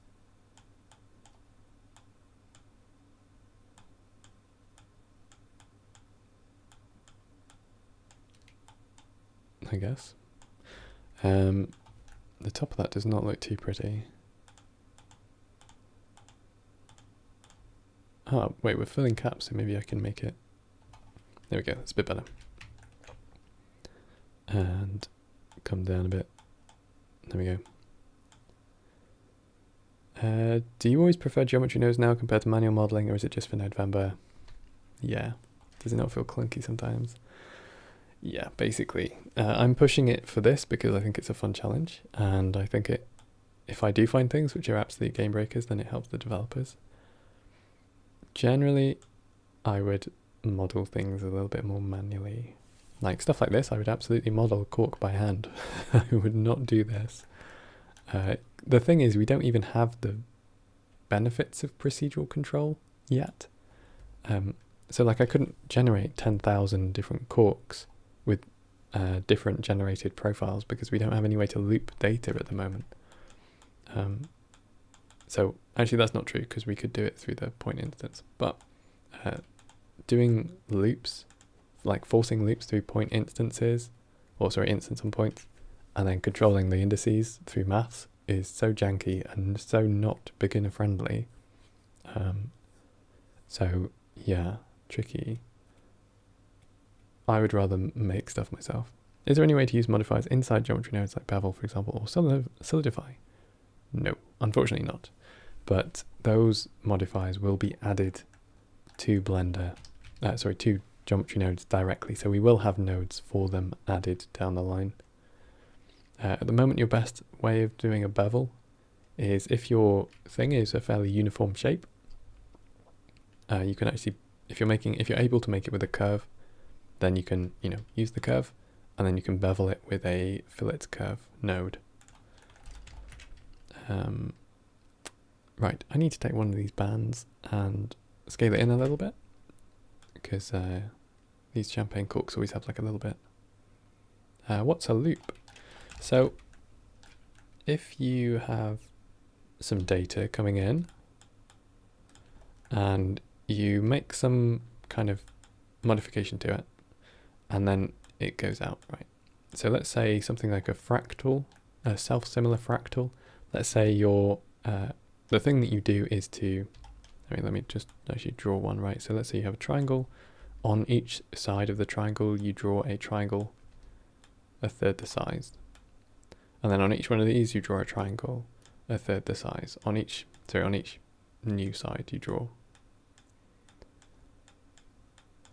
To do this, you would need to be able to pass in data once and then pass it in again. So you could make a node group, right, that basically goes, take a triangle, and then in the next one, it's going to move or create, like basically take every edge, create a point on the middle of it, and instance a new triangle.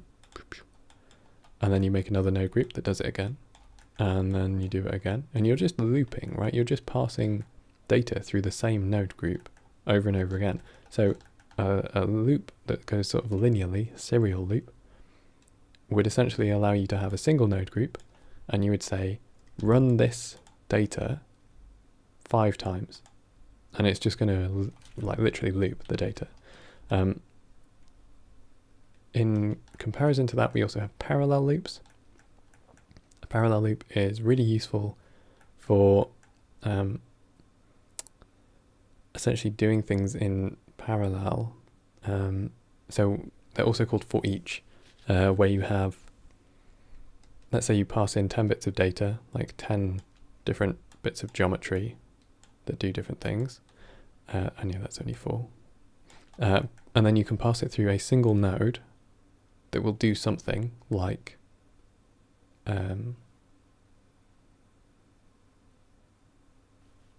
I don't know, maybe it stretches them or something. And then it'll pass out 4 separate geometries which have all gone through this transformation.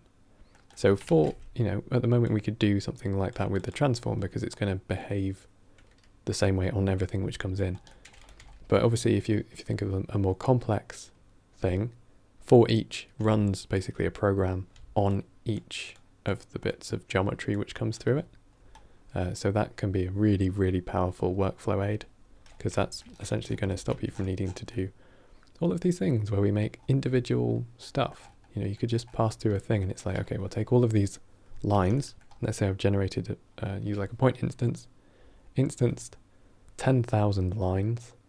And then we could pass this through a parallel loop and it's like, take each of these, take the line, give it a random shape based on some of these different options. And it's gonna output 10,000 different cork shapes basically at the end of it. So loops are incredibly useful, and I feel like the developers have been avoiding adding them.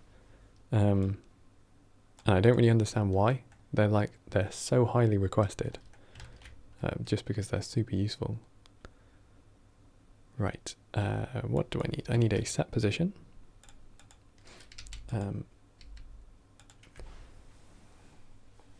When November ends, you're going to make an insanely high poly model of something.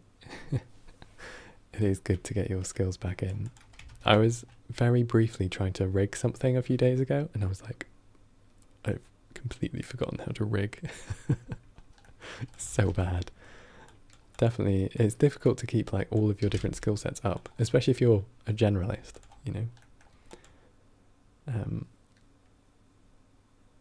Can you not make a simple loop in Python that uses geometry node stuff? I'm not really sure how well you can integrate Python with geometry nodes. I know you can control geometry nodes with Python, but I'm not sure how well you can like make it do stuff that it can't currently do. Did I see the video of crashing Blender with 2 vertices? I did not, but I believe it. I think I've crashed Blender with less. Hey Sharon, welcome back. Right, let's grab an input position. Grab in the separate XYZ. I need to find basically a Z position here. So I'm just going to use equals around about 4.5. Something like this is probably fine. Save this as my selection. Bring that in a little bit, make this a smidge bigger until it, 0.45.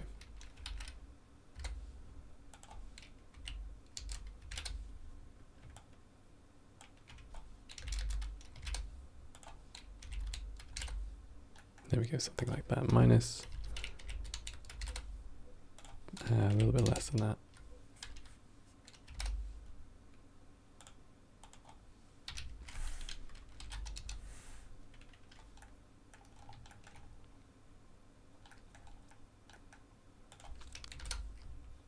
It's probably way too easy to create data dumb loops right now, and they don't.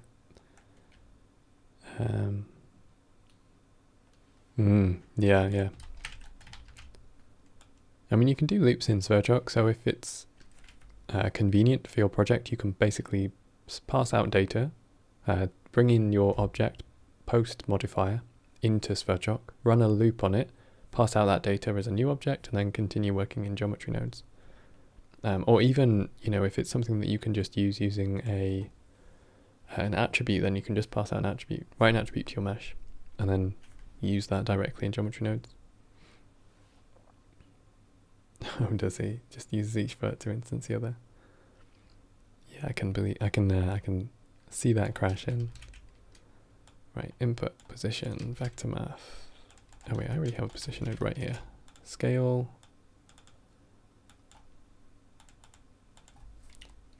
0.95.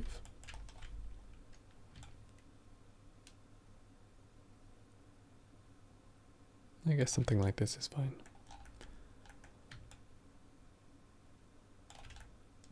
And that's kind of corky. Right, let's go on a little bit further here.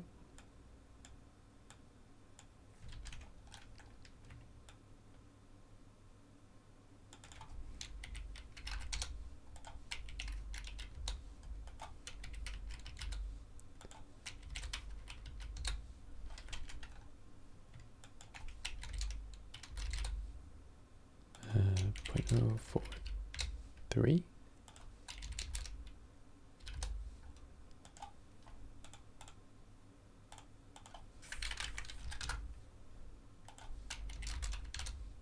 There we go. That'll do. Can't the loop just have a good old exit conditions like a timeout? Let's pretend that this is a mushroom. It's a wine cork. I will do mushrooms in a while. I need them. I need mushrooms. This is kind of garbage though. This does not look good.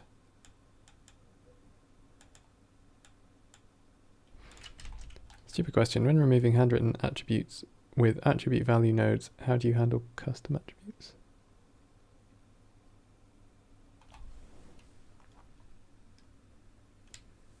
When removing custom attributes,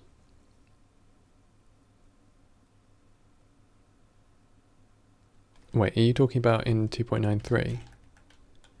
Because we don't really do much with attributes in 3.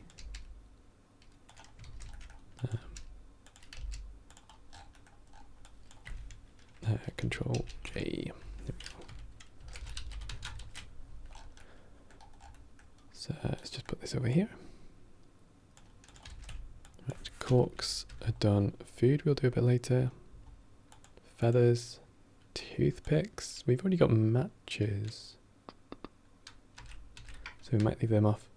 Do you get burned out at work sometimes? If it happens, how do you deal with it? I do get burned out. Oh God, sorry. My process of dealing with burnout is to I don't really have one. I do end up getting like really slow sometimes, and I'm like, oh, like I must be pretty close to it. And I haven't burnt out since last winter. I think I burn out more frequently during winter times, or I'm like more liable to it.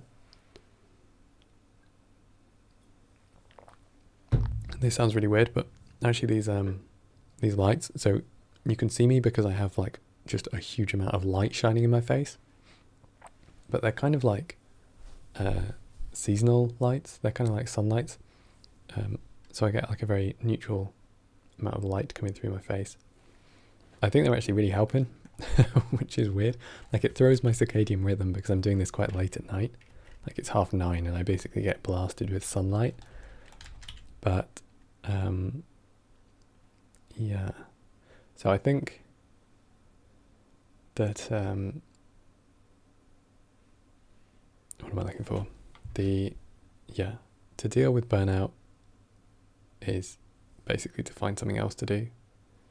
You got to catch yourself early. So I think you have to burn out enough to know what it feels like in advance, which is obviously like terrible.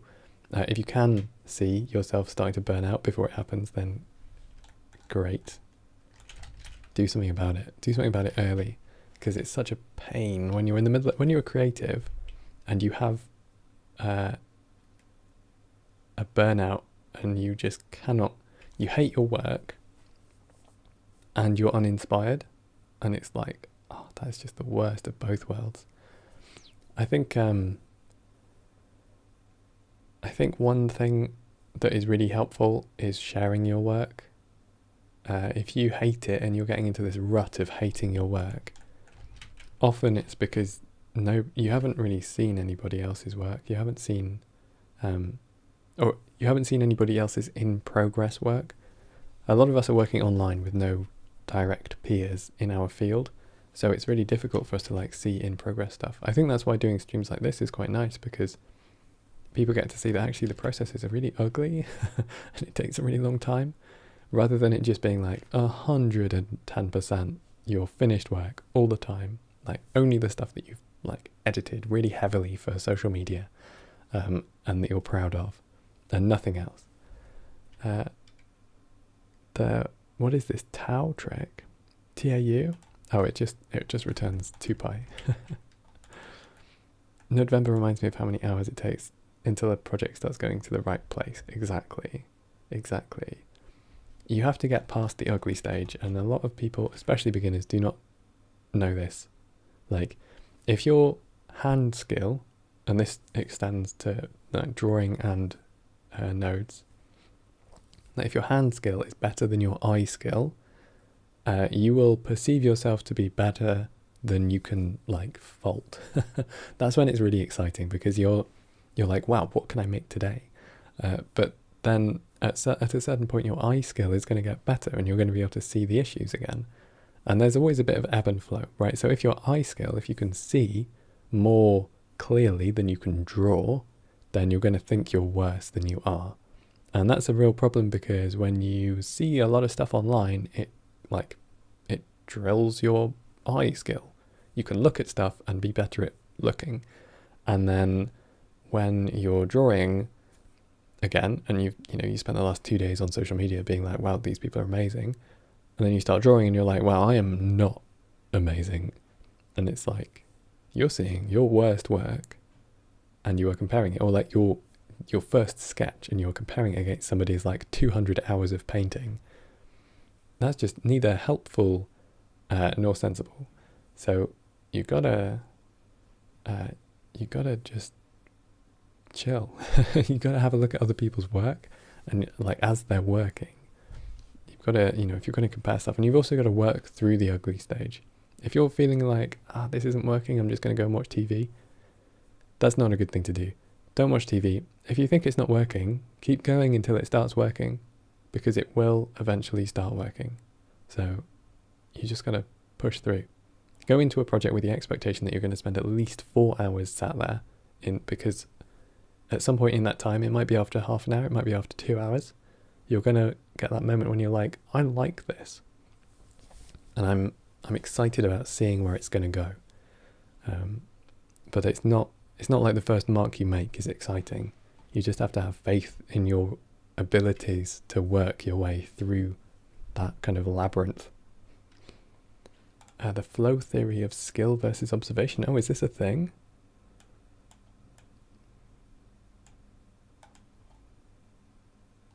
Interesting. I will read this later. There's a video by an old art YouTuber. Oh, what's his name? I can never remember it. I mean, he's not like old. He's in his 30s, but he was making these videos in like 2010 when I watched it. But do I use sunscreen? No, I don't. Given up so many times after 40 minutes. Yeah, for sure. It just takes a little bit longer. And it's the same for me as well. Like, even if I have a really great idea going into something, I'm probably not going to be able to realize the thing that I want. But just having faith that it's going to get better after a couple of hours. Okay, let's make some paper clips. How do paper clips look? I guess it's something like this. The Valley of Mediocrity.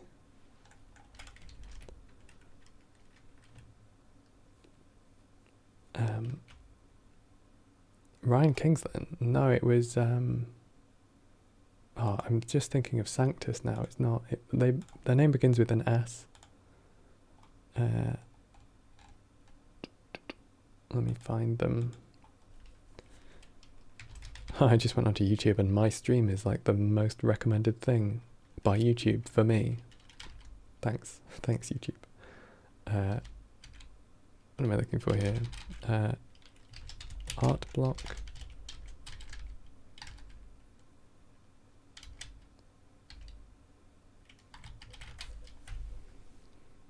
I bet I won't be able to find his name now. He's I don't know if any of you would know him. He's got dissociative identity disorder. He's done some really interesting talks about his sort of struggles with having like multiple personality, DID. And his name begins with S. That's all I can remember. But yeah, he did a really interesting talk on art block, and that was one of the things that he talked about. Yeah, definitely. Right, what am I looking for? Maybe a circle? Or maybe a spiral? I guess a spiral is probably what we're going for. And then, yeah, YouTube knows what I like, so I guess that's a good thing. Start radius is going to be 0.004, and final radius is going to be 0.06. And then we are just going to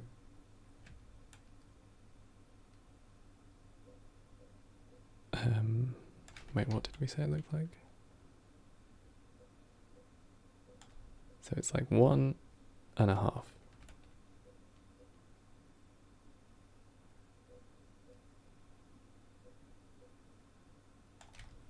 Cool. Yeah. Well, I was going to just essentially grab everything here and pull it down. Hello from Russia. Hey Tuna, how you doing? Hello from England. Set position for everything which has a position in, separate X, Y, Z.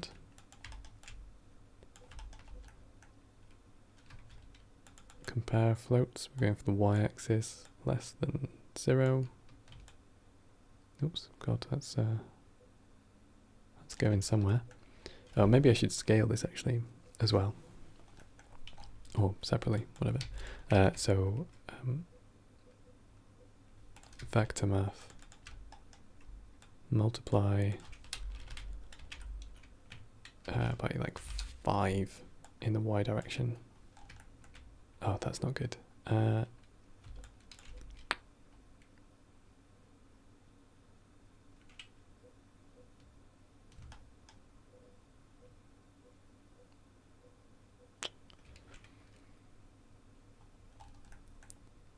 Let's also do another mask then. So index for points greater than something, probably around 20. Although we can tweak that. We're going to get rid of this one. These are going to be added together. And then multiplied by something. Negative. And then that's just going to go into our offset. Combine X, Y, Z into the Y, into there.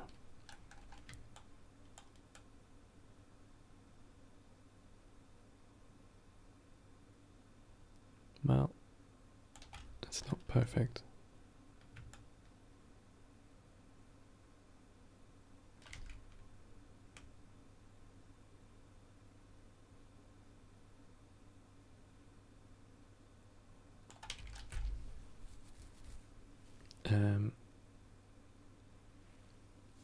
Interesting. All right. Thomas, hello from the Czech Republic. How's it going, bud? Right then, what am I doing? Do I need to do this one as well?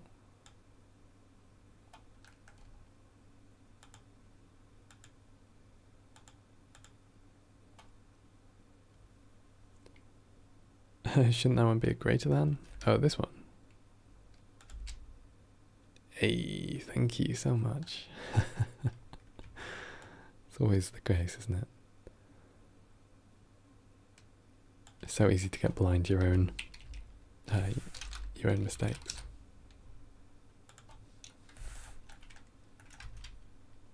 Back to math, let's just add another little bit. Or actually I can do it with a math node, that's probably better.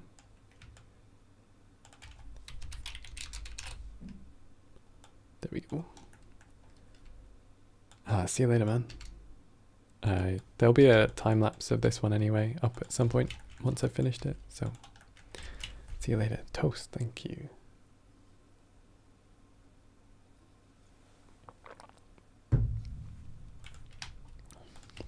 What time is it? 9:40. Alright, hey Liam from France. There's always such a diverse crowd watching these, it's always so good.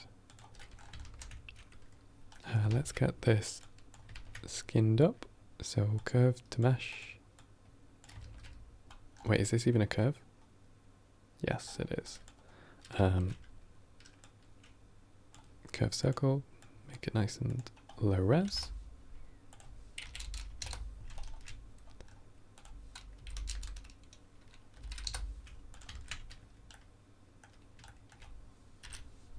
Might need to pull out this end as well a little bit.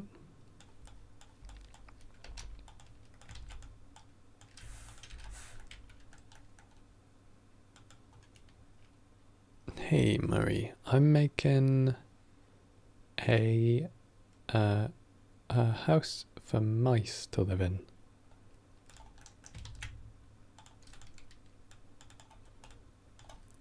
What are we going for here? Around about 10, I think. Definitely a few more than that. Into the middle, and then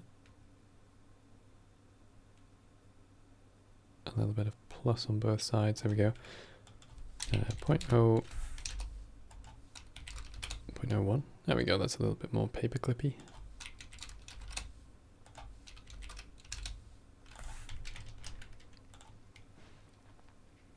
You still not learnt geometry nodes? That's understandable. It's not a super easy system to get your head around. Although I definitely commend any beginner who does it. Your Blender splash screen was the inspiration. Oh, thank you. I think, yeah.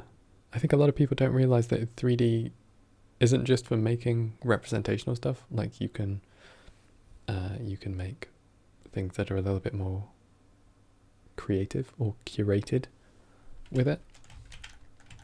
Obviously you do get a lot of people who are just like, let me make these products or whatever. And like a lot of the freelance work that I do is product viz. So yeah, that's like where the money is. Product viz, arc viz, medical product viz as well. If you can get in with Big Pharma, you're going to be getting the money. You think it's quite difficult to see the maths when creating geometry like this, like when to use multiply or other math nodes? Yeah. I guess it's just holding data, holding data in your head, nice and easy.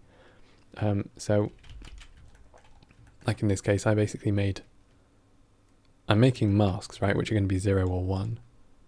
And then I can multiply this by something. So like if I want to move these up by, in this case, 15 millimeters, so that's 0.015. I basically make a mask which makes this as a selection. So then you have your 0 for everything, and then your 1 for this part, and then you can multiply this by the distance that you want to move it by. So now you've got no movement and 0.015 movement, and then you just plug that into a vector. It does take a little bit of like getting used to, but you'll get there. You'll get there. Why don't you use classic modeling? Because it is currently November, which is a month of people trying their best to do things procedurally. I would absolutely make this with traditional modeling. I would not ever make this myself. But yeah. Hey Ahmad, how's it going? How's it going? Yeah, the benefit of doing stuff procedurally is the flexibility that you can make anything in any way, and then change stuff and make variations on stuff. You know, you make 20 million things and it's fine. I mean, Blender won't be able to handle it, but you can make it. So this is a paperclip. It's fun though. I mean, I just do it because it's fun. I enjoy the kind of mental gymnastics that you have to do to build a scene, because it's not easy. Has anyone done a face in geometry nodes? Like a human face? No. I don't think so anyway. Maybe? I haven't seen any. I have seen some people making some people shapes, but yeah. Thanks, Sergi. Yeah, I will. I'm definitely intending to do the math stuff. I need to plan it. I need to plan it out.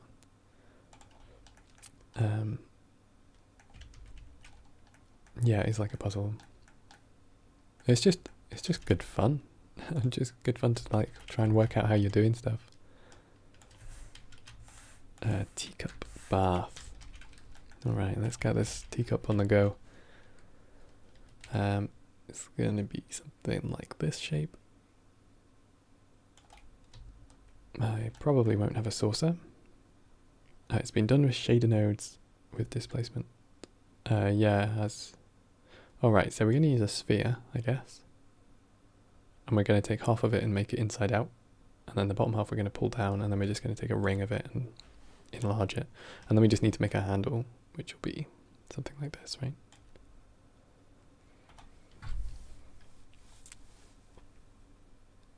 With a delete geometry. Unless you want to actually have the faces. I mean, in this case, I'm going to use both sides of the sphere so that I can get the solidify, because there's no solidify. But yeah, normally I would just use delete geometry, and then if I needed to fill it, then I would use another circle. Or I would scale everything that I wanted to delete down to 0, which is like a really bad way of doing it because it's obviously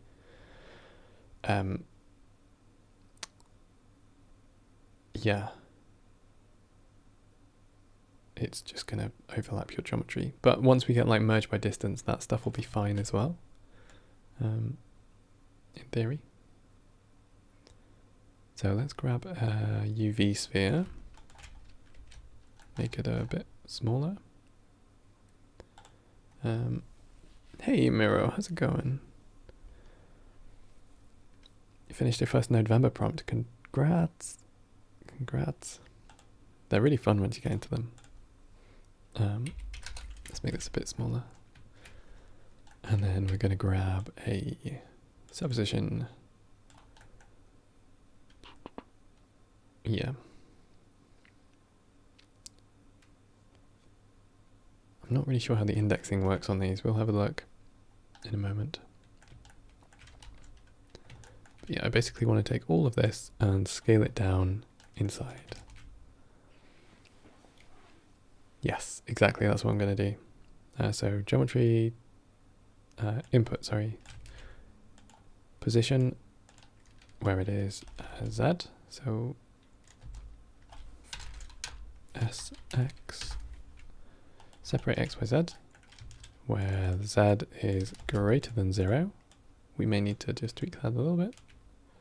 Just make it marginally more, just so that we don't accidentally take any of those edges. And now we can take our position, vector math. Yeah, we're not going to do it with a greater than, we're going to do it with a map range and multiply, because I want some fall off. So I can set it to smoothest up. We can go from like minus 0.02 to positive 0.02, which is like these 3 edges in the middle. And then this gives me 0 to 1.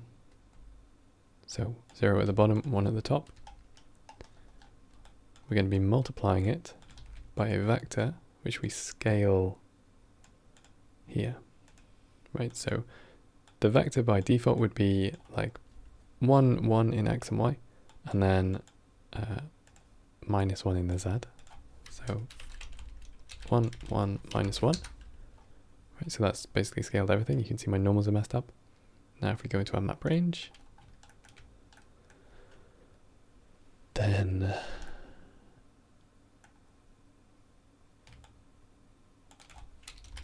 what is going on here?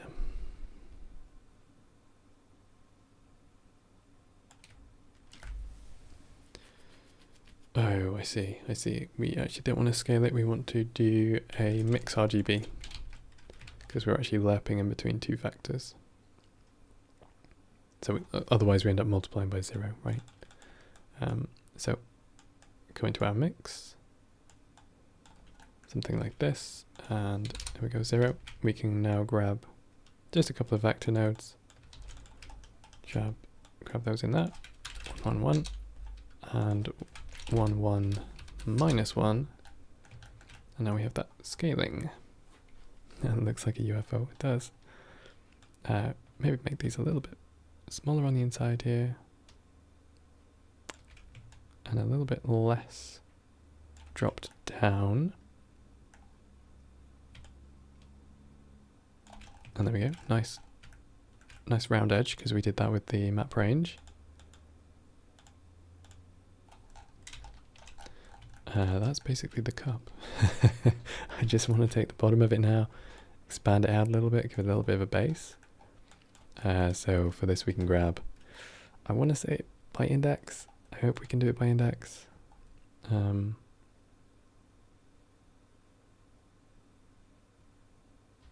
Maybe we just do it by position as well. And then, yeah, so set position. We're going to be grabbing just another map range on here. And don't forget this is all read by, I know like these nodes are over here, but they'll be read by this set position, so it's going to actually use the updated version. So we're just going to pull everything which is like, so we want 0 at the top here. So that's going to be like minus 0.09 down to minus 0.1.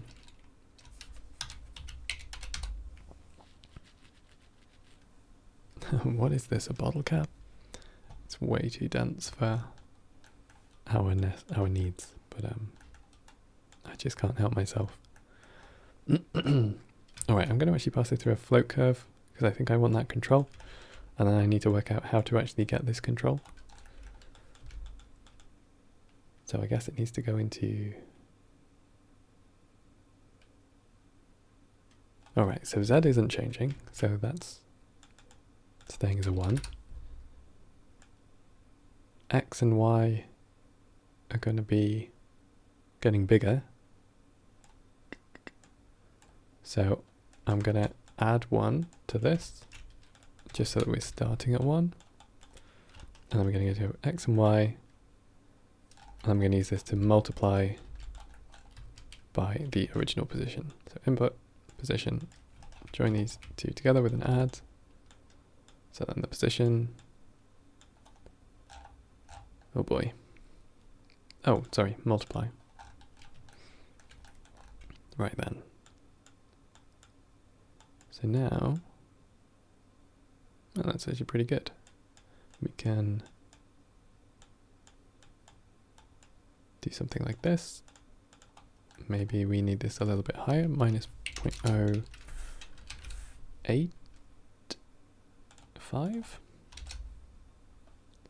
And I also want to pull that down a little bit. That's not looking so hot. So from the outside.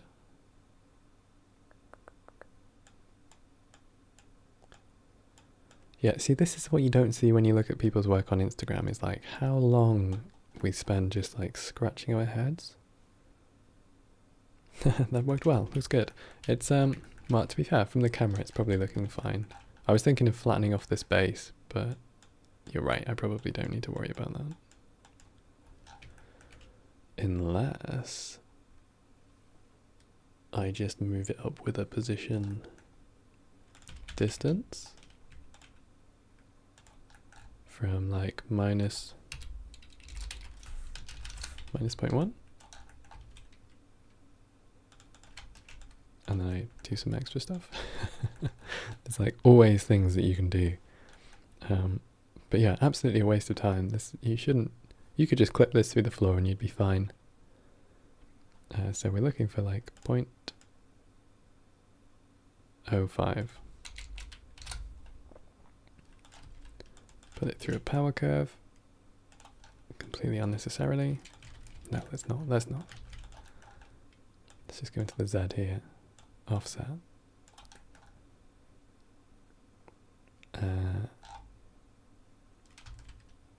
Effects math scale, and let's use a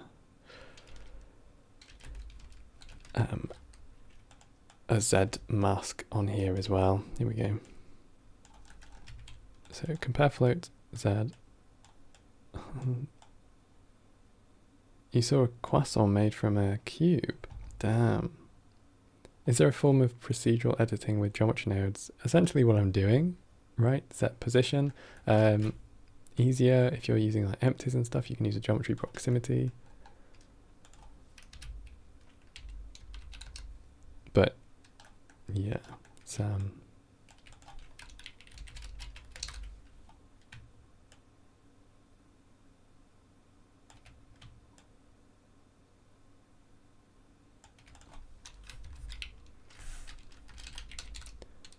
will you share this project on any platform? Yeah, probably this one, because this one's going to be crazy, hopefully. Hopefully this one's going to be good. I would like to share it on... I'll just post it like publicly on Patreon, like the flower shop. It's probably the easiest thing.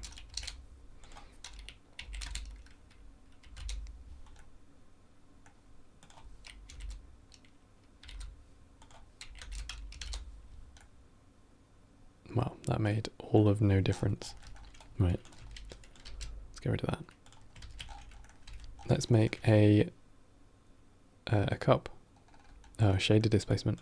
Lazy. I'm surprised there's less hype about shader, like vector displacement this year. Because it's still like an insane skill. People like Gabe doing the world shader. People like Nugget is doing vector displacement. I think he's using a plane for this whole session. Yeah, people are doing good stuff. Is this my magnum opus? Absolutely. You're witnessing history here.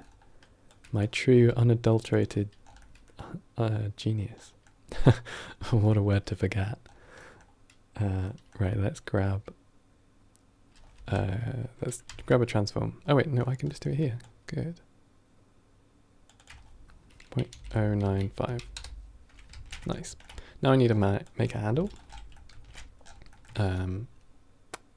Yeah, I'm glad I used the sphere for this actually, because it means that we have UVs that I can put some Blender logos on here or something like that. Handle is going to be a Bezier curve. Quadratic Bezier.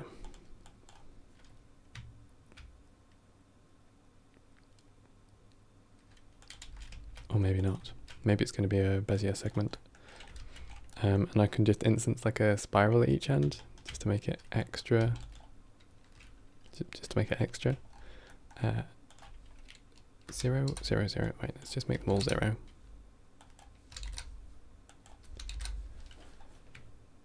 This one, to start off with, is going to be 0.08. Pretty epic patience building component after compare. It's because they're all different. I think if I did... I wouldn't have the patience to do this twice. Like, it's interesting for me to do it once, but no, I couldn't do it twice.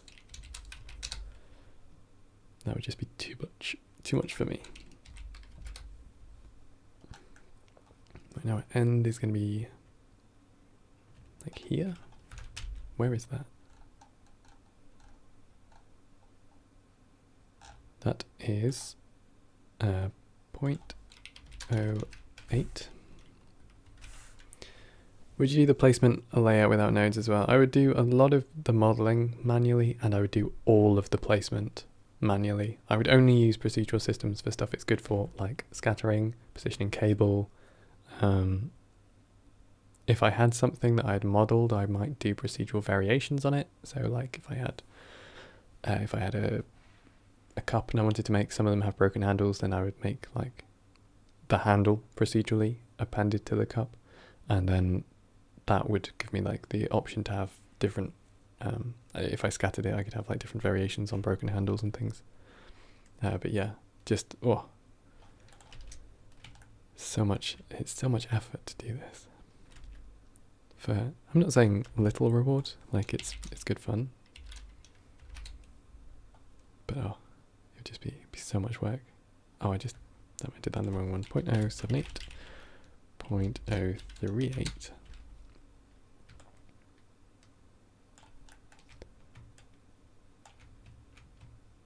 And here we go.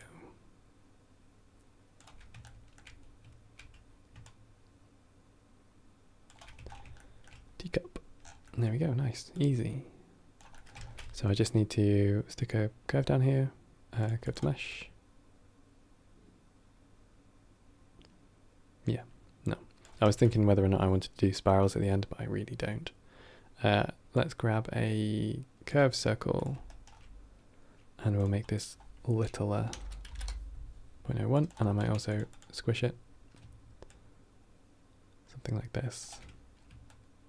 Oops.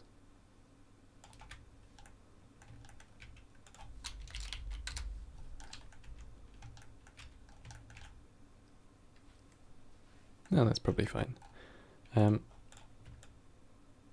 Maybe I just control the radius very slightly, just to give it a little bit of control. So let's go for a curve parameter, curve radius, float curve. Something like this is all good. And then we just want to go from like fairly high to very high.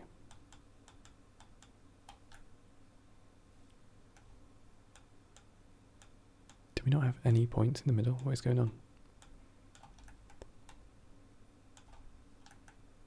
It's just let's re-parameterize that, or resample just in case. Yeah, that's weird. All right.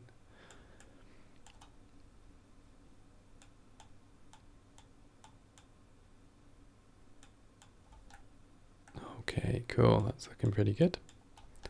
And get a few more points. Nice, I'll take that. The cup is done. Let's add some china to it. Node space redraw like your flower shop scene is down from 130 to 90. Nice. I'm in today's build. I got it especially. And Harley was working one, but bring down to 55. Is that only when you're zoomed out though? Like, is that only once you get out beyond socket draw distance? Yeah, because like socket drawing distance is here, but obviously a lot of stuff is, you know, when you're here or when you're adding a new node or something. Because that's one of the things that I found is when you get a really heavy node tree, adding a new node or adding a reroute can just take so long to update. I mean, amazing that you've got the time down though. Like, that's nuts. It was taking a lot of patience to work on that scene towards the end. Let's package this up. Making things faster, and also they're doing it fast. Like, there's really not much lag between artists coming in and being like, by the way, this is difficult, to there being like a live patch that you can try. It's amazing. Oh, amazing. Also zoomed in. Good stuff. No, I'm really excited to try that out. We'll see how far this node tree gets. At the moment we're only at 500 nodes, so we're at like 10% of where I want to get. But hopefully we'll see, because it was only around like 2,000 nodes last time that we got to this problem of having just really slow updates. It was like literally it was like 2,000 nodes. Things are updating really slow. Teacup.